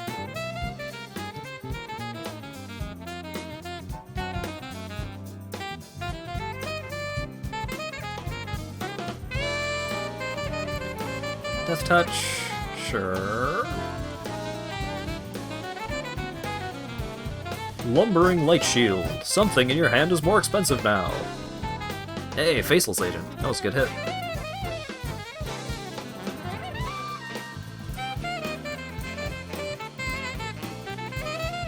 So white-black, he's probably either... I think the two white-black packs are Reanimator and the Changeling pack. If it's the Changeling pack, then Forsake the Worldly is pretty good. I'll take the one.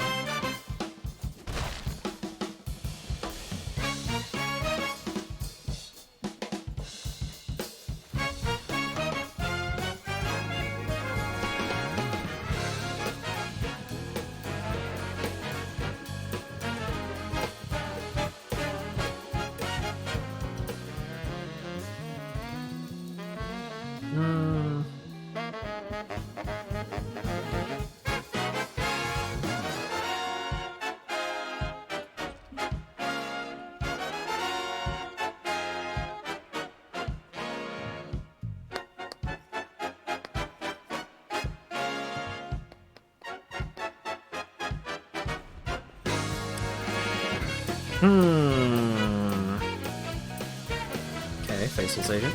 Yep, sure.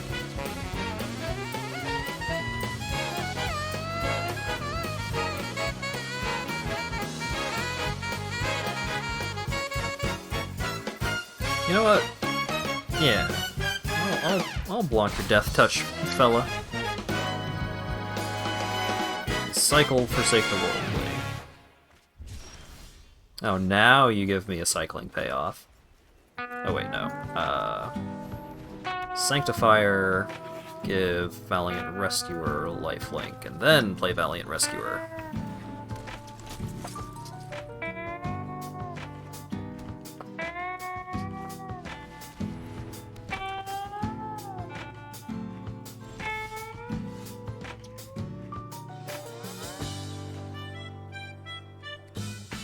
Alright. Flourishing Fox.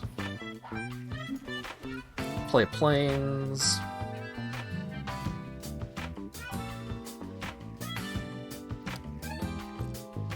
Let's swing in for one.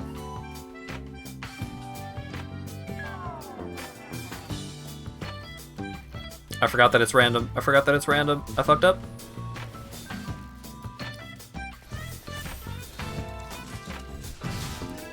Don't make me discard a good card. It could have been worse. No! That's a fucked up thing to do, opponent.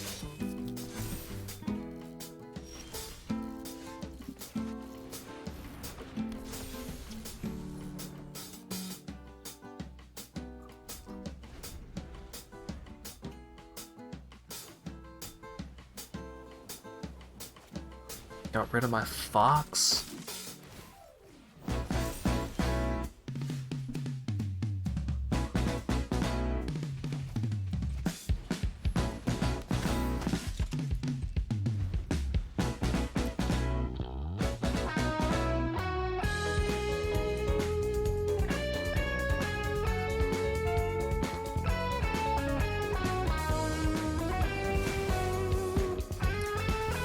Make me just sacrifice a creature, huh?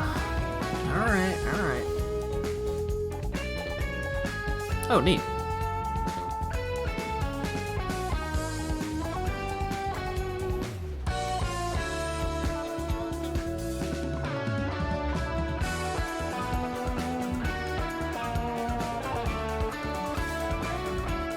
Yeah, fuck it.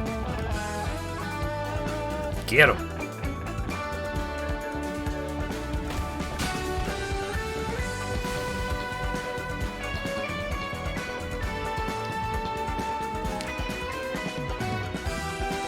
I'm sure I'll draw an out. Oh, look at Mr. Cycling over here. Oh god.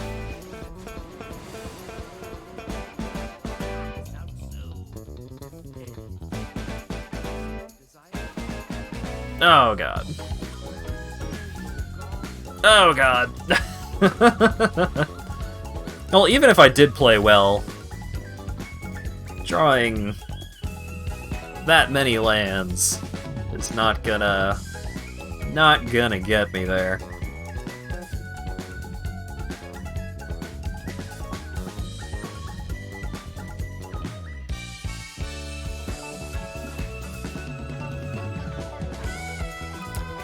Oh yeah, my curve is real low. Whenever you cycle a card, you may pay 1 and a white. Return it from your graveyard to the battlefield tapped, and it perpetually gains +1/+0. That's neat.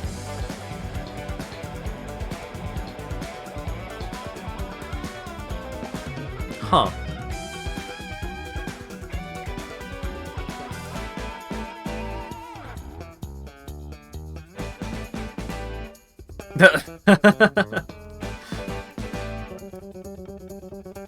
Good job, Acker. You were just so ready for the stream to be over. Damn.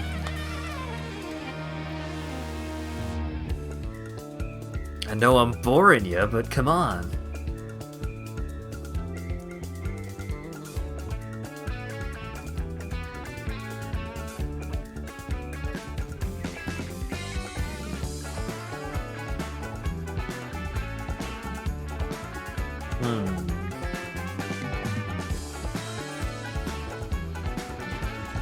See if I can...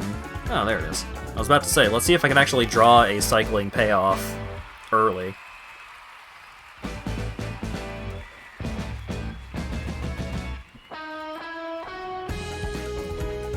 Is this Davriel Madness? That would be crazy.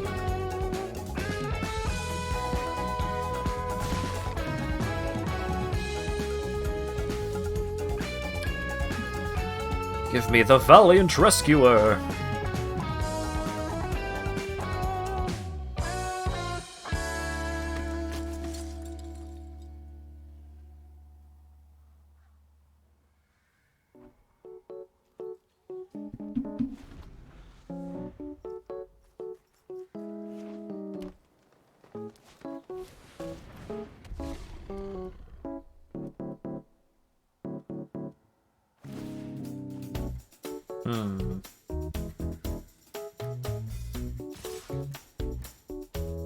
I'll take the 3. Because I do want to get at least one Goofus out of this guy.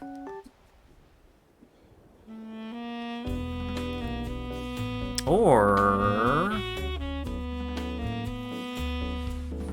yeah, let's Ranger Captain, get Flourishing Fox. Save up my cyclers for that.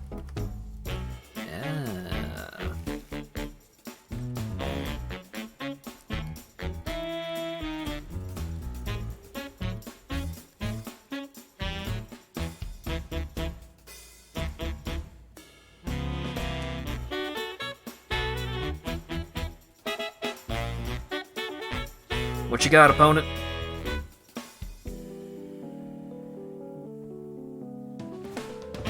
Oh no, I got to discard. What a tragedy. Come on, whiff. Yay! He whiffed!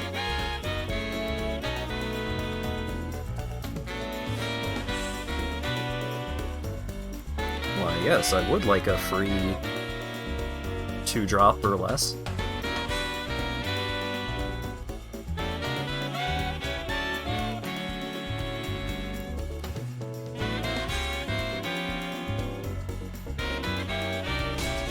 This guy's discarding real aggressively, and I don't think he really has the payoffs for it. Oh. It's pretty lame.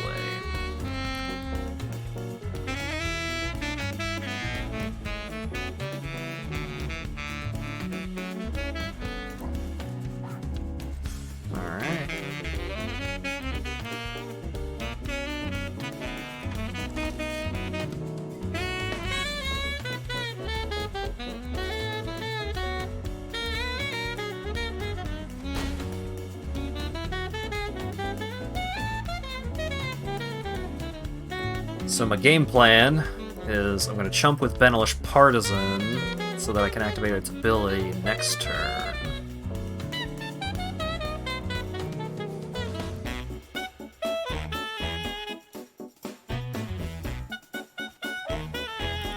Look at the top 4 cards of your library, put one of them into your hand, the rest into your graveyard. You gain life equal to the greatest power among creature cards you put into your graveyard.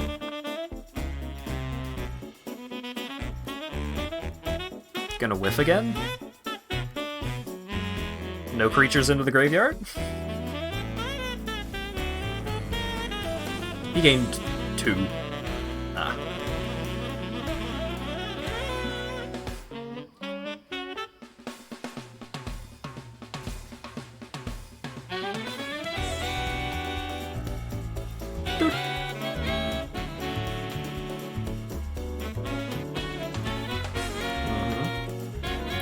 My dude is over there discarding every card he's got. I don't know what his payoff for having 14 cards in his deck is gonna be.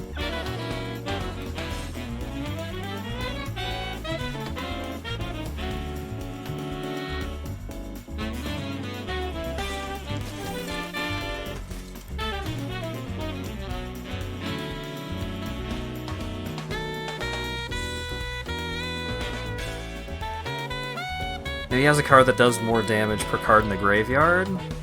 That card does exist. If he has it, I am in for a bad time, but... man. I think it costs 1 more mana than that. Whenever a creature you control attacks alone, it gets +X, where X is the number of card types among all cards in graveyards. Lurgoyf creatures you control have trample. Okay, so that's not a Lurgoyf. So this doesn't get trample, but it is going to attack as a fuck huge.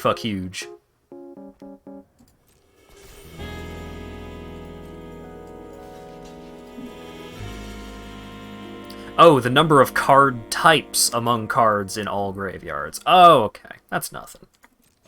That's nothing.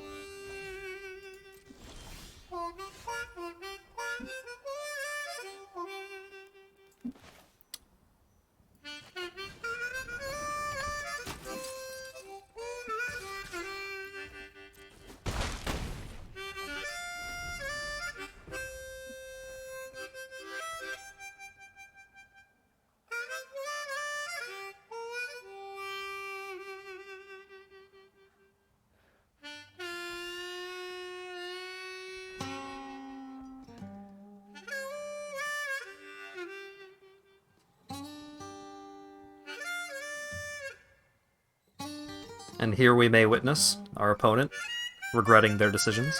Oh, there it is. Rot Widow Pack. Exile a creature card from your graveyard, make a spider. Then each opponent loses a life for each spider you control. Alright, well I do need removal for that. That is bad. For me.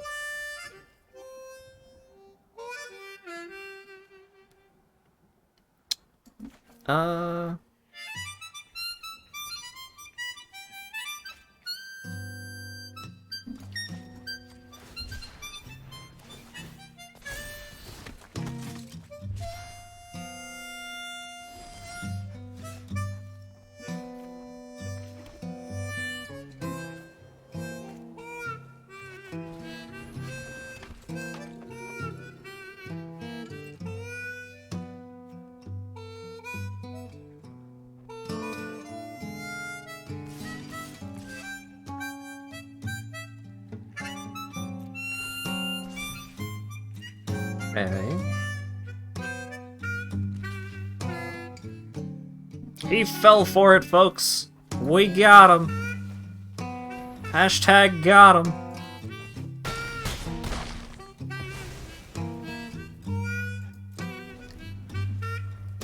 I fooled him. He got. He had a really powerful card with a recurring ability that could have won him the game pretty single-handedly, and he blocked with it. Like a fool!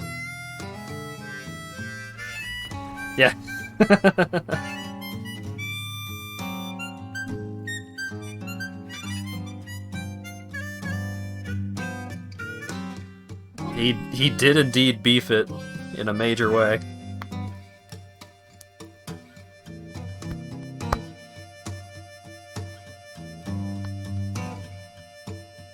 Alright, what do we got? Yeah, my boy! Yeah! 2 legendary creature human cleric, 4 mana 2/4, protection from humans, not the most relevant, but pay 1 life, sacrifice a creature, put a -1/-1 counter on up to 1 target creature, and draw a card. And then you can pay 2 black mana and discard a card to proliferate, where you can choose any number of permanents and or players and give them another counter of each kind they already have. So you can sacrifice a bunch of creatures, put a bunch of -1/-1 counters across your opponent's board, and then activate that second ability to give all of those creatures another -1/-1 counter. Oh, this guy. I wanted to build a modern deck around this guy. Yawgmoth is so fucking cool. He does it all, baby.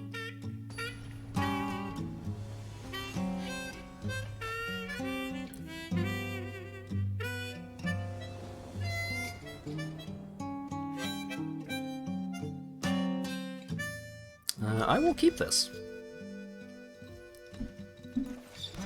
Hey opponent, how do you feel about 1/1s for 1 with lifelink? Pretty good, it doesn't seem.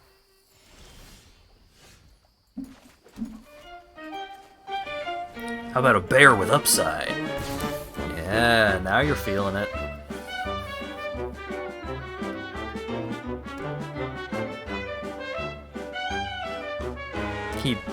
Yawgmoth doesn't make porno. I will admit that it's not a perfect card. It's pretty close though. Other squirrels you get +1/+1. Huh.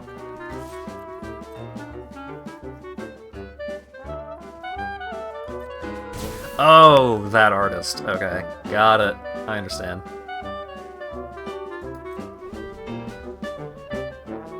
He's also not a moth. Yeah, that's true. That is a pretty sweet upside. I wonder if my opponent is going to play Chitter Spitter. Then I'm going to forsake the worldly it. Chitter Spitter is an artifact that makes squirrels.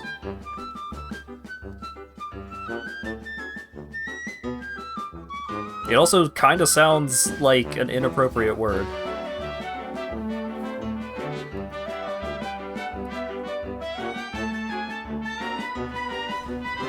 Chitter Fang, Squirrel General, legendary creature Squirrel Warrior. If 1 or more tokens would be created under your control, that tokens plus that many 1/1 green squirrel creature tokens are created instead.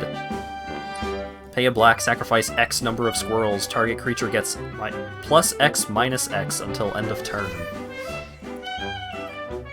Golly gee willikers.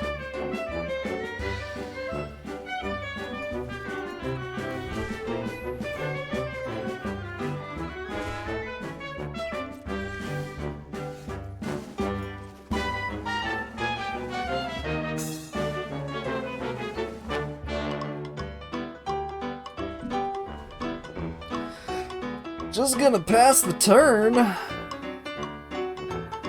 So I can do the cycle and pay the cost to bring the thing back. Huh. Yep, more squirrels.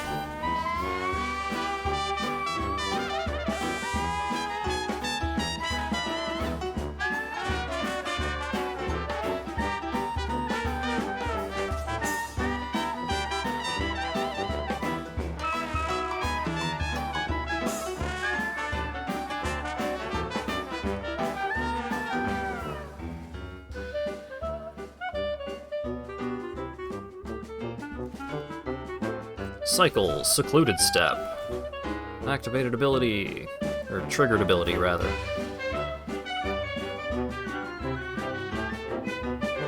Oh right, it comes in tapped. Right. Well, that's not as exciting.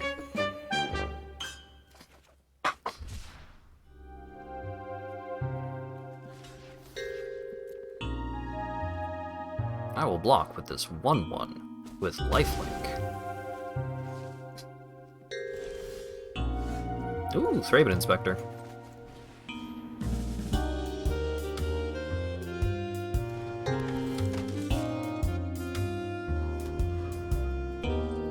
And I will pass the turn.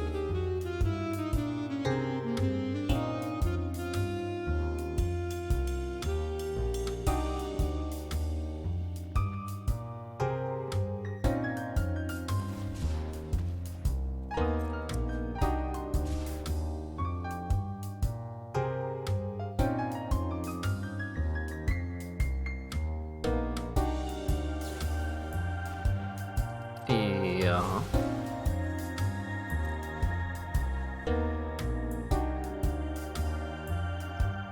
He chose the wrong creature to target with that ability.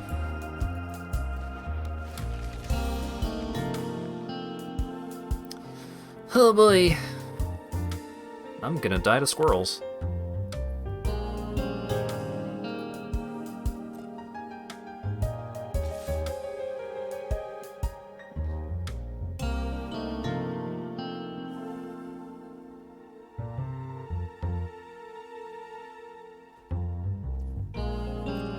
Or maybe not.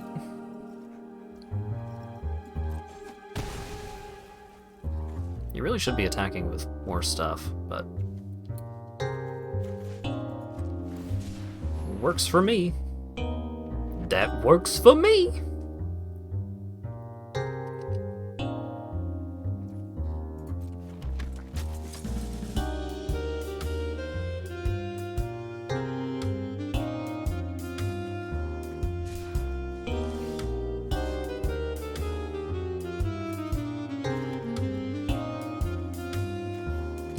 Let's make something in your hand more expensive.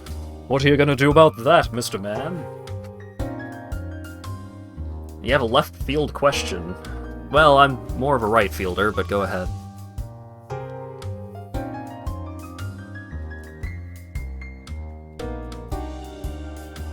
I think I literally played right field when I was in softball as a child.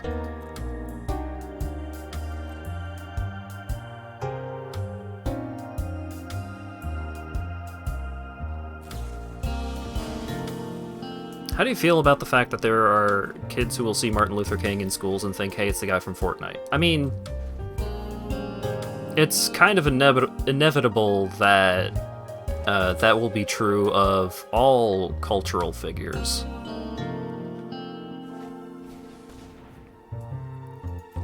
Just, like, no matter who, hey, it's the guy from Fortnite. Or, hey, it's the person from Fortnite, but you know what I mean.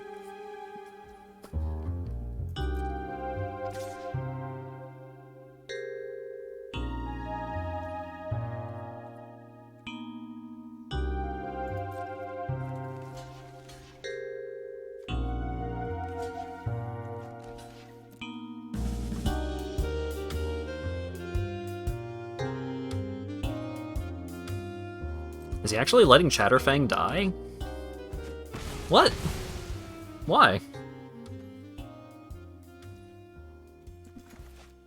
I don't understand.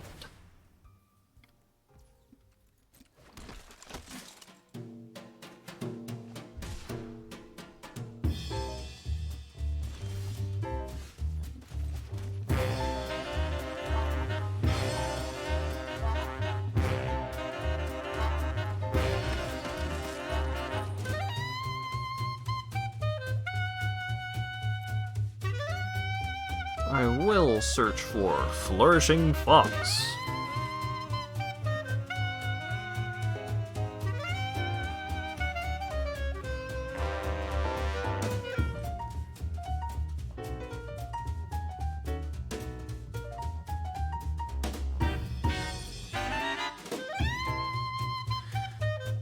Rick shot Martin Luther King because Ryu didn't build the fort properly like Thanos, and Thanos was healing. Yeah, I mean... Oh, raise the Draugr. Okay, that makes sense. But yeah, that... Yep. You really can just say words and... and they just happen to have meaning.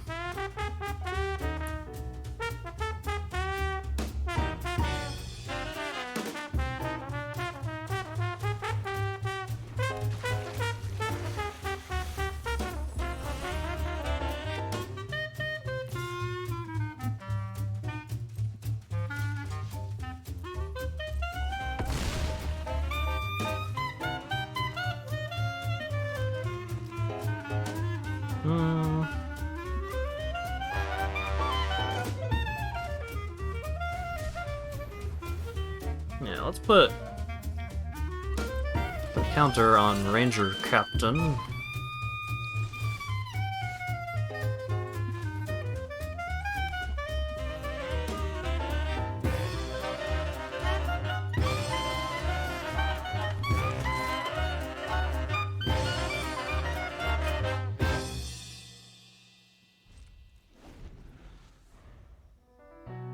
Oh, I fucked up last turn. I think I could have killed Squirrel Mob.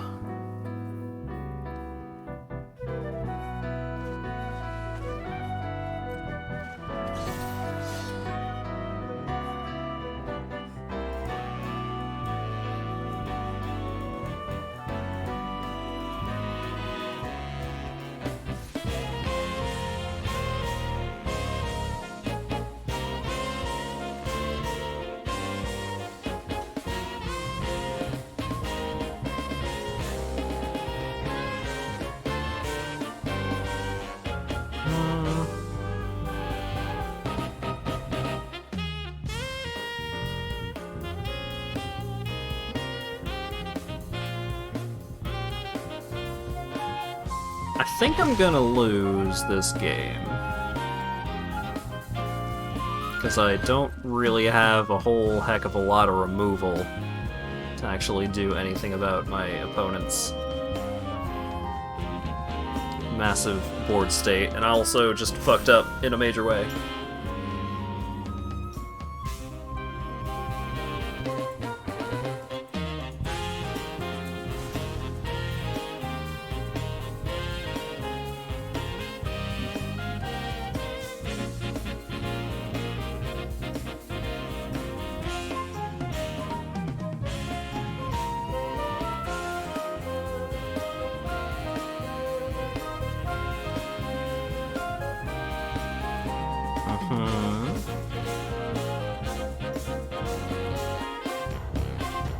I think 4.5 hours of magic is starting to have an effect on my ability to play well.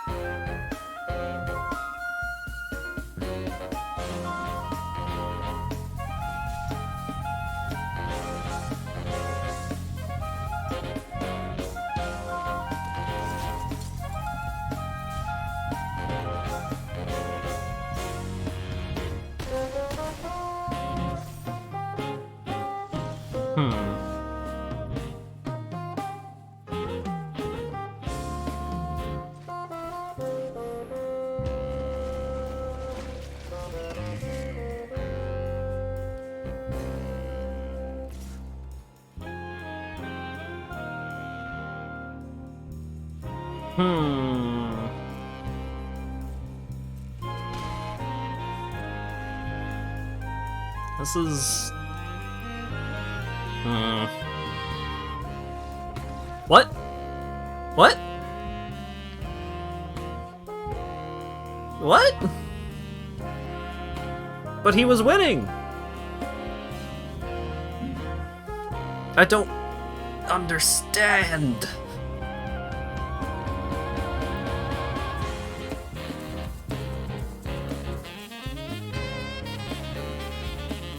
What did he see that I didn't? Did he forget that Scurrid Colony had reach? He had 42 HP. He could get there, alright? I don't understand.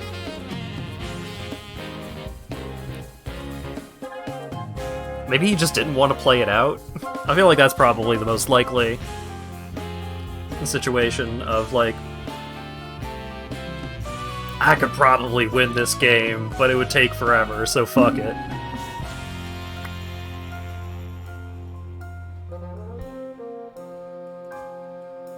Or maybe...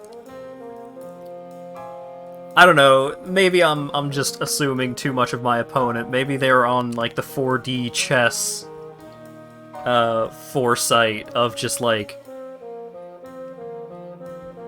Alright, well, I can't attack in reliably with everything, because... if he kills off any of my zombies, I'm gonna draw a card. And if I draw a card, then he's just gonna mill me out, because I'm not gonna be able to kill him fast enough. Or something. Annoyed the opponent to death, yeah. I didn't even have the whatchamacallit. I didn't have the enchantment that gets, the 1-cost creature back. I didn't even have that going. Oh well. A win's a win. That's probably for the best. I need to go get something to eat. Take something for this headache, because I've been talking almost non-stop for a good while now.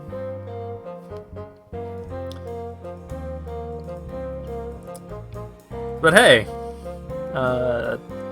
Jumpstart Historic Horizons. That set is really sweet.